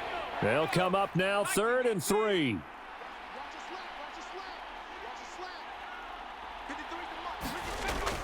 He'll look to throw. That is caught. And they will touch him down, but not before he gets the first. Got what they needed there. The drive continues with a 9-yard pickup. Well, they've had a great, impressive drive going here, and that pickup ensures the drive continues. And not only do you continue the drive, which is demoralizing for the guys on the defensive side of the ball right now, but you make your own defense happy. They're able to get a little more rest over on the sidelines while this one continues downfield.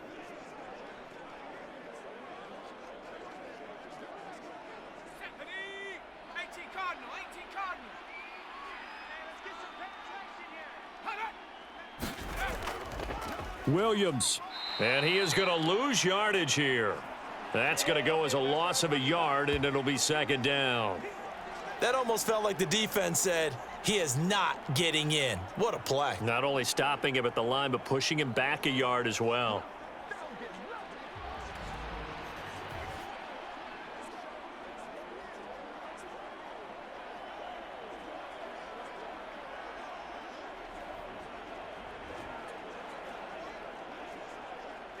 Back at the 2 now. Here's 2nd and goal.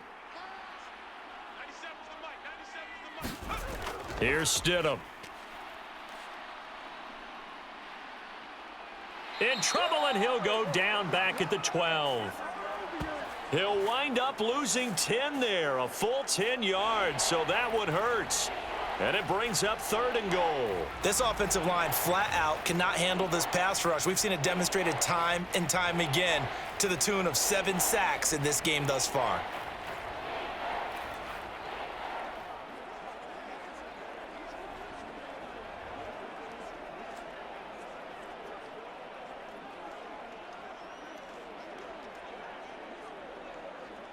This likely a must-have. 3rd and goal. Stidham from the shotgun. And the pressure gets to him again. Arnold Ybtv In there to get him yet again. That is his 3rd sack tonight. They can't figure him out. And it appears to me that someone's defensive coordinator is jockeying for a raise. A sack on 2nd and goal, a sack on 3rd and goal, now brings up a decision on 4th down.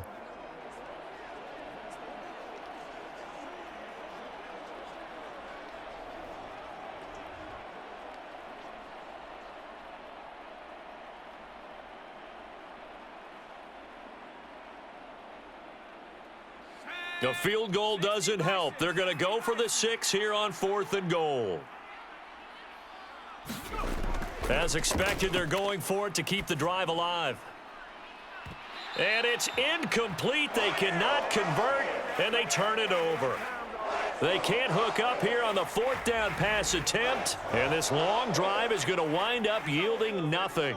Well, that's another mistake there on the drop pass on 4th, and we've seen them do things like this all game. It's not hard to figure out why they're down by that deficit. They haven't made plays that are going to keep them in the game or win the game all game long. That's another example right there. It all boils down at the end of it to execution. Either you make the play or you don't.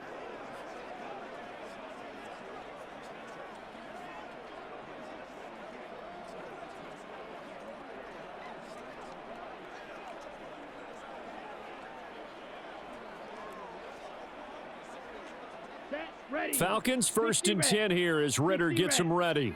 At their 25-yard line. Go. Ready. Oh, here's a fake on the jet sweep and a give to Robinson. Nowhere to go that time. Might have gotten a yard up to the 25. That's it. That's what you want. Straight ahead positive gain. Just keep that clock ticking.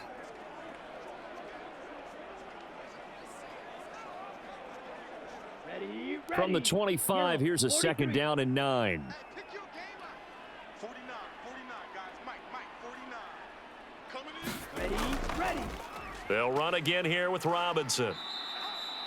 Give him 3 yards, and now they're left needing a conversion here on 3rd and 6.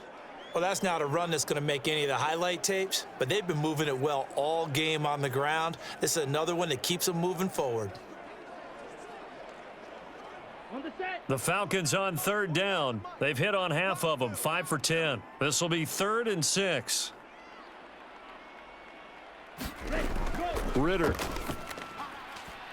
And that is incomplete. Oh, he had a defender right there with him to force that to the ground. And 4th down now coming up. Well, 4th quarter with a 3-score lead here, Charles, but they're still going back to the air and looking for more points. Well, with this game well in hand, it's an opportunity for the guys to come off the bench and get a chance to play. And a lot of coaches, they want to run their full playbook no matter who's on the field.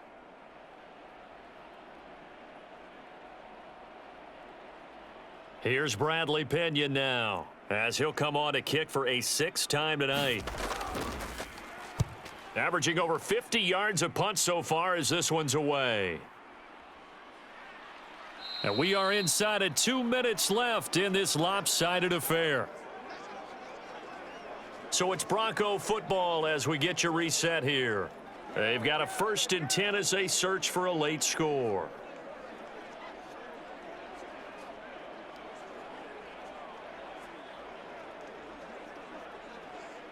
The Broncos onto the field ready to start their next drive. Well, probably not much that they can do at this point, CD. Down 3 scores late in the fourth quarter. This is going to be a little too much to overcome, you would think. Yeah, they'll go down swinging, but in the end, I think we saw the writing on the wall a while back because one team was clearly better than the other in this one. And while it didn't quite reach blowout status, I think we knew who was going to win this one well before we got to this stage. Pass protection has been a problem all night long as they come up facing second and a bundle. Stidham's throw taken in here by Patrick. Now the Broncos are going to call the first of their timeouts as they'll head to the sideline and talk over what to do next.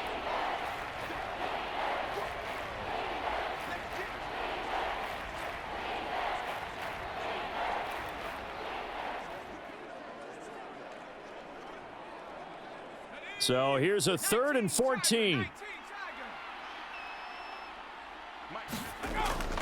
Off the play fake. Here's Stidham. He's going to let it fly. And he's caught on the sideline, but he's not going to have a first down. They say he was out of bounds.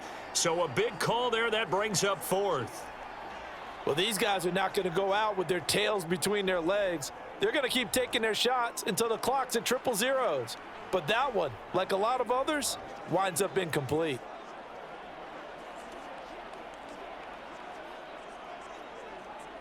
And they're indeed going to go for it here on 4th down. So trailing here in the last quarter. Let's see how this plays out. Got to try it here. He's back to throw. And it's going to be batted down. It will go the other way with a football. They had to go for it with such little time remaining. And, boy, possession here turns over with a football already being in the red zone. So they tried to go for it for pride, but it really wouldn't have mattered. This one, it was already determined. No doubt about it. This one was over a while ago. Now the Falcons offense, they get ready to head back out here. And checking the timeouts, they do have 2 defensively, but no real need to use them as they're not going to be able to stop the clock after that.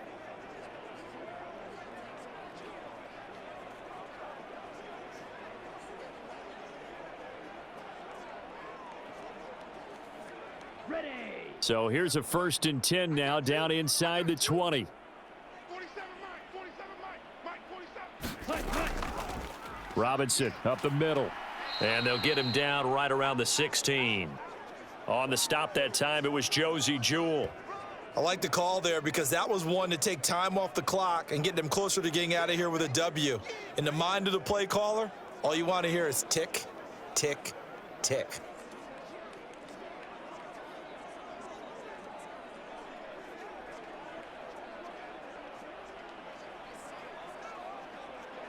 Here we go. Here's 2nd and 7. You got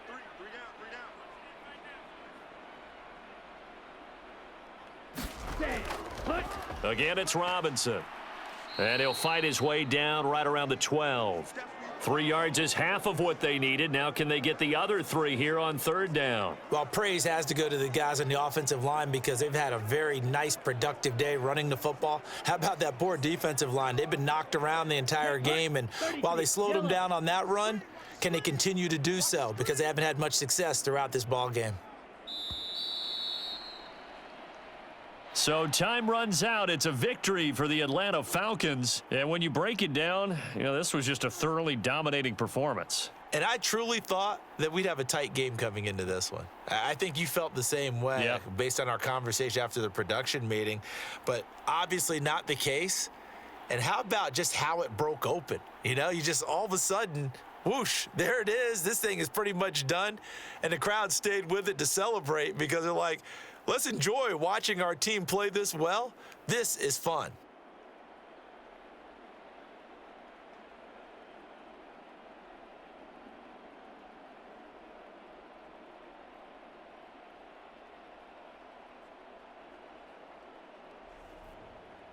So that'll just about do it for Charles Davis. I'm Brandon Gaudin. You've been watching the NFL on EA Sports. For more, log on to easports.com. It's a win for the Falcons here as we say so long from Atlanta.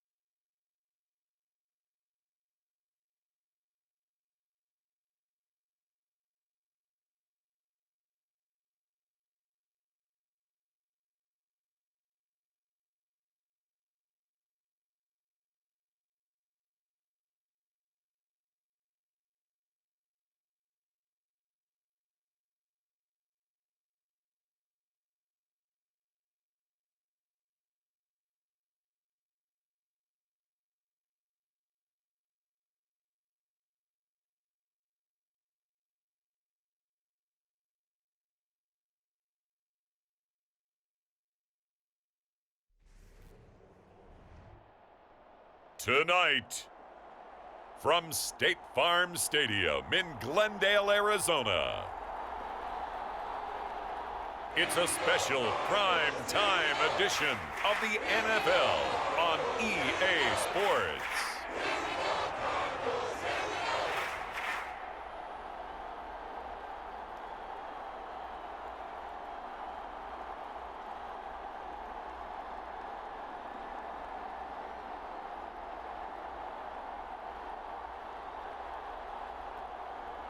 We'll see Kyler Murray and the Arizona Cardinals taking on Joe Burrow and the Cincinnati Bengals. We're in the Valley of the Sun. Few places in the country as picturesque as the desert Southwest. And we've got a good one on tap here at State Farm Stadium in Glendale.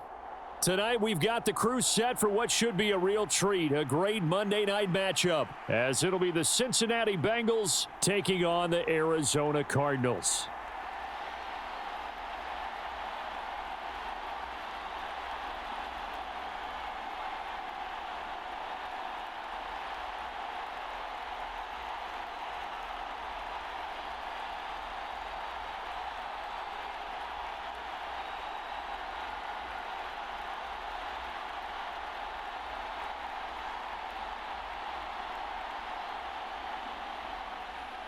The former Lion, Matt Prater, has it teed up, ready to go, and we are underway now from Glendale.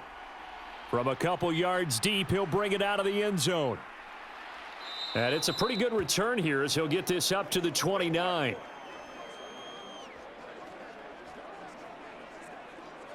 The Bengals offense here ready to rock and roll. Joe Burrow is the man at quarterback. Hey, we all love a good story, and what we like even more, guys who can fight through adversity. Joe Burrow coming out of high school, goes to Ohio State, doesn't get a chance to start, transfers to LSU, not thought to be a top prospect, ends up the #1 pick in the draft, and justifies it.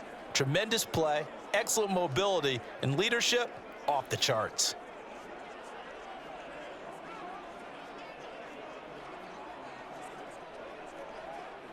One, ready?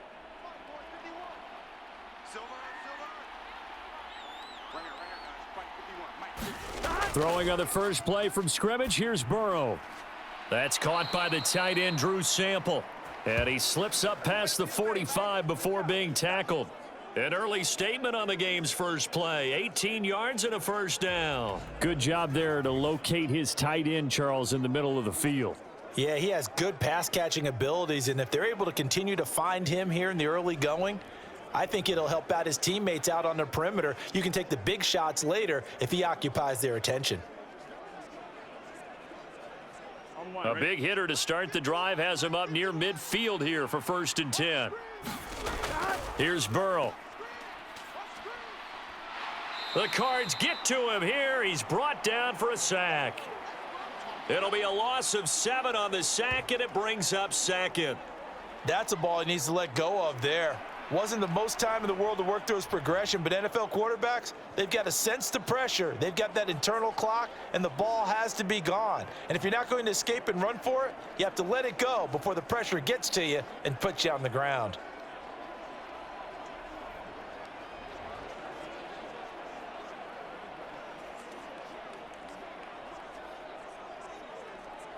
Now following the sack, they'll look to make amends on a 2nd down and 17.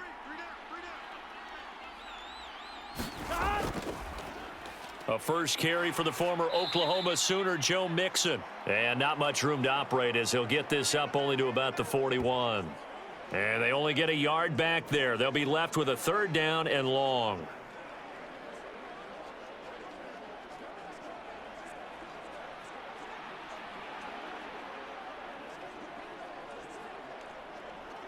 Let's get set. 180.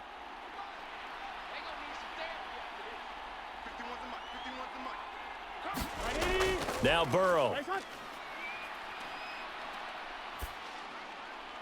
This goes out wide for Mixon. And taking it across midfield and inside the 45. That was no 3rd and 2. That was 3rd and 16, but they get the conversion anyway. Well, I think when they look at their offense, they think to themselves, weapons, weapons everywhere, and they want to move the ball around. They want to spread it to different people. But you absolutely know they want to get this man involved as well, and that's what they just did on that play.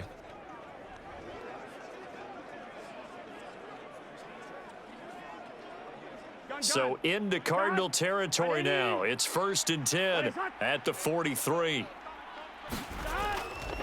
Burrow going to give this to Mixon. And he's able to carve out about 6 there, down to the 37. That's a really nice job by them picking up the run blitz and detecting it and blocking it and turning it into a nice run. And a lot of times you think if you blitz a running play, you're going to smother it. But a lot of the blitzers, they come in a little bit high. They don't have great leverage, and they're easily blocked and turned to the side. Now it's Burrow. And the catch made. It's Tyler Boyd. And Boyd going to pick up a Bengals first down as the tackle is made at the 28-yard line. They'll get 9 out of that one, and as a result, the drive continues. We got to like what you're seeing from this offense here on the first drive. A nice sustained series to begin the game, and it will continue after picking up another first there. Would you say the word methodical comes to mind? I love the execution. I love what they're doing on this drive. They're controlling the ball, controlling the game, controlling the clock. They had their backs up against the wall a little bit, and they come through by forcing an incompletion. Now they've got to continue to ratchet up the intensity a couple of more times and get off the field before giving up any more yardage. So now they'll come up on 2nd and 10, once again from the 28. In motion right here, Boyd. They'll get it forward to him on the touch pass. And a good-looking run there as he'll take this inside the 20 and down to the 18-yard line. 10 yards there on a Bengal first. Just a simple tap pass, but it pays off in a big way. And sometimes the simple stuff causes the most problems for a defense because there's a breakdown in communication there. When that receiver goes behind the line of scrimmage and it looks like he's going in motion, someone either has to go with him or he has to be passed off to another defender. Somehow they... Touchdown, Bengals! Jamar Chase on the touchdown throw from Joe Burrow. And the Bengals will claim the early lead as they're on the board first here tonight. They got to love that. 9-play drive results in 6 points. That means they're doing the dictating. That means that they've described how the game's going to go. They're playing at their tempo, at their pace. If you're on the other side of the ball, if you're playing defense, defense is not methodical. They've got to go in there and shake things up and create a little havoc. Evan McPherson for the extra point.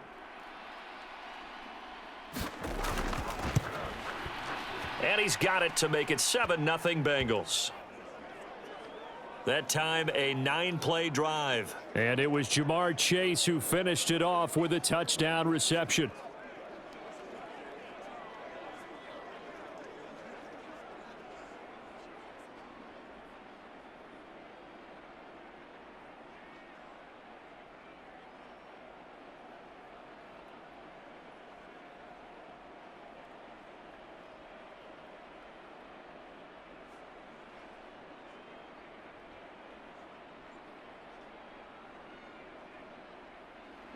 After the touchdown, McPherson on to kick this one away.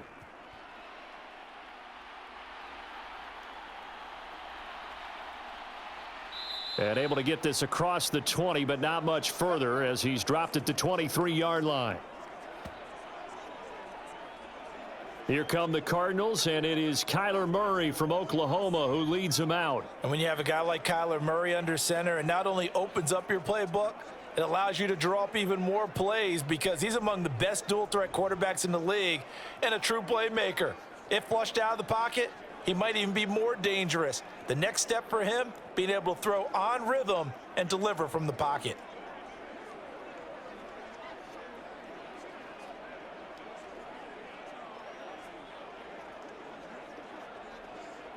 Murray and the Cardinals with a 1st and 10 at their own 23.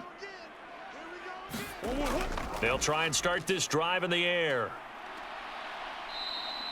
He'll get just a yard on the scramble. It's 2nd down. And that's an early scramble that can be viewed positively by either side. From the offensive point of view, it begins to establish him as a possibility to keep it on certain plays. And defensively, they avoided giving up a huge play in one of their first tests in containing a quarterback on the run. First carry for James Conner. It's a loss of a yard, so it's back to 3rd and 10. When a draw works, it can be a thing of beauty. But when it doesn't, oh, it can be ugly. And in this case, loss of yardage ugly.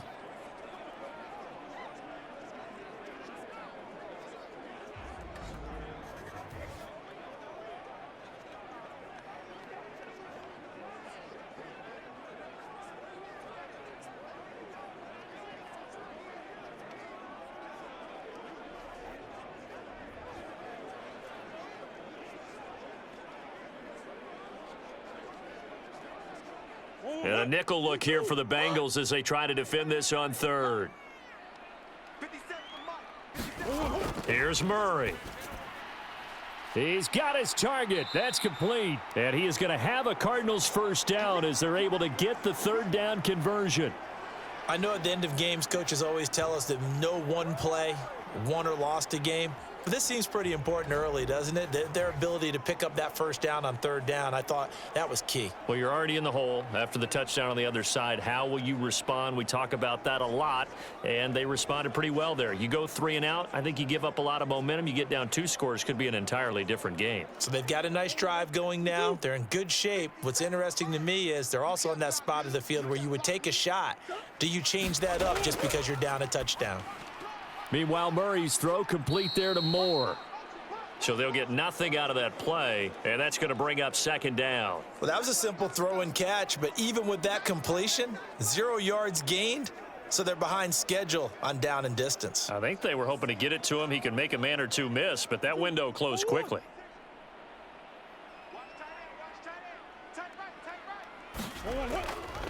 On 2nd down, here's the option. And he's going to bull his way forward to the 48. 4 yards there on the keeper, but still going to bring up a 3rd down. Well, if you're going to run the read option, typically, you've got to keep an eye on the defensive end. And what does that mean? What are you looking for with a defensive end? Well, you want to play off of what he does. If he collapses inside towards the running back, then you pull it and take it yourself outside in. If he stays outside, you go ahead and leave it with the running back. In this case, pulled it and got good yardage himself. Now a 3rd and 6.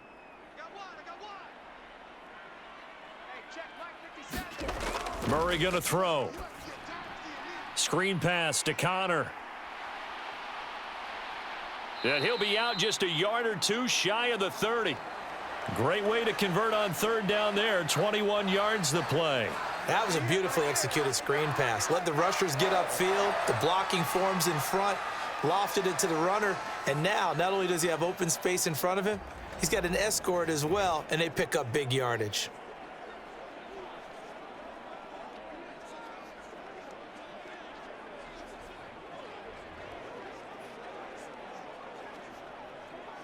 So they'll come up in Bengals territory now with a 1st and 10 down at the 31.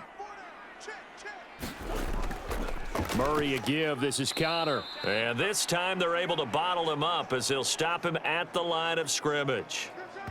Logan Wilson that time there to bring him down. Nice job there defensively to clamp down because really they've been on their heels this drive. Agreed, and they really needed that one for confidence, just to feel a little bit better.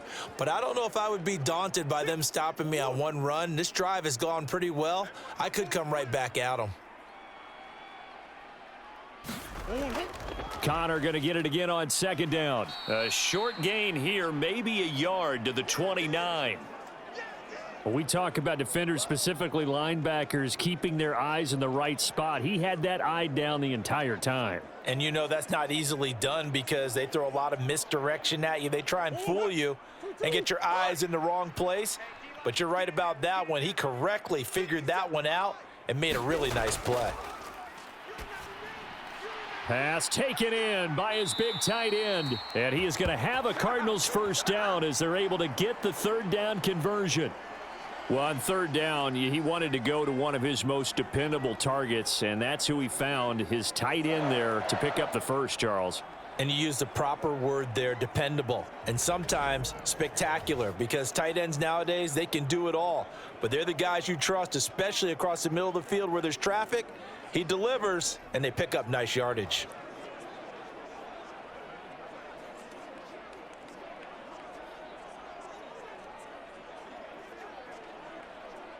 Now a 1st and 10 at the 11. Strip that ball. Strip that ball. 57. Mike, you get up. Connor up the middle, and he is swallowed up right at the line of scrimmage. No gain on the play there, 2nd down. And he got off the end there very quickly to make that play. Yeah, it was almost like the bullet train, wasn't it? I mean, just zoom. Quick, quick, quick. And what a terrific play, holding them to no gain. So after the run for no gain, here's 2nd and 10. Here's Murray. Flushed out right. And he'll take this beyond the line of scrimmage as he slides to a hole. He'll wind up with positive yardage. It's a gain of 3, but now it's 3rd down. I certainly like what he did right there because he smartly wanted to avoid forcing anything downfield because nothing appeared to be open. Nice harmless slide there to avoid the big hit, and he gets a small gain on the play. To throw is Murray. Got his tight end. That's complete. That's McBride. Well, this is going to depend on the spot, but it's not a very generous one. He looks to be about a yard or so short. I thought maybe when he caught, he'd have a good chance of getting that 1st down, but that's a nice job of holding him up and preventing him from getting to the sticks.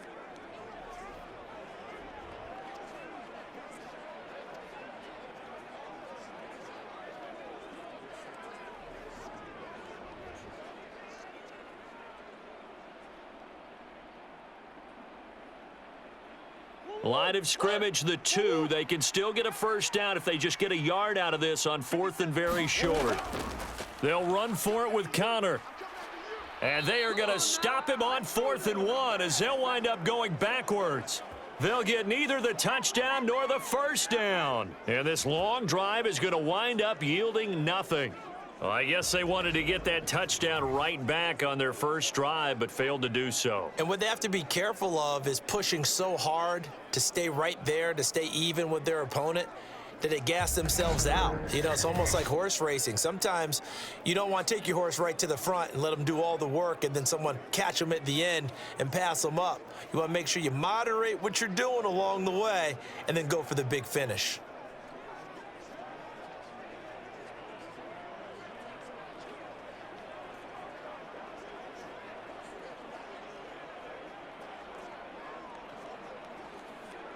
One, ready?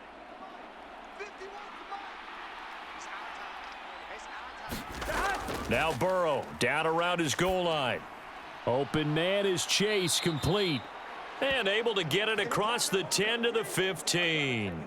Trying to escape the shadow of their goalpost. That helped. 10 yards, 1st down. Someone sharp in this game. I mean, a touchdown pass on the first drive and comes right back, and he's flinging it around really well here. Really nice throw there to pick up the 1st down. You kind of just feel a laser focus and confidence about him, and I think we saw that this week, didn't we? Talking to him and the coaches, they felt good about his performance coming up. Yeah, I was really impressed with that last practice we saw when they went through 2-minute drill, when they went through all the different situations. Ball hardly hit the ground, and I thought, yeah, he might be locked in for this one. A good pickup there, 26 yards. Well, it's almost as if they didn't leave the field after their first drive. They picked right up where they left off. Another good throw there. And this offense, humming here in the early going.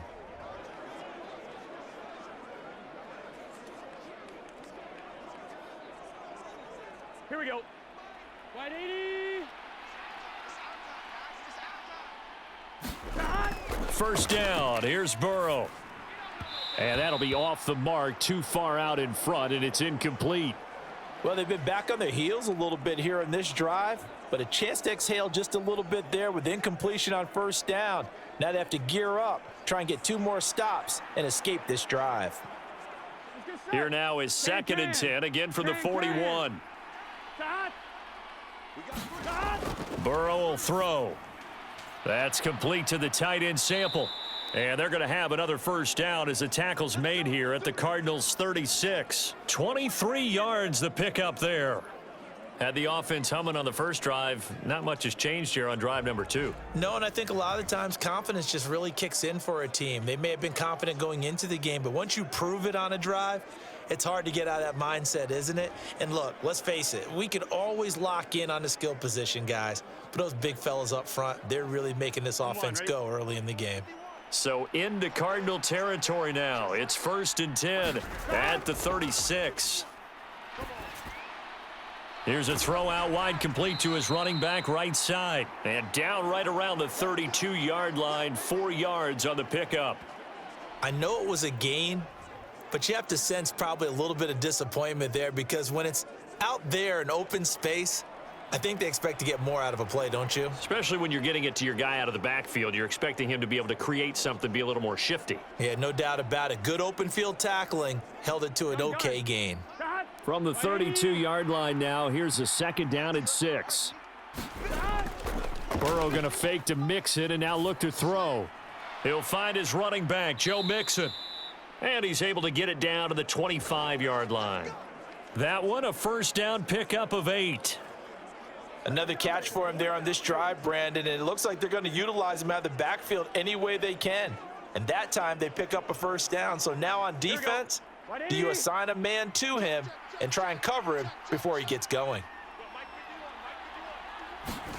To the air again, Burrow. This one hauled in by Sample. And down inside the 15 he goes.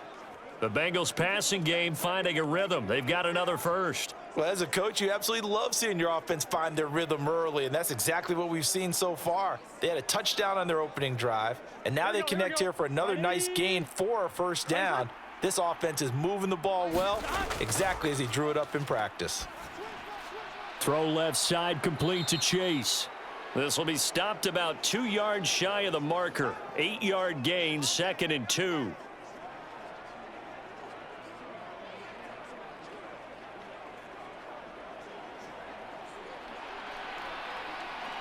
From the 5, here's 2nd and 2.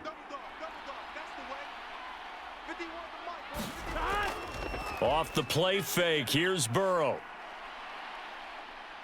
Escaping the pressure right. And he works his way past the line of scrimmage and then slides to a halt. It's just a gain of a couple there on the scramble, and now it's 3rd down. The plan was clearly to challenge them by sending a blitz on 2nd down, but even the extra guys couldn't catch him in the backfield, though. He doesn't scramble for a 1st, but he does get the last laugh by evading the blitz and getting beyond the line of scrimmage. And that'll be caught. Touchdown, Bengals. It's Tyler Boyd. 4 yards on the touchdown grab. And the Bengals go nearly the length of the field and finish it off with 6 points. They've got to be thrilled on the road right now. Touchdown, turnover, touchdown, and quickly trying to make it 14-0. Yeah, and mentioned it already. On the road, to be able to go into someone else's house and establish a start like that, obviously your confidence rises in a big way, and you're putting some doubt in their minds. And McPherson on for the extra point.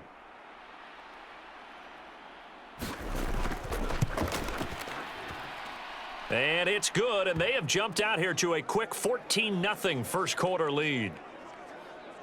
So that one a pretty time-consuming 10-play drive. And it's finished off by the touchdown from Tyler Boyd.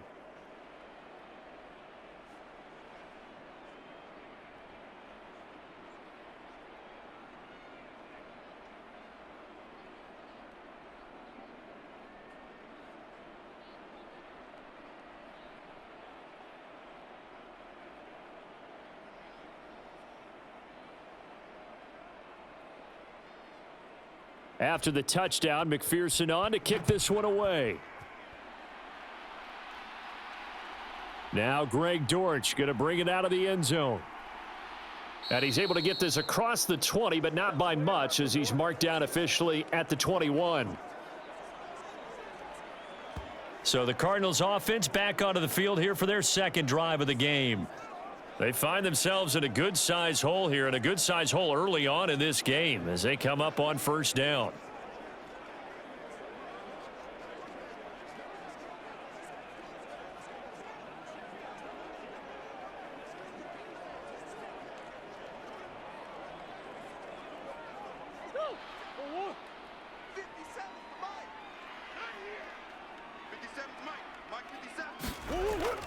The drive will start with Connor. And he's got it past the 30 before he's hit and dropped. The drive starting with a 1st down, 11 yards on that pickup. Usually we see runs like this as the defense breaks down later in the game, but this guy is setting the tone early, running through all types of tackles and put the defense back on its heels.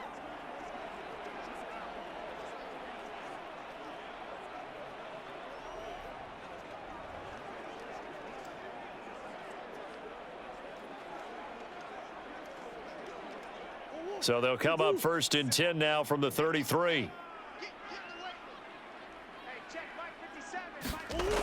Now Murray. That's complete to Michael Wilson. And able to get this one across the 45 before he's brought down.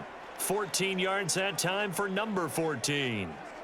You can see the time and effort and thought that they've put into their passing game because it was evident right there.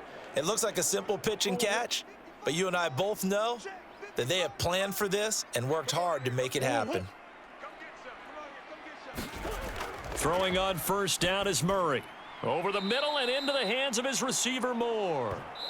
14-0 the score. This is the NFL on EA Sports. Back in Arizona, 2nd quarter action. It's the Cardinals in possession as they've got it with a 2nd and 4 coming up.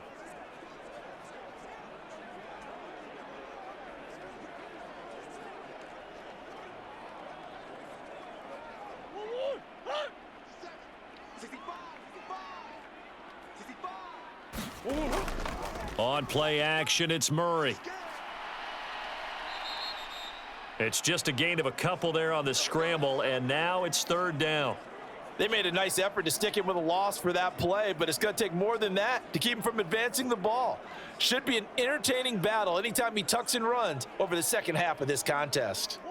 The offense on 3rd down tonight, they've been good, 3 for 4 thus far. This time they face a 3rd and 2. Murray now. Work in the middle of the field, and he's got a man complete. And he is going to have a Cardinals 1st down as they're able to get the 3rd down conversion.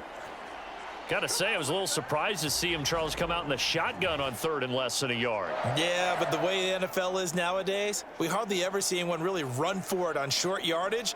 So they're going to throw the football more times than not. That was a nice, easy rhythm throw right there, and they pick up the 1st down.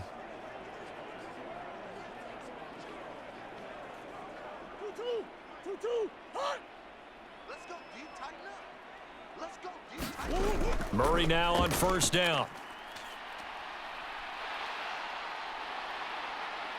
And they're able to get this one past the 30 to the 25-yard line. Nothing open downfield. He keeps it himself for 11 and a 1st down. Partner, there's a downside to everything, and the danger of man coverage is if you're locking down your target, you often turn your back to the quarterback and you don't see him. Sometimes you open up a big lane for him to hit you for big yardage, and that was an astute play by him to scramble out, see that lane, and burn them for a 1st down. Go on. Mike, 57. I'm coming after you. I'm coming after you. I'm coming after you. On 1st and 10, here's Murray. And he's going to go down. Back at the 27-yard line, he's sacked. There's Sam Hubbard that time in there to bring him to the ground. Well, that's a big defensive stop there, and it takes away a lot of the momentum from the offense coming off that big completion the prior snap. Give big credit to the defense for bouncing back.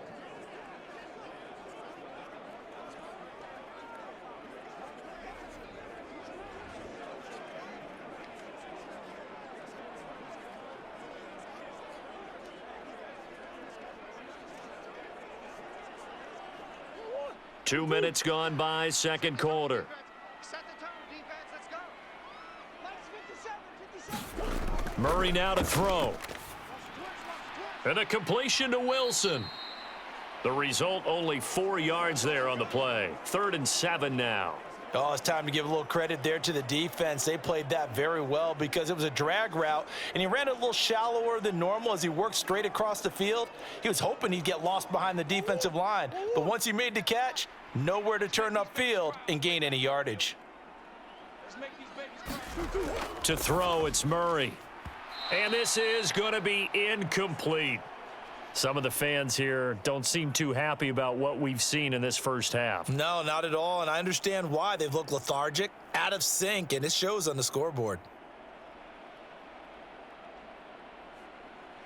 Fourth down, Murray off, and the Cards field goal unit and Matt Prater out there now. Prater's kick is good, and they will get themselves on the board here at 14-3.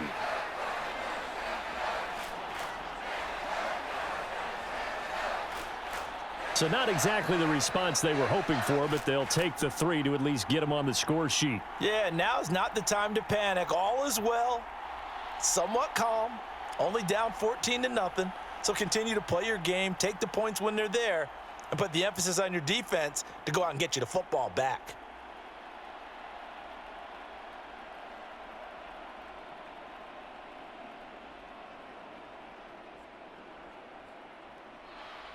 Prater now will send it away following the made field goal.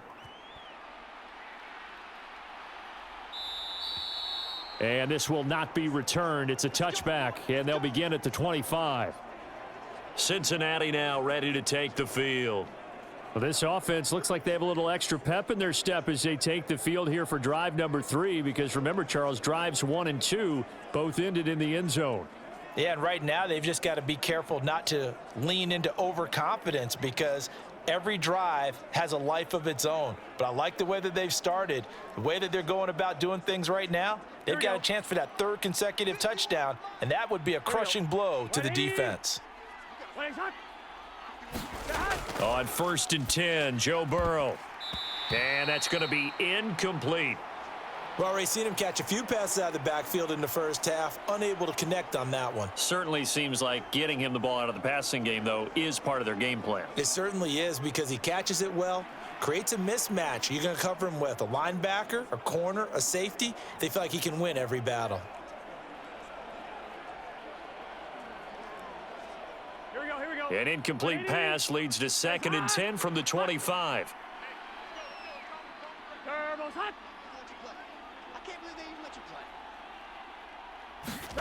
They're passing here, Joe Burrow. That one taken in by T. Higgins. And they work this well upfield across the 45. 23 yards the pickup there. And defensively, they were in zone coverage there. Do you have to be a little careful? You're losing, playing against a good quarterback like he is, to not play too much zone? Yeah, you have to be careful about how much time you're giving up. I think it's a good point you just brought up. So maybe if you still want to play zone, you go to a zone blitz scheme, and you can drop anyone out of your defensive front, defensive end, defensive tackle. It doesn't matter. You just exchange someone to bring more pressure towards the quarterback and still try and cover downfield. Mixon with a 1st down carry. And he'll get it across midfield and down into Cardinal territory. Give him 5 on the carry there, and it'll be 2nd down. Brandon, 5 yards on that run. Let's get back to the huddle and make sure if you're a back, you spend time with your offensive line and give them credit. Hard to move those 300-plus pounders at the line of scrimmage, and they did for a significant chunk of yardage. Now Burrow to throw on 2nd down. Out to the left, he's got Sample there. That'll give him 60 yards receiving now as he's got a 1st down. When this offense can get their tight ends involved, they can move the football. Here, a nice route, able to look it in, and picks up the 1st down. I'm one, ready?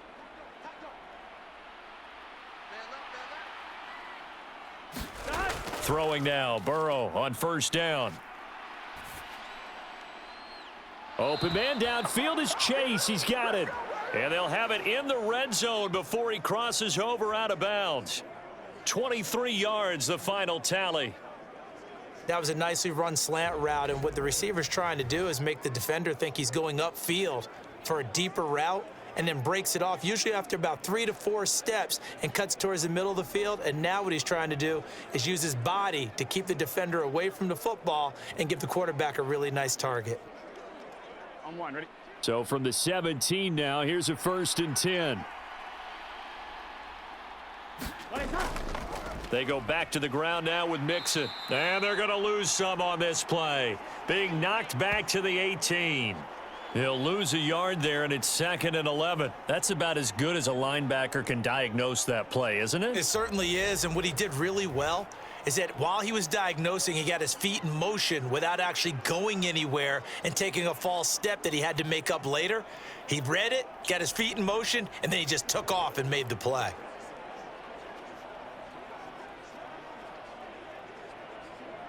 On one, ready? Maybe just a slight detour on what's been a strong drive. Here's 2nd and 11. Burrow looking to pass. And that'll be incomplete. Took a pretty good shot as he tried to pull that one in. Couldn't hang on, 3rd down. Once you get into the red zone, space is at a premium for receivers to try and operate and shake themselves free.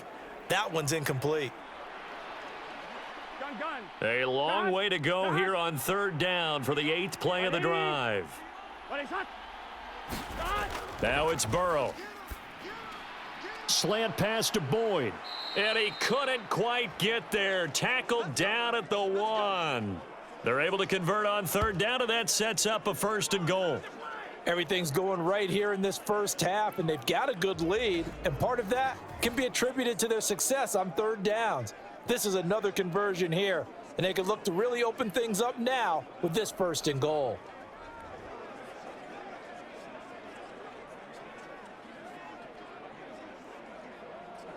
On one, ready?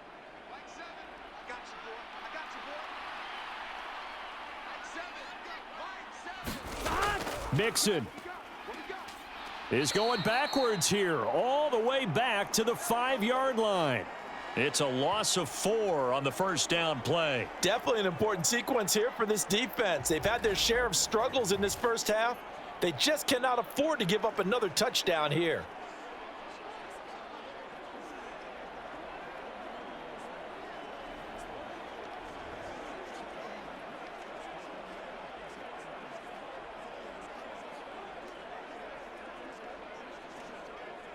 Here we go. Back at the 5-yard line now, 2nd and goal. Ready, set. Another try for Mixon. And he'll get this one back to the 5-yard line, but no further than that. No gain on the play there, and they're going to need to come up with something better here on 3rd and goal. 2 straight shots on the ground. Now on 3rd, do you go to the air? I think the possibility exists, and if you're doing it, you're probably going play action since you ran it twice. But I often think that 2nd down is a time you go play action and throw the ball. I say commit to the run and think about it being 4-down territory. To the goal line, but it's incomplete. So it's been a long drive. They've held the ball for quite a while. Now what do you do here? Well, to me, at this stage after this drive, this close to the goal line, 3 points would be a letdown. I'm going for it here. So on 4th down, off goes Burrow. On comes Evan McPherson for the Bengal field goal. From the right hash, and this one just a chippy. McPherson's kick is good. And they will stretch the lead now to 17-3.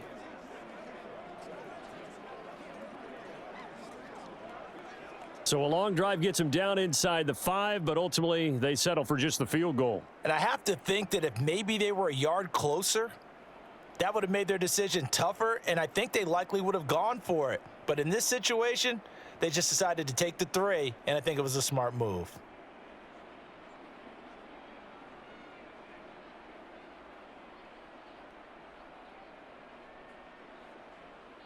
So after the made field goal, here's McPherson to send this one away.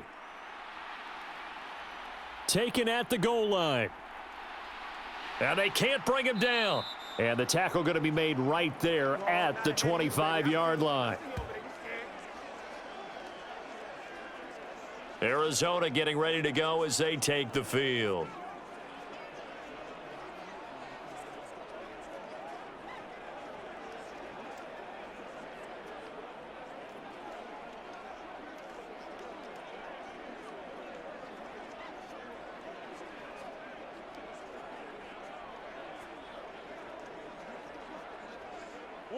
Murray and the Cardinals with a 1st and 10 at their own 25-yard line. The man in motion is Brown. Well, they'll run it here on the jet sweep. And this will be a gain of 5 as he gets it to the 30. Well, they certainly got dented with that 1st down run. So now they've got to be back on their heels a little bit as a defense.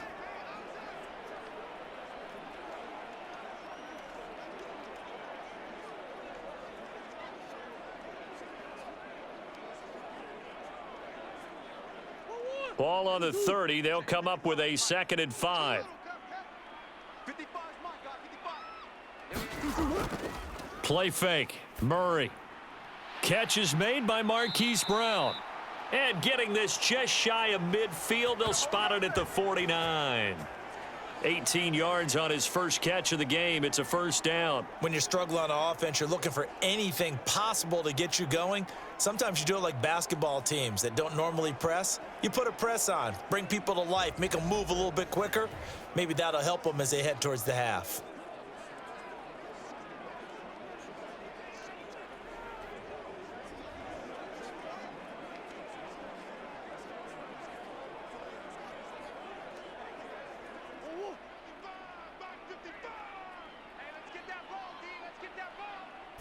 Murray going to look to run on the draw.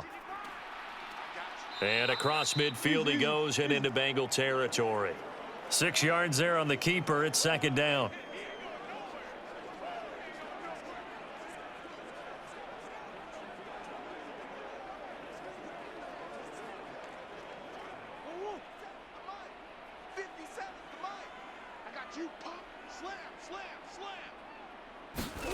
Throwing now is Murray.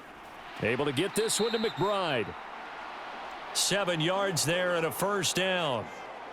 And he's the epitome of what we call the move tight end, a guy that you can line up anywhere, in the slot, out wide, in tight, doesn't really matter because he has such great skills. You want to utilize him in all aspects of your passing offense. And there he was in the slot for the catch. On 1st and 10 is Connor. And he's going to take this ahead for right around 3 yards, but no more than that. Second down. Well, he hasn't made much of an impact in the running game thus far, and after that last run, not much is going to change in that area. He hasn't been able to get anything going, and really the offensive line not helping him much. 2nd and 7, operating from the 34. Now Murray off play action. Over the middle, complete. It's Moore. And he's got another first down as the tackle's going to be made at the Bengals 21. That one goes for 13 yards, and it moves the sticks. Well, these guys have definitely been outplayed in the first half. I like their countenance. I like the way that they haven't panicked out there, the way they're carrying themselves. They're starting to move the ball, and what you have to do, maintain your poise and start to put together some drives. An option handoff given to Connor. Just a yard on the first down carry, so it's 2nd and 9. The passing game's been working quite well so far, but the running game's been a little bit of a struggle, and that's a surprise to me. Typically, when you can throw it, you've opened up lanes for your runners.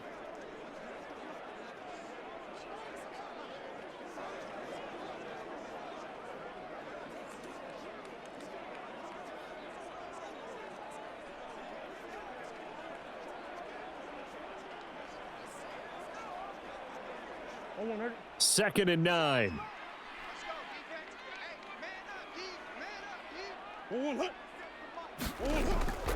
They'll stay on the ground with Connor again, and he'll be taken down at the 20 after a gain of just 1. What an advantage having an elite guy in the middle of the defensive line, because not only does he take up the space and let the linebackers run free, but he can also make plays himself, as we just saw there. The offense on 3rd down tonight, they've converted 4 times out of 6. Not bad. This is 3rd and 8. Here's Murray as he sets to throw it. Throwing for the out route, he finds Wilson. And they're going to get him down shy of the first at about the 13-yard line. So the completion good for 7 there. And that'll bring up 4th down. So much about offense is what you call hidden yardage. You know, you throw the ball to someone, they catch it, and then they can make a big play. You know, they create a play, run after catch. They did a really nice job there of limiting that and keeping him from a first down. Yeah, stopped him in his tracks.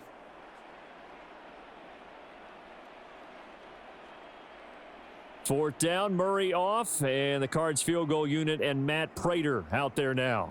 From the left hash, a chip shot here. Prater's kick is good. And a second field goal here gets him back within 11 now. It's 17-6. So the 3 points there, and CD, that helps him inch a bit closer. Yeah, partner, when you're losing, any points you see go on the board in your favor, you're happy to take them.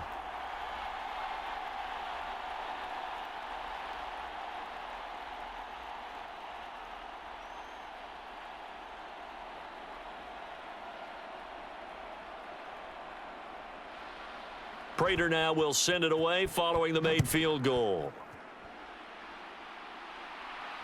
This fielded right at the goal line. And not much happening on the return as he'll get this to about the 23. Now the Cincinnati offense ready to see what they can do here. And last time they were able to churn some clock. They got the field goal, added onto their lead, but that was a drive that was so long it should have ended in a touchdown. You know that's how they felt. And we'll both be headed to the airport after the game, but we probably should go to the post-game press conference because someone's going to ask the head coach about this drive, and he's going to profess that he was happy to get points, But and we know that's not true. Yeah. Okay, Yeah. after this type of a drive, not getting a touchdown, a huge disappointment. Now Burrow on first down. It connects quickly to Jamar Chase. And he's taken down but able to slip across the 35. First play of the drive going for 14 and a first down. If you're going to blitz, likely going to leave you in man coverage with this guy, and that is less than ideal. It is because just about any offense that has an elite receiver, if you blitz and have him in man coverage, you're going to him, even if he has an elite defender on him, because he usually knows where the ball is before the defender does. Line of scrimmage, the 37 on first and 10. They go play action with Burrow. And that's going to be caught. T. Higgins. And they've got it well across midfield down to the 40 before it's all said and done. 23 yards on the play. And a good quarterback facing zone coverage. If he has just a little bit of time to survey the scene, that's what's going to happen. No doubt about it. If there's no pressure, he's going to continue to pick them apart because he'll have all that time to find someone open downfield. You can only cover for so long. So maybe they want to go to a zone blitz scheme, get a little bit more pressure. Remember when Carolina did that against Denver? They lost the game ultimately. They dropped the defensive end out, and he ended up with an interception in that game in Super Bowl 50. Maybe some sort of scheme like that to try and get more pressure at the passer. And they're able to get this one past the 30 down to the 25. 15 more there, and they're on a roll. It's another first down. I know that no game in the NFL is ever easy, but they're making it look that way. Everything is being done with such precision. Just on this drive alone, 3 plays, 3 first downs. If you're on defense, you're scrambling, looking at each other, trying to figure out how are we going to slow these guys down.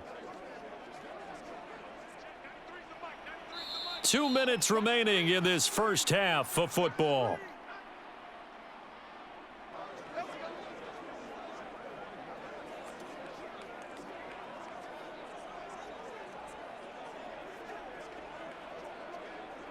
Here we go. Hey, can.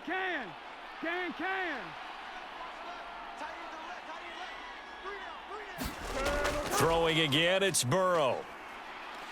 Forced out to his left. And he'll protect himself at the end here as he winds up getting pretty decent yardage. Nice work to get 7 out of that, and it's second down.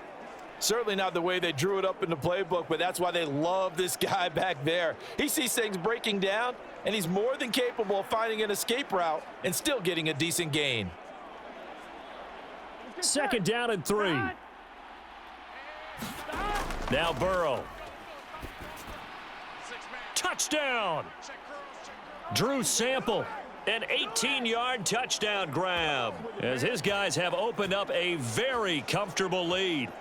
For good reason, quarterbacks want to get the ball to the perimeter to their wide receivers for big plays.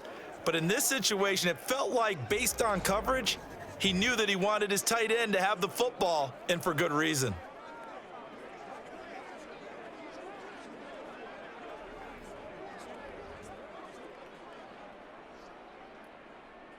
McPherson on for the point after.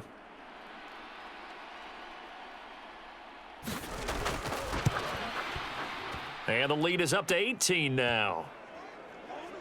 5 plays there on that drive. And it ends with a Bengals score.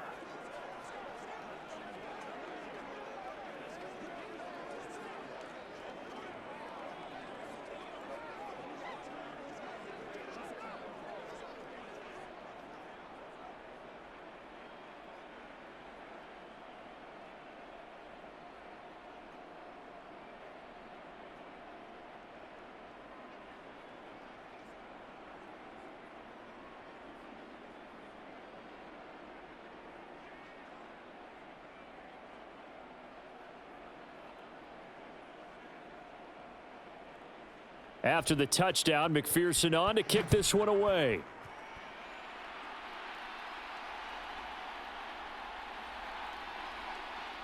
And he'll be stopped up at the 25.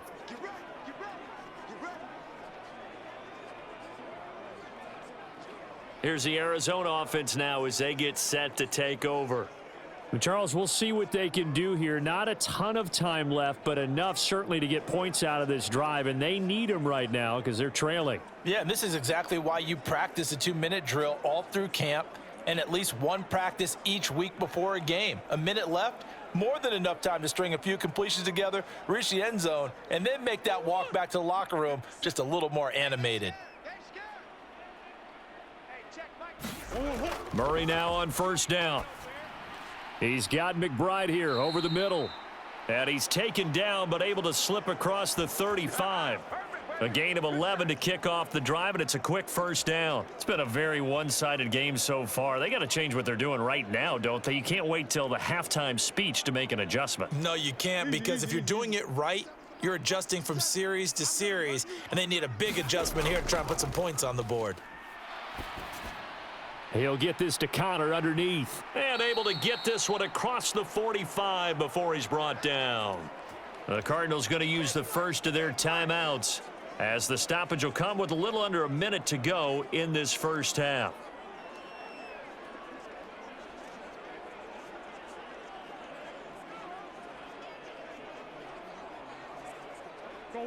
First and 10 here, and you know, if they could just get 3 out of this, there's something about narrowing it to a 2-score game at half that makes it feel like much less of an obstacle.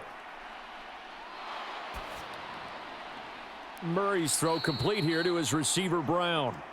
Now the Cards going to call another timeout, their second, as the clock's going to stop with 47 seconds to go in half number 1.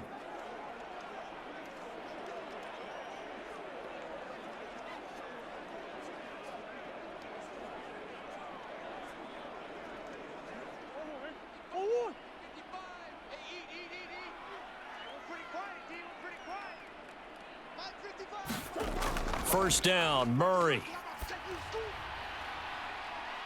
And it's incomplete. Took a shot, couldn't connect. This secondary has been roasted in this first half, but they get a measure of revenge there. Nice play on the deep ball. Yeah, they're going to need a few more plays like that in order to get their confidence fully back, but that's one step in the proper direction. Here's second and 10. Murray going to throw. He's got the connection to Moore. And down right around the 32-yard line, 4 yards on the pickup.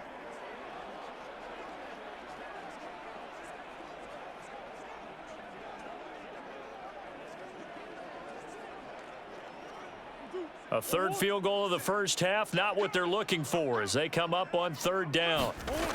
From the gun, Murray. That is caught. He's going to go out of bounds, but he takes this one down just shy of the 20. Back-to-back receptions for him, and it's another first down. Now that's the kind of big play you'd like to see. This first half, it hasn't gone their way, and they could use a shot in the arm, something to perk them up a bit. And they get one here in the passing game. Here's Murray.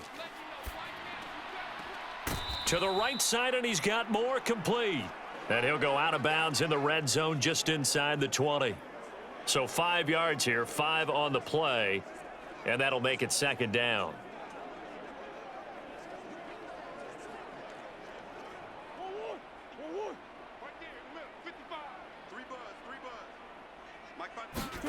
To throw is Murray. And that throw behind his man. He missed him. Incomplete. They're putting together a drive here in the final minutes of the half, but the coverage has been tight all game long, and they certainly want to keep them off the scoreboard here. So with 4 seconds to go in the half, here's the field goal unit onto the field. From the right hash, just a 34-yard attempt. And the 39-year-old veteran puts it right through, and that'll get the deficit down to 15.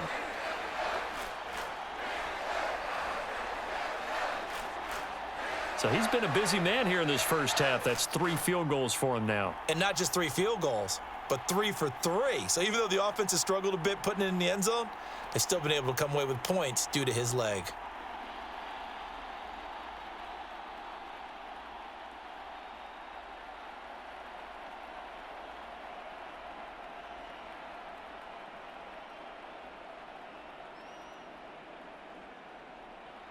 So still time for the kickoff here. 1 second to go in the half as this one is away. And not wanting to risk anything here late in the half, he'll just take a knee and they'll bring the football out to the 25.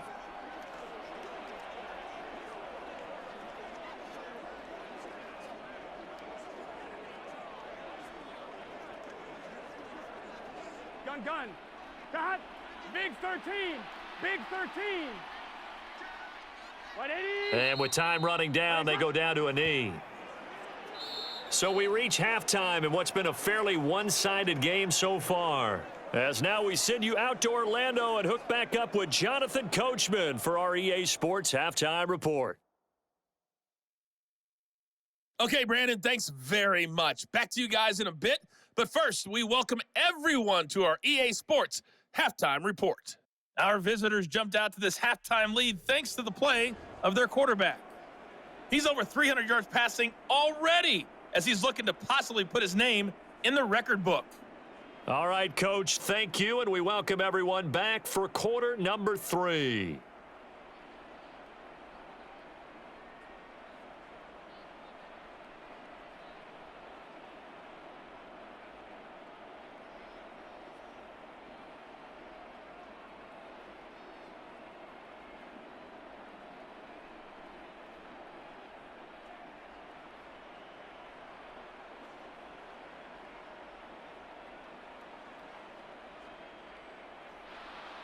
It'll be the Cardinals who get the ball first. They trail here as we resume action in the third quarter.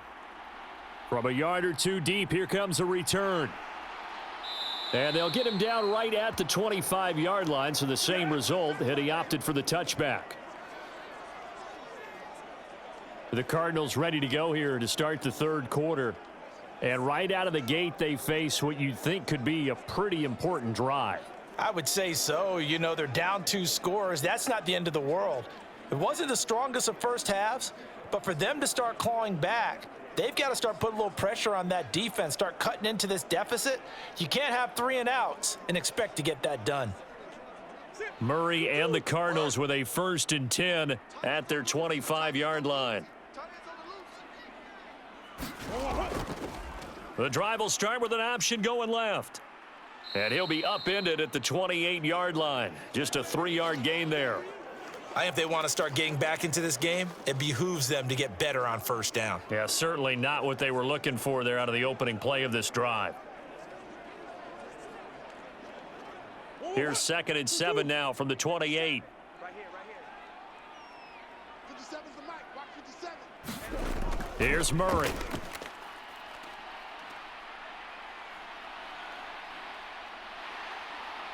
Murray has it knocked loose. Fumble. And the Bengals grab it.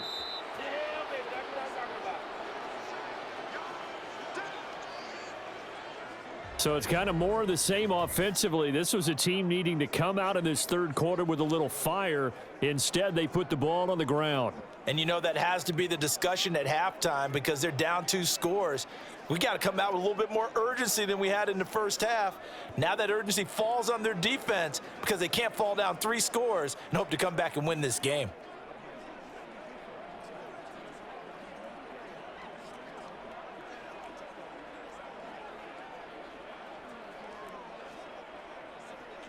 Here we go. 180. Raise up. Mike 51. They will throw on first down with Burrow. This one hauled in by Sample. So he stopped for no gain, and it'll be 2nd down. As a defense, you're more balanced when you're in zone coverage because you're able to keep your eyes on the quarterback and see the play develop in front of you. They're able to keep the quick pass in front of them and stop it right at the line of scrimmage.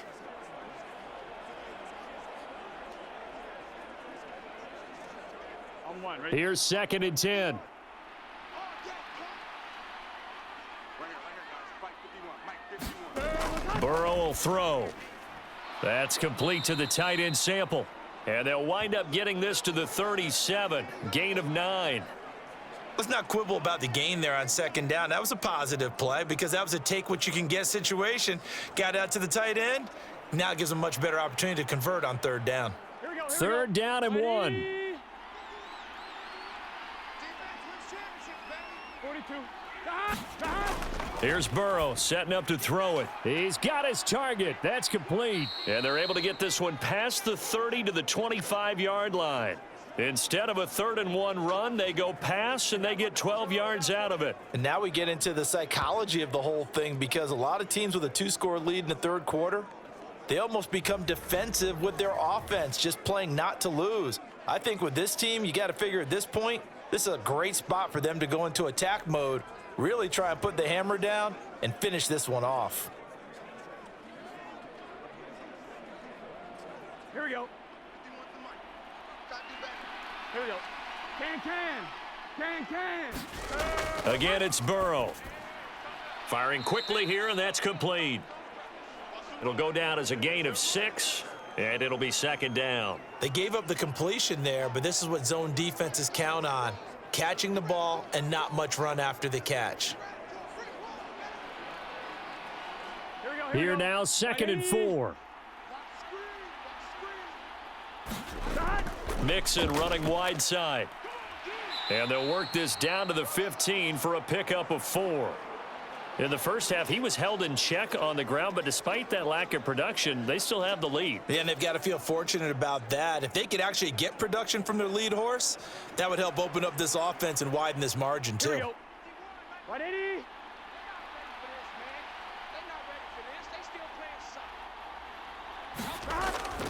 They give to Mixon to try to pick it up. And he gets the first down yardage before he's brought down just outside the 10 at the 11. A gain of 4 that time as the drive continues. Most of their damage has been done through the air. I mean, they've rung the bell 3 times with passing touchdowns, but guess what? Ground game has not been neglected. Nice little burst right there.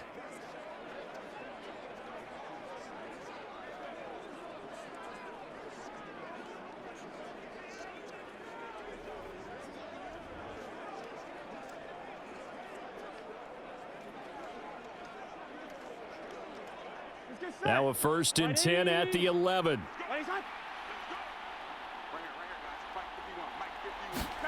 Now it's Burrow. Touchdown, Bengals. It's T. Higgins with a touchdown pass from Joe Burrow. And the Bengals take a 3-touchdown lead. Well, partner, he has carried them in this ball game throwing the football. All 4 touchdowns through the air. And that's really helped them get this nice lead. And I know it's a team game, but right now, he is truly the focal point. Every touchdown his team has so far has been the result of his arm. How about him throwing it downfield, creating big plays? I don't know how you slow him down unless you can make him uncomfortable in the pocket. McPherson now for the extra point. And the lead opens up now to 22 points.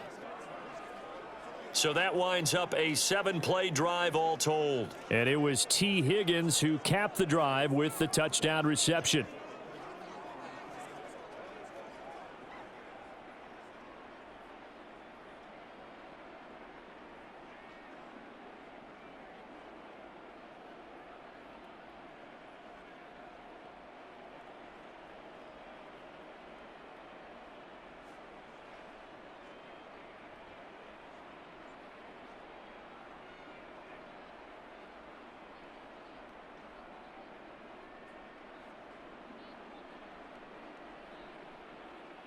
After the touchdown, McPherson on to kick this one away. And here comes a return from just beyond the goal line. And ultimately cannot get this out to the 25-yard line as he's dropped at the 23. Arizona getting ready to go as they take the field. Last time out, they had the fumble. That led to the touchdown. Not a great look on either side of the ball as the defense gave up the points too, Charles. But they've got to take care of the football and do better here on this possession. It's certainly been a tough stretch, partner, for both of those units, and they kind of put their defensive mates in a really tough spot there by dropping the ball on the ground. But an easy way to make it up to them, get out there now and get some points on this drive. Murray and the Cardinals with a 1st and 10 at their own 23. They'll come out throwing here to start the drive. Quick slant to Brown. And he takes this up to the 40-yard line before being corralled. That's a good way to start the drive. 17 yards and a 1st down. Quarterbacks love slant routes because the receivers are breaking right into their line of vision, and receivers love them as well because they're getting the ball on the move and able to catch it and try and get upfield and gain additional yardage.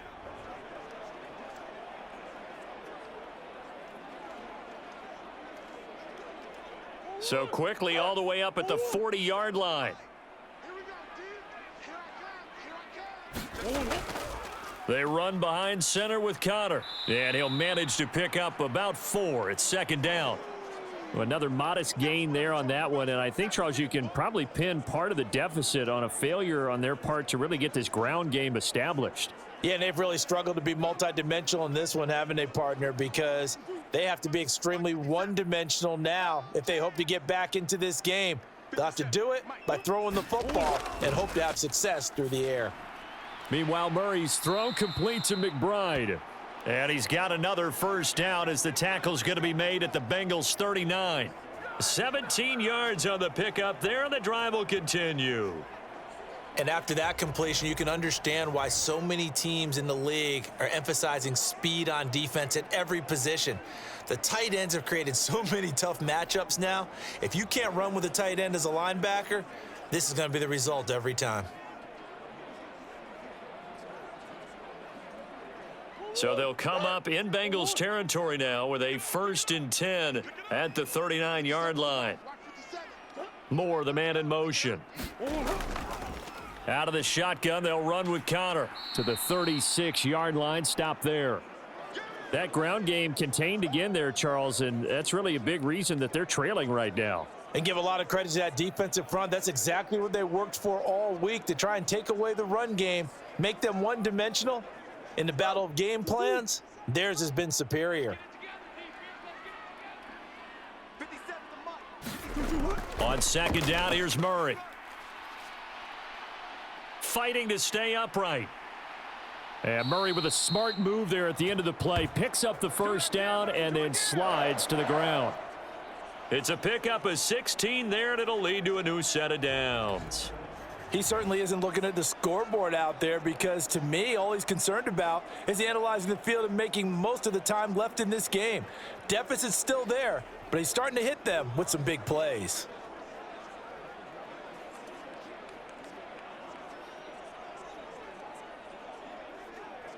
So here's a 1st and 10 now down inside the 20. From the red zone, here's the Heisman Trophy winner, Murray.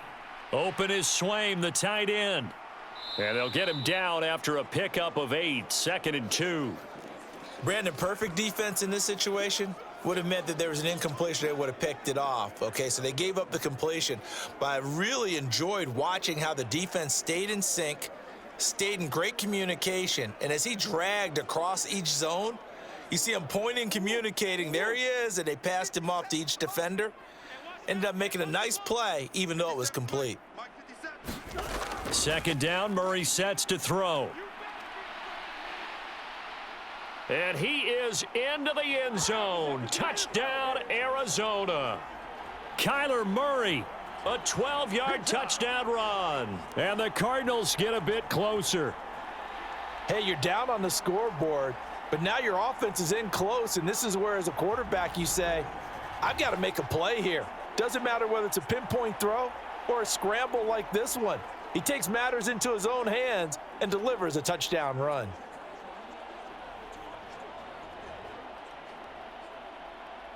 Jonathan Gannon making the call. They'll line up to go for 2. It appears they're going to throw for it with Murray. And he's got it for the 2-point conversion. So they tack on a pair more here to narrow that deficit a bit further. So they go with a pass there on the two-point try and able to convert it, Charles. And a good job by the offense figuring out their two-point play and using it well. It's interesting how people are using the strategy nowadays, though, isn't it? It really is, and I don't know how much that particular play factored in, but with the PAT moving back in 15-16, that kind of changed things, didn't it? It's really a part of everyone's strategy now. When I talk with coaches and when we sit with them, they always talk about they actually have two-point periods in practice now, something they never really did before.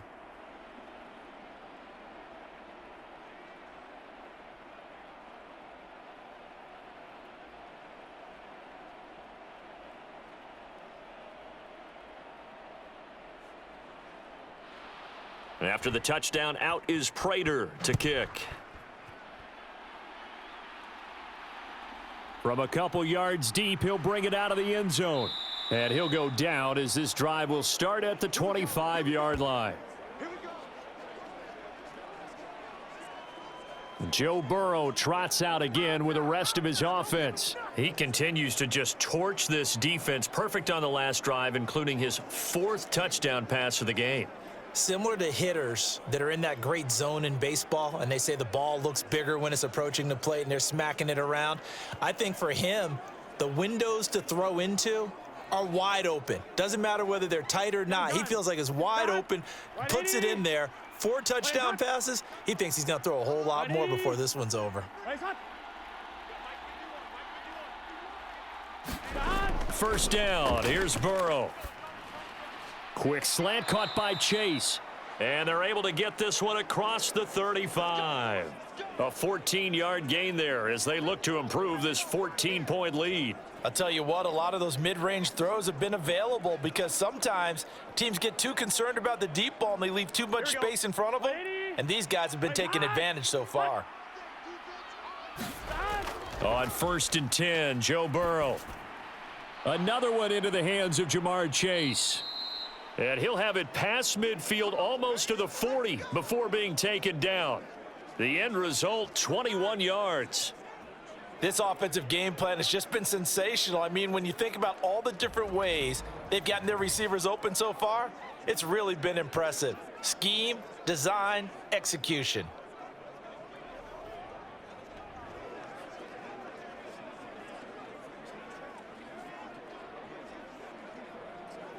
Back-to-back good plays have them on the move on 1st down. They're passing here. Joe Burrow working the middle here. That's complete to Sample, the tight end. They'll wind up getting 7 on the play, and it's 2nd down. Now that's staying ahead of the chains. Really good pickup on 1st down, hitting the tight end there. Now it brings up a 2nd and manageable. Just found a hole in that zone.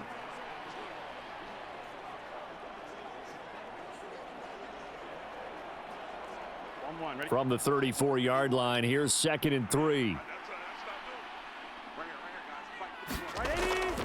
Burrow going to fake to mix it and now look to throw. And that falls to the ground, incomplete. Well, a nice job of bodying him up defensively, and now it brings up 3rd down.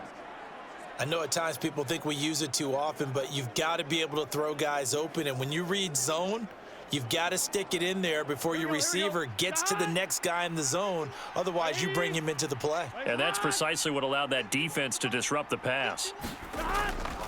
On 3rd down, Mixon. And I don't think he got there, no. He's short by maybe a foot, maybe. Call it 4th and inches. The way things have gone in this one, the running game's been something of an afterthought, and that's not been too bad for them, has it? Yeah, the offensive returns have been good, but I guess we figured he in the ground game would be a bit more involved.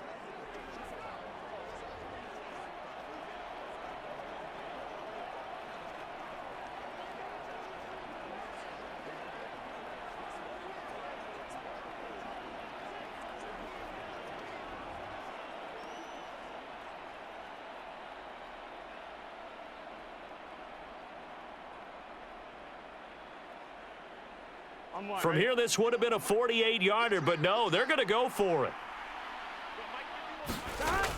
They'll run here with Hubbard. And he's able to pick up the 1st down here before he goes down at the 26. A solid pickup of 5 and a very solid 4th down conversion, and defensively pure frustration.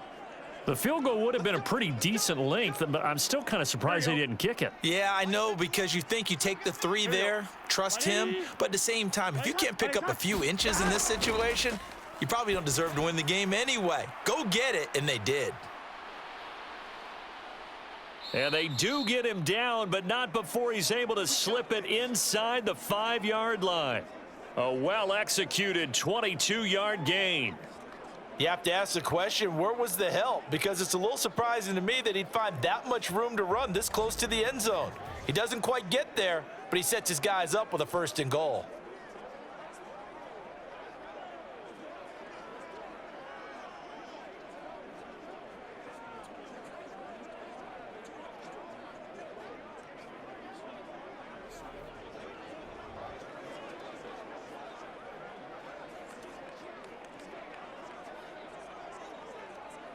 Here we go.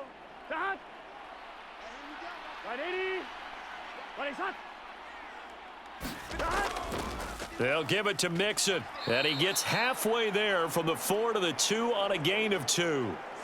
And now defensively, you have to look at this like the game's on the line. It's just the 3rd quarter, but another touchdown given up here could really spell an end to their chances, so they need to toughen up and keep them out of the end zone. From the 2 now, 2nd and goal. Right 80. Right hot. Shot. Mixon again, but he will lose yardage here. Back to the 4-yard line. That'll be a loss of a yard, and it leads to a 3rd down. Defensively, I think they can smell a stop ball right around the 5 here, brings up 3rd. And I think what they've done is they put doubt in the minds of the offensive guys. What do we do? Because now you don't have a go-to play. Either side they pick, throwing it, running it, it won't be easy.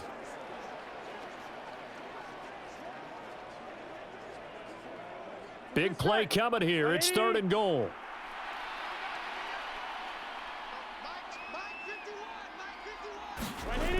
Burrow looking to pass.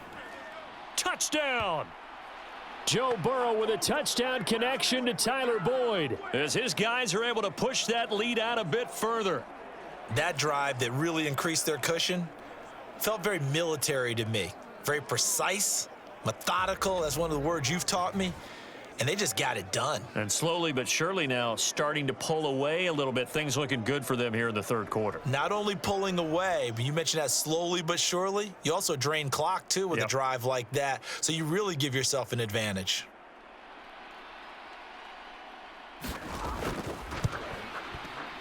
Extra point by McPherson, up and good. And the lead now to 3 touchdowns at 21. A 10-play drive that time. And it's finished off by the touchdown from Tyler Boyd.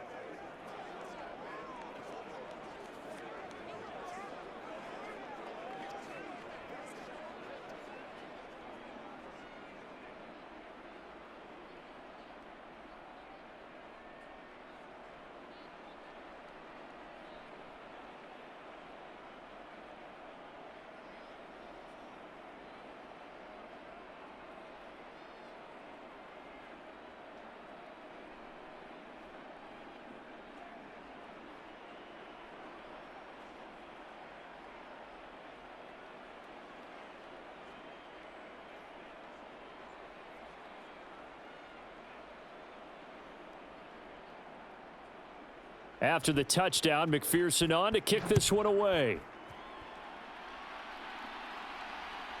From a yard or 2 deep, here comes a return. And the decision to come out of the end zone is going to cost him 5 yards as he's taken down right at the 20. Here's the Arizona offense now as they get set to take over. As this offense comes back out here, Charles, they're trailing in this ball game, and they've been on the sideline for a while. They did score their last time out, but they just had to watch that long, sustained drive, so we'll see if they can shake the rust off. Yeah, and that's always a question that you have when you have to come off the bench after having sat there for a long time. Are you ready to go? Are you loosened up? But even more so, are you mentally alert and ready to put your best product out there? Throwing on 1st down is Murray.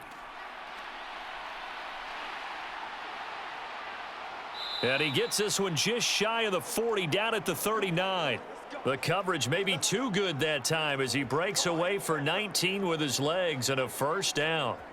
That's multiple times now he's tagged them with a big gain with his legs. Really showing off some nice awareness and the ability to correctly realize when he's got a chance to tuck it and go himself.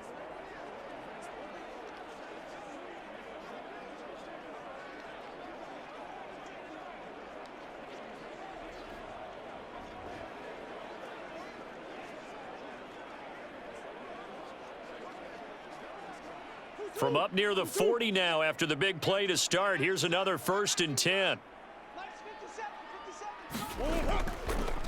Running right on the option is Murray.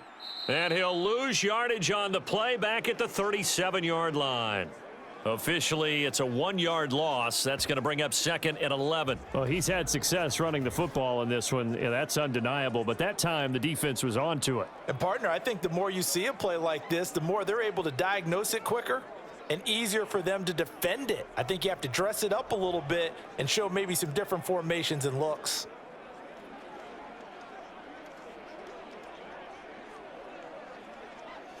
So after the loss of a yard, they'll look to push forward here on 2nd down and 11. To throw, it's Murray. A short one here, caught by McBride. Coaches always harp on the quarterback reading the defense and getting it to the open man. That's good recognition there. And how about what he did after the catch? Yeah, hit your tight end, let him get some rack. Yeah, when he gets moving, not many guys want to come over and put a hit on him, do they? This offense in desperate need of a conversion as they come up on 3rd down. They'll try and run for it with Connor. No gain on the play there, and it'll bring up 4th down. Another down on the scoreboard, but the urge to go for it is almost irresistible here on 4th and short. Yeah, I know they're on their own side of the field. I was going to say. Normally I would say punt the ball away, but I'm feeling it. I say go for it. Here comes the Cardinals punter now. And surprisingly, this is the first punt of the game for either team.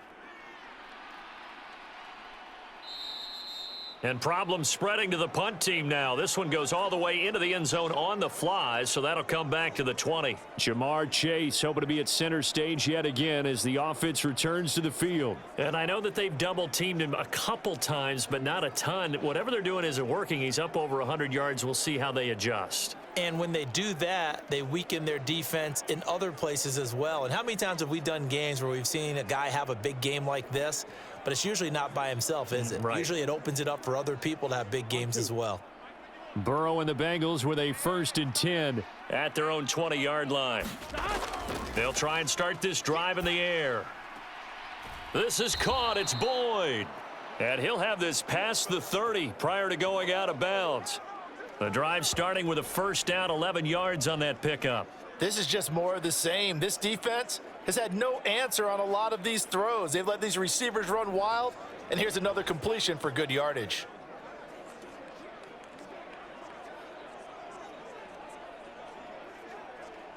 Line of scrimmage, the 31 now on 1st and 10. Here's Burrow. This one caught downfield by Higgins. And he's taken down right at the 45-yard line. That one goes for 24 yards. And while we may be looking at the scoreboard, this offense certainly is not, because they're showing no signs of backing down, even with a 3-score lead here in the 3rd quarter. I think they keep taking their shots. They've seen blown leads happen throughout this league. They don't want to fall victim to it themselves.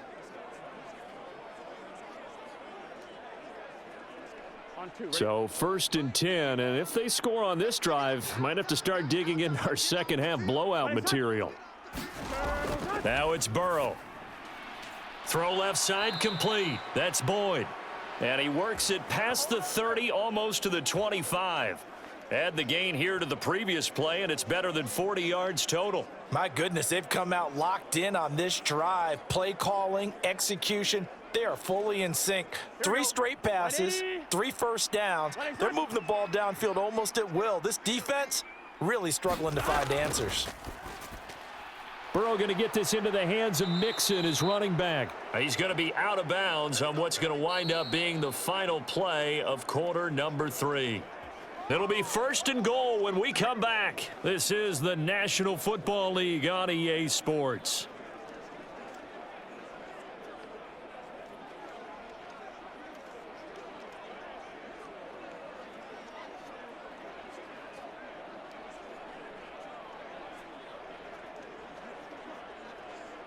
Two big plays in succession. Not sure this D knows what hit him, but now they got to get ready. It's 1st and goal. A draw play for Mixon.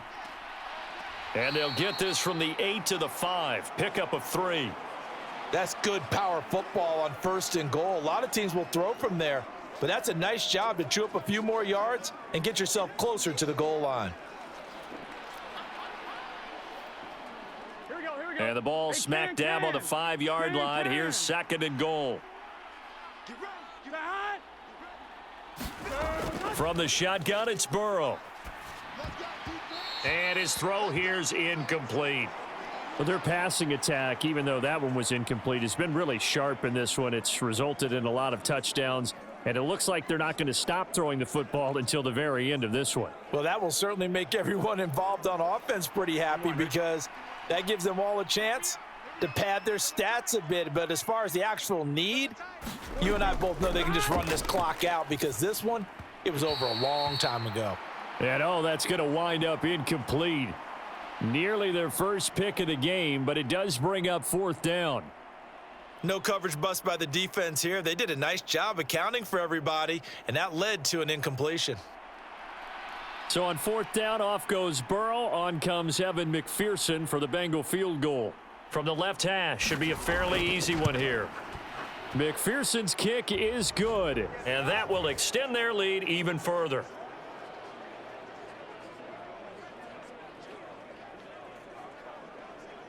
Well, ultimately not really sure that they're going to need those 3 points, but they'll take the 3 and they pad that lead. Yeah, this one's already wrapped up, but you and I both know if you're an offensive coordinator, you never let up on the gas unless the head coach tells you to do so. And maybe you've actually clicked him off in your headset so that you can keep calling plays and trying to add to this lead. So after the made field goal, here's McPherson to send this one away.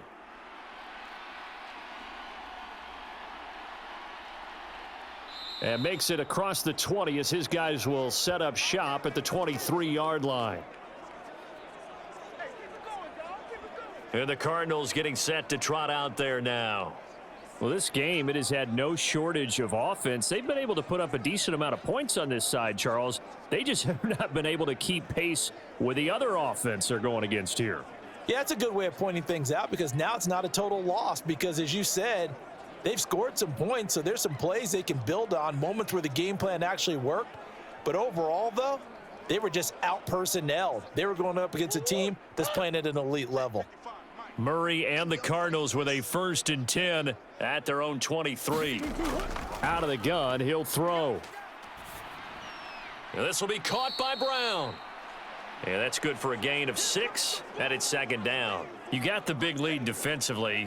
Willing to give them that underneath stuff, right? And this is why you work on your tackling. Tackle them after the catch, inbounds, keep the clock running. Just go ahead and bleed the game out that way. This 2nd and 4. Throwing now is Murray. And he will slide to a stop. He does have the 1st down. They get 9 out of that one, and as a result, the drive continues. These are running back numbers that he's accumulating right now. Received double-digit carries and has rewarded them by breaking the century mark in rushing, in addition to what he's done through the air. Definitely MVP caliber football we're witnessing.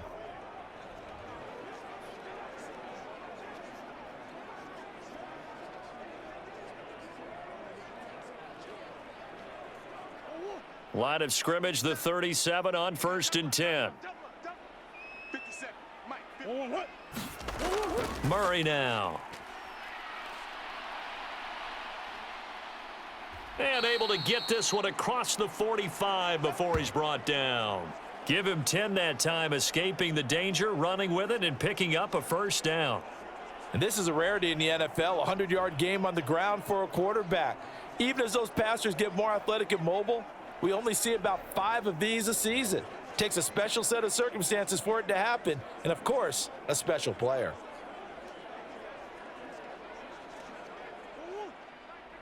Mike 57. Blue there. 57's the mic. Watch 57. I'm here all day. On 1st and 10, here's Murray. A short one here, caught by McBride. And he's able to take it across midfield before going out of bounds. It'll go as a gain of 4, and that'll bring up 2nd down. Yeah, that one was covered pretty well because they were trying to leak the tight end out into the flat. I think they were hoping he could catch it and turn upfield and pick up the 1st down. From the 48-yard line, here's 2nd and 6. Now Murray. Screen pass to Connor. Let's go. And that play will go nowhere, losing yardage back near midfield at the 49. It'll be a loss of 2, maybe 3 on the play, and that's going to set up a tough 3rd and 9. I thought that wasn't a bad time to call the screen. I thought late game, down on the scoreboard, had to figure they were expecting a pass downfield. Yeah, so the edge rushers, they're coming. That could have hit big. You're right. Good recognition defensively to snuff that one out. The offense on 3rd down tonight, 5 out of 9 thus far. This is 3rd and 9. Murray now to throw. A short one here, caught by McBride. And they're going to mark him down short, maybe by about a yard, if that. That'll give them 8 that time, and that's going to make it 4th down. A short gain that doesn't get them the 1st down brings up a 4th down situation. Really nice job defensively. They knew where the sticks were. They got the stop before it.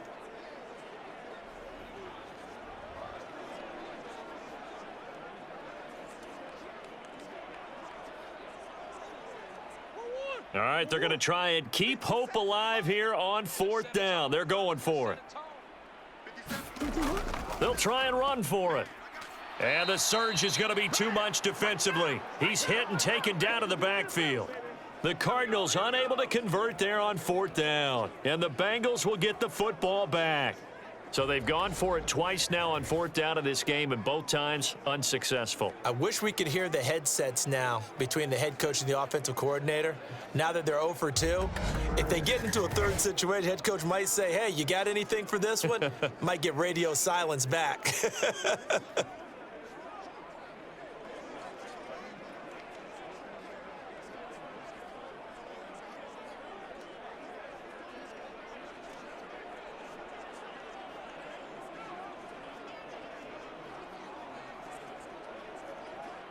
Here we go. Burrow going to lead up the Bengals here, 1st and 10. At the 45. Right 80. Stop. He'll hand it off here. This is Mixon. He'll get it up near midfield to the 49 before being taken down. I feel like I could see what he was thinking on that carry. Wanted to follow that big tackle through the hole. Ended up only getting 4 yards on the carry. I think he had designs on that one being bigger. On 1, ready? From just shy of midfield, here's 2nd and 6. Once again, they run with Mixon. And this time not as successful as he'll get back to the line of scrimmage and no more. They'll say no gain on the play there, and now it'll be 3rd down.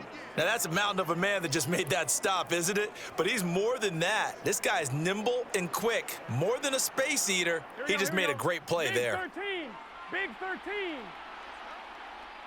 51 the mic, boy. 51. 180. From midfield now, Burrow. This goes out wide for Mixon. And he's able to take it across midfield before going out of bounds. And just 3 yards on the catch there. He couldn't get away. And that's going to bring up a 4th down. Always important as a defender on 3rd down to keep the play in front of you and make sure you don't give up enough space that they can make a move on you in the open field. Try as he might, he wasn't able to get to the 1st down marker. Excellent defense, good tackling. The Bengals bring out their punter now, as he should be able to pin him back deep here with his first punt. And this will carry out of bounds. Where are they going to spot it now? At about the 18-yard line, it looks like. Arizona getting ready to go as they take the field. A kind of a lucky break on the prior drive, Charles. The turnover on downs that the offense had didn't come back to bite them after the other side. Their defense came through, was able to hold them without any points. I would agree with you, partner. A little bit of a lucky break indeed, but you know what they'd say to us? No luck, just pure skill. We rose to the challenge, and we didn't permit a score. That's how we roll. Well, I'm kind of curious, Charles, if they might temper their aggressiveness now offensively if they get in that fourth down spot again. Yeah, one would think so, but maybe because they held them, they might go for it again. Now a throw here to his running back. And he's going to get a solid gain of 9 before being brought down. Second and right at a yard. And we see another pitch and catch there to the running back. This position just continues to evolve. They become just as critical to the passing attack as a lot of receivers, tight ends, because their ability to make people miss in the open field can really generate big plays for an offense. Here's Murray as he sets to throw it. Oh, that's into double coverage and intercepted. And he's going to return it to the 21-yard line. This spot in the fourth quarter with that deficit had to throw the football. Unfortunately, there's the risk of big turnover. And you know you're going to be throwing against nickel, dime, all sorts of exotic defenses, but you have to do it anyway. Ordinarily, you might want to run the football a little bit, try and get them out of it. But as you noted, this time of the game, this point on the clock, had to throw it.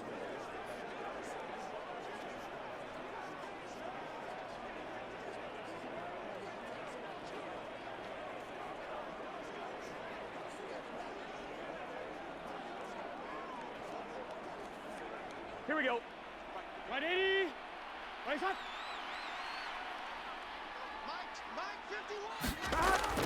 Burrow going to give this to Mixon. And not a whole lot of room to operate there on the first down run. He gets maybe 3. Well, that's a pretty good drive starter right there, and I don't know, partner, if you're even thinking about sitting on the ball right now. They may just want to run their regular offense. In plus territory, and as an offensive coordinator, you don't want your team to go into a shell, do you? No, you really don't, because as soon as you take your foot off the gas, it's real hard to put it back on and mash it, because once everyone's emotions come down, hard to start them up again. So I think he may want to keep them cranking high right here. And they work this near the 5. He'll be stopped at the 6. A solid pickup of 13 sets him up first and goal. Well, fans expect these primetime slots to deliver some of the best games each week. And, well, one team has certainly followed through with that tonight. Just an absolute clinic, Charles, on offense here. And they don't seem to be done trying to drive that football. Yeah, and continue your theme about one team enjoying it. One fan base is enjoying it as well. The other fan base, they might disagree with what they've seen, but the one that's winning, they're certainly getting their money's worth. And they're going to get to him. A sack. Sacked back at the 9-yard line. B.J. Ojulari collapses the pocket and drops him for a loss of 3. Well, there's still time to rectify this situation because the silver lining, they took a sack on 1st and goal. But that close to the goal line, that still definitely hurts.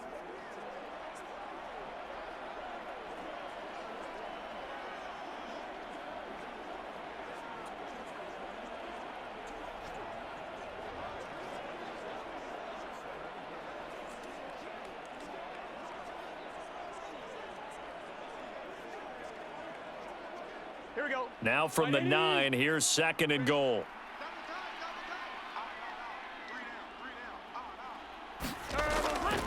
Mixing up the middle. And he's going to be met at the line of scrimmage and taken down. It'll go as no gain on the play, and now they're looking at a 3rd and goal. Partner, I know we're in a goal-to-go situation, but my goodness, think about running the ball here. Not even a thought, is it? Defensively, they're in a prime spot. And I think the defensive guys are probably expressing themselves to them as well. I wouldn't run it here, guys. You might want to try throwing it. 3rd and goal. Burrow. And a quick throw here. That's complete. Able to hold him to just 2 yards, and now it's 4th and goal. And let's face it, you can put any Halloween costume on him. You're not going to be able to disguise him because for a tight end of his size, difficult to sneak him anywhere, but that's what they tried to do. Lined up on his right, tried to work his way back to his left, but just a minimal gain as the defense was able to react quickly.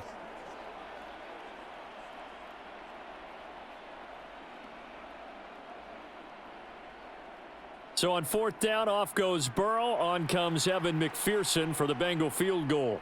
From the left hash, a chip shot here.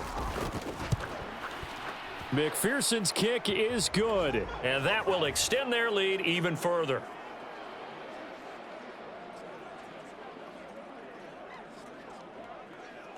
So they got the turnover started with great field position, but in the end, the defense able to hold firm, and they only get 3 out of it.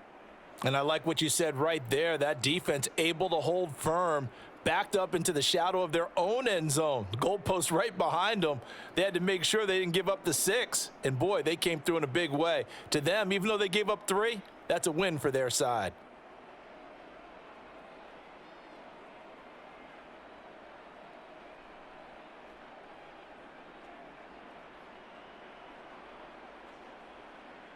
So after the made field goal, here's McPherson to send this one away.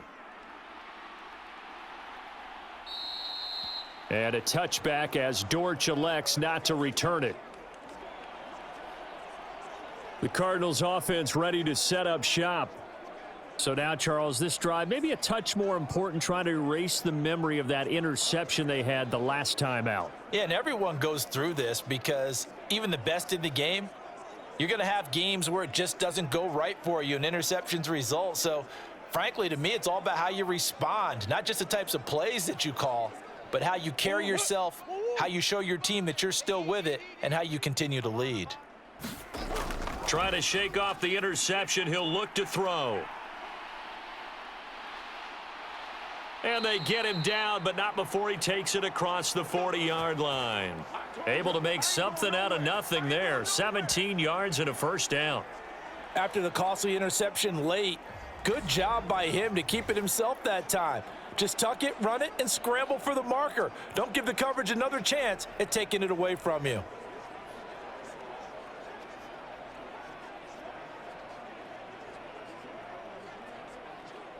One play has him up past the 40 already, and another 1st and 10. Here's Murray. And he's going to have to eat this one as down he goes. Trey Hendrickson showing off his pass rush repertoire that time. Well, it's an old chestnut, but let's face it, offensively, they've got to have some pride here because this has been a worst-case scenario all game for them. Keep putting in the effort, keep trying to keep your quarterback upright, and get through the end of this one as quickly as possible.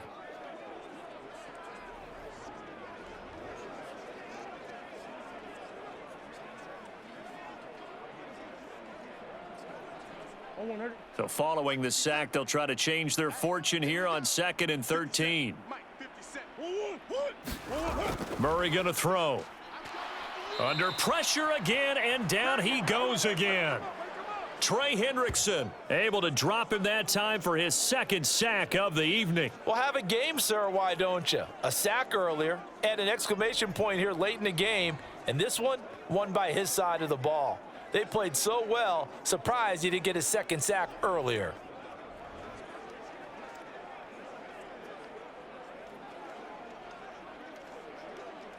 Well, that last sack puts Murray and the Cards in a tough spot, 3rd and long. They'll look to throw. That's complete to his running back, Connor. He did his best to just get 4 out of that, but not enough. And now 4th down. Brandon, a good idea there on 3rd down. Run a little clear out and hope you can get your receiver the ball coming across the formation. Nice design, but well played defensively, and they stop him well short.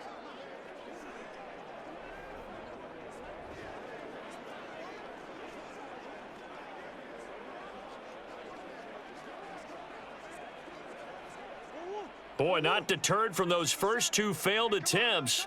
They're going to go a 3rd time here on 4th down.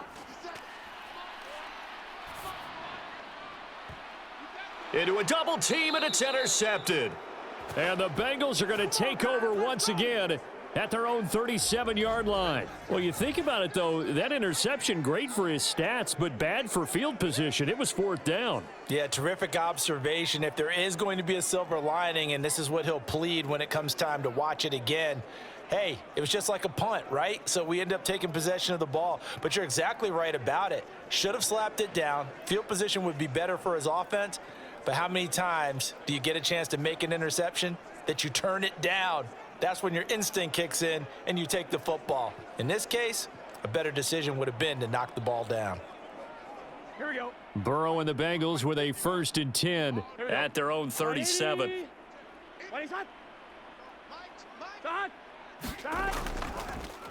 Here's a fake on the jet sweep and a run up the middle with Mixon. And nothing much materializing there on the first down run. He'll get a couple, and that's it. Typically, we think it's the strong safeties that are better tacklers, especially closer to the line of scrimmage amidst traffic. But in this case, how about the free safety coming up and making the big-time play? I'm fine, ready? 2nd down and 8. Let's go, defense. Our time. It's our time. They try to eat some clock with Mixon. And a good swarm to the football defensively as they get him down at about the 40. Now 3rd down is looming. A pickup of 2 on 1st down and just 1 yard there. And this is why aggressive defensive coordinators love to blitz. It wreaks havoc because they end up taking their attention to the blitzers, freed up the D lineman to make the play.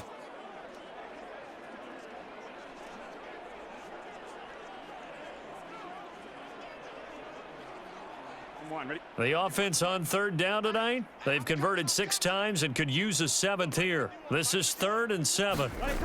Now Burrow. That is incomplete. I think it's fairly safe to call this game over, but they're still trying to bomb it downfield and add to their lead. Almost makes you start to feel for the defense and root for them a little bit too.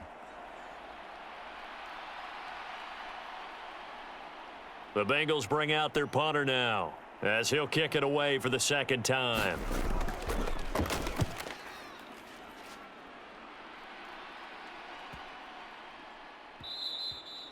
And that hits at the 6 and carries into the end zone for a touchback. The football back in the hands of the Arizona Cardinals. Where we stand right now in the 4th quarter, this one pretty much out of reach. And, Charles, I know they're going to be disappointed about several things with this ball game, but the self-inflicted wounds, they've had several turnovers.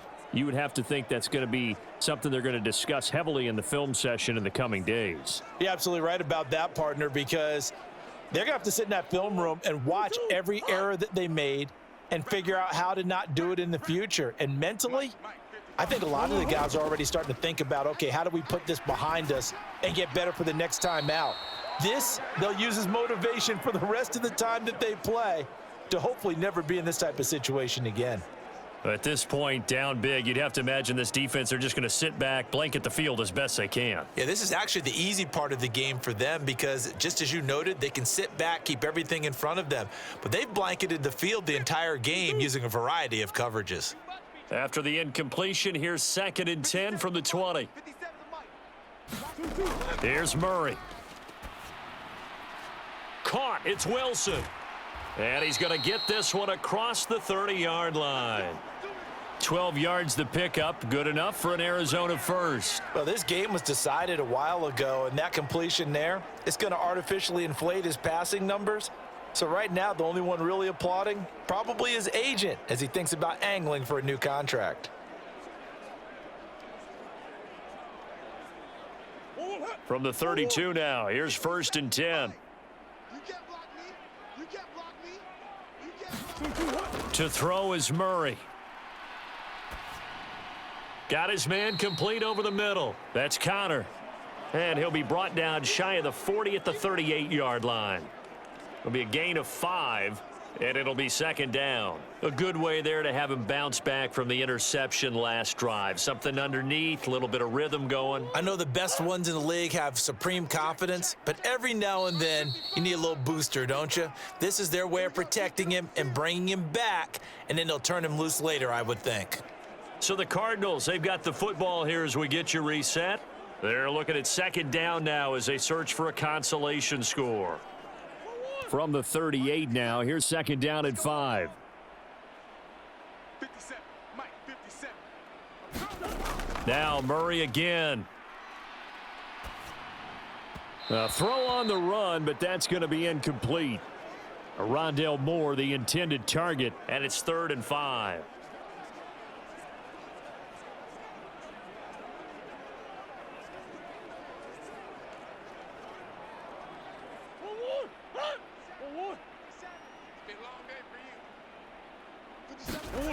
They'll look to throw again.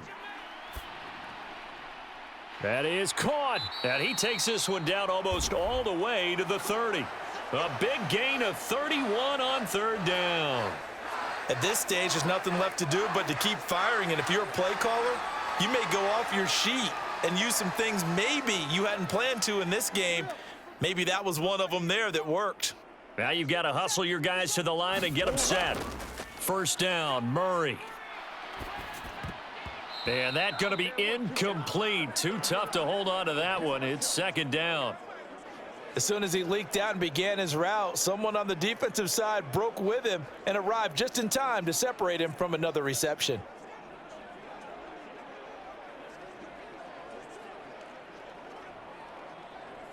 Now a 2nd and 10. Ain't no such thing as a loss. We taking wins home. Murray to air it out again.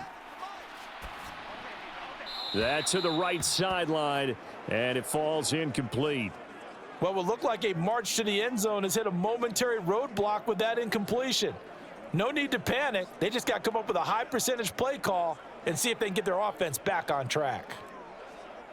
This offense was on the move. Now 2 straight incompletions have them looking at 3rd and 10. I smell fear in that offense. They'll stick with the passing game as he looks to throw. And he's got another first down as the tackle's going to be made at the Bengals 16. 15 yards that time, and the Cardinals move the chains. And with this game well in hand, perhaps we are seeing the coverage lighten up a little bit as they got burned there a bit for a first down. Well, we certainly know the coach isn't happy along the sideline because he certainly wants them to finish this one out the way they started it. He doesn't want to give up any soft completions. No. He's going to be sacked back at the 23-yard line. Trey Hendrickson bringing the pressure yet again. That's his 3rd sack here tonight. And this dominant defensive performance continued on that play. This poor quarterback, he's now received the protection he needs and has had to pick himself up off the turf far too often. Pass protection has been a problem all night long as they come up facing 2nd and a bundle. Now here's a look for the end zone, but that one's going to wind up incomplete. I know conventional wisdom says, hey, don't get it all back in one play, but sometimes you go ahead and try to. They tried to get it all back on that one, weren't able to do so.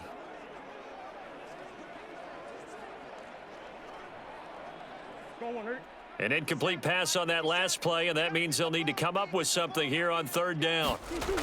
Out of the gun, here's Murray. And that is caught. Well, they're going to see this one to the end. They get a score, but pretty much an exercise in futility right now. Still down big. And yeah, that touchdown counts for their team, but I think it counts more for the fantasy guys, doesn't it? Yeah, it's just something maybe positive to look at on film, but this one's over, let's be honest. Yeah, I agree with you totally on that one.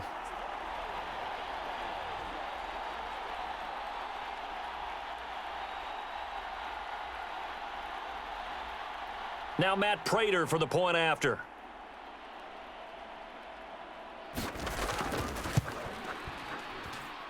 And the lead is down to 20. So that one a long 11-play drive. And the Cardinals cap it with a touchdown.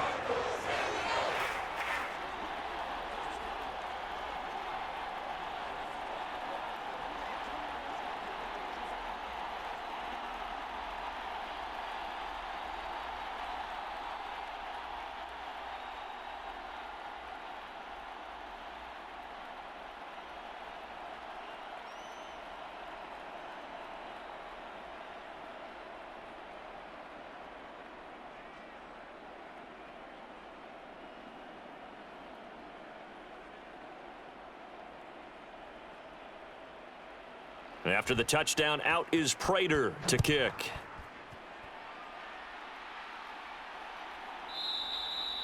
And this will not be returned. It'll come out to the 25. Cincinnati set to take over once again. Well, CD, this is the ideal situation in the 4th quarter. You come out here late, not much time on the clock with a comfortable lead, and put the final nail in the coffin. Yeah, this offense, all game long, they've been powerful. They've been dangerous. You're exactly right. They can end this one on their own terms. Here we go.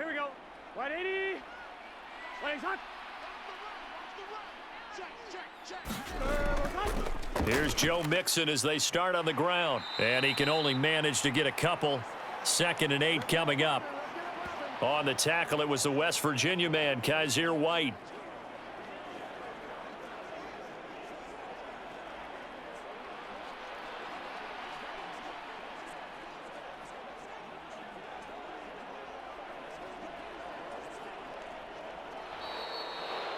Well, partner, under the lights in primetime, this offense, they gave the nation quite a show, putting up that many points to come away with what will certainly be a memorable win for them. And, Brandon, I think it's as simple as this. Some players, some teams, they're just meant for the big stage. And when they get a chance to play in this type of atmosphere where all eyes are on them and all the lights are shining brightly, they show up and they show out.